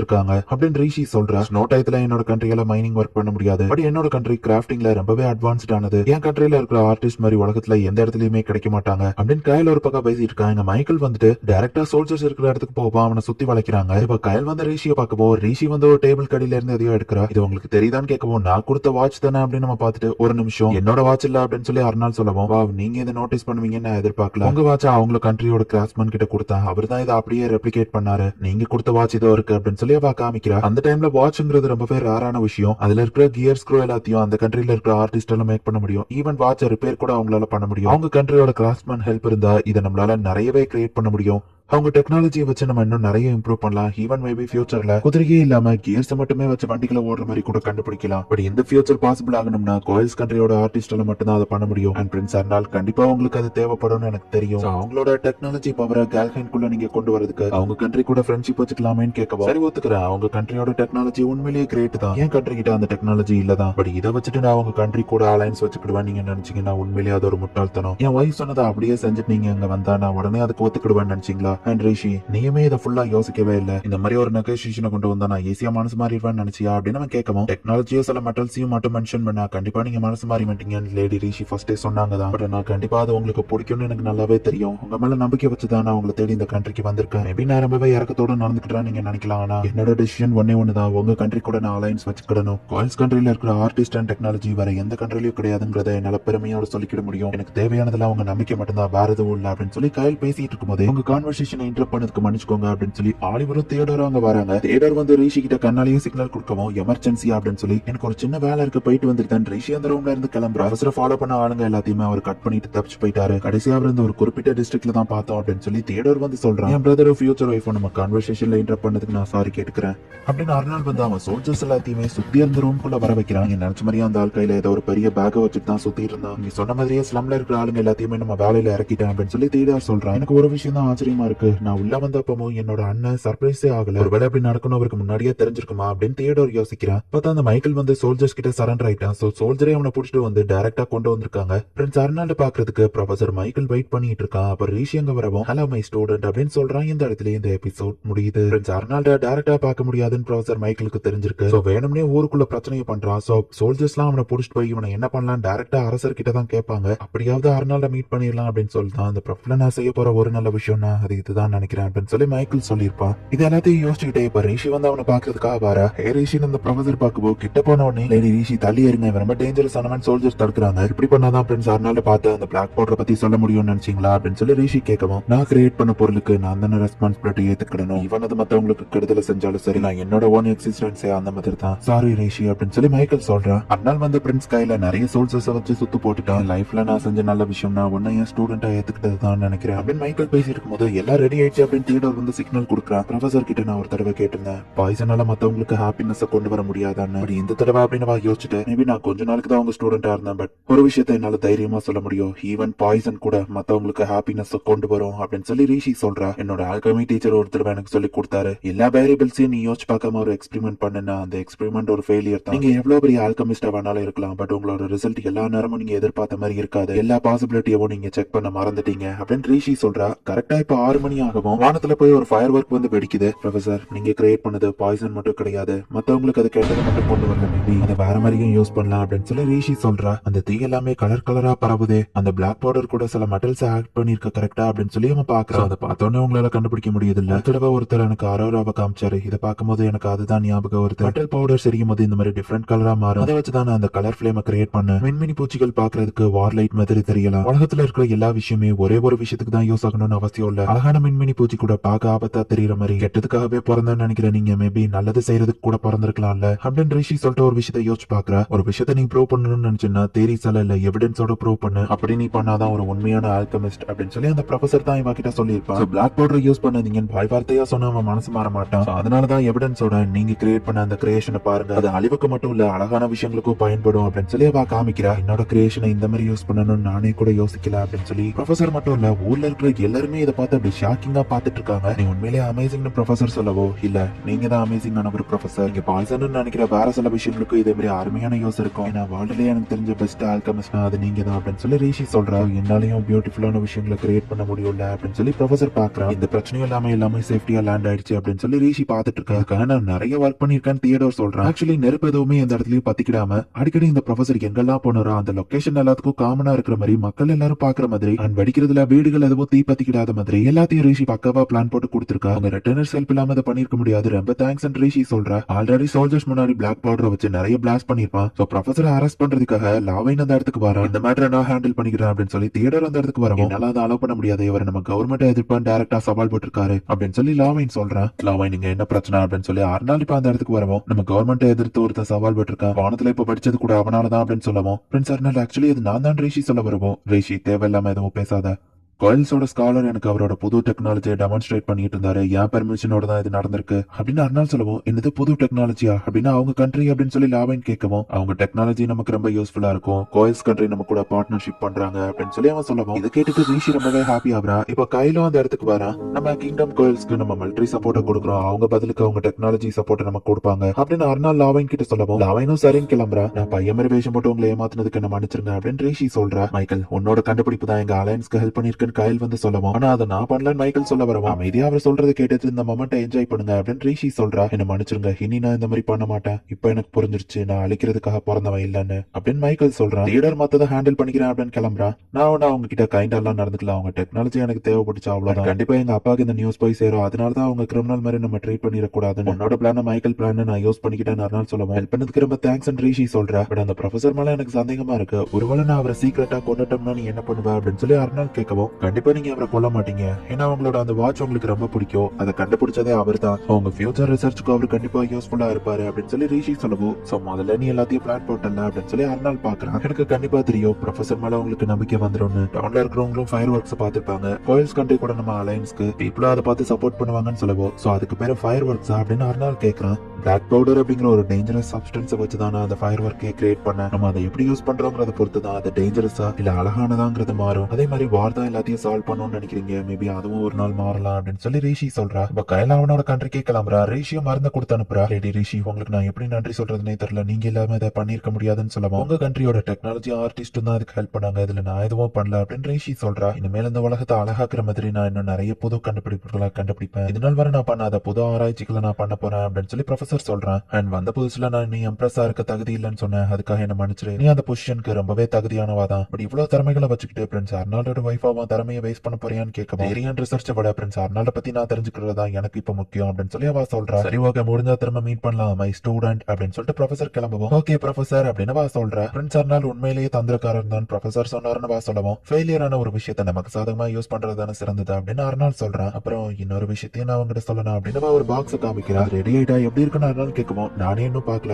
உங்க கூட சேர்ந்து நான் பாக்கணும்னு இருக்கேன்னு சொல்லவும், அது நான் உனக்குன்னு வாங்கினது, நீ என்கிட்ட காமிச்சுதான் போடணும்னு எந்த அவசியமும் இல்ல அப்படின்னு சொல்லி அர்னால் சொல்றான். உங்களுக்கு வேணா அது தேவையில்லாததா இருக்கலாம், பட் எனக்கு அது ரொம்பவும் முக்கியம் அப்படின்னு ரிஷி சொல்லவும், நான் ஜஸ்ட் உனக்கு ரிங்க வாங்கி கொடுத்தேன், உனக்கு விருப்பம் இருந்தா நீ அதை போடலாம். நான் உனக்கு வாங்கி கொடுக்கணும்னு ஆசைப்பட்டேன், வாங்கி கொடுத்துட்டேன். பட் அதை நீ போட்டே ஆகணும்னு என்னால உன்னை ஃபோர்ஸ் பண்ண முடியாது. நீ அதை போடுறதோ போடாததோ உன்னோட ஃப்ரீடம் தானே அப்படின்னு சொல்லி அர்னால் சொல்றான். இல்ல, நீங்க தப்பா புரிஞ்சுட்டு இருக்கீங்க. என்னோட தேர்ட் ஃபிங்கர்ல அதை போடணும்னு நான் சூஸ் பண்ணல. என்னோட கண்ட்ரில கல்யாணம் அன்னைக்கு ஹஸ்பண்ட் தான் ஒய்ஃபுக்கு அதை மாட்டி விடுவாரு. நானுமே அதெல்லாம் எக்ஸ்பீரியன்ஸ் பண்ணணும்னு நினைக்கிறேன். இது நம்ம 2 பேர் சம்பந்தப்பட்டது. இந்த ரிங் எப்பவுமே என்னோட கையிலேயே தான் இருக்கும்.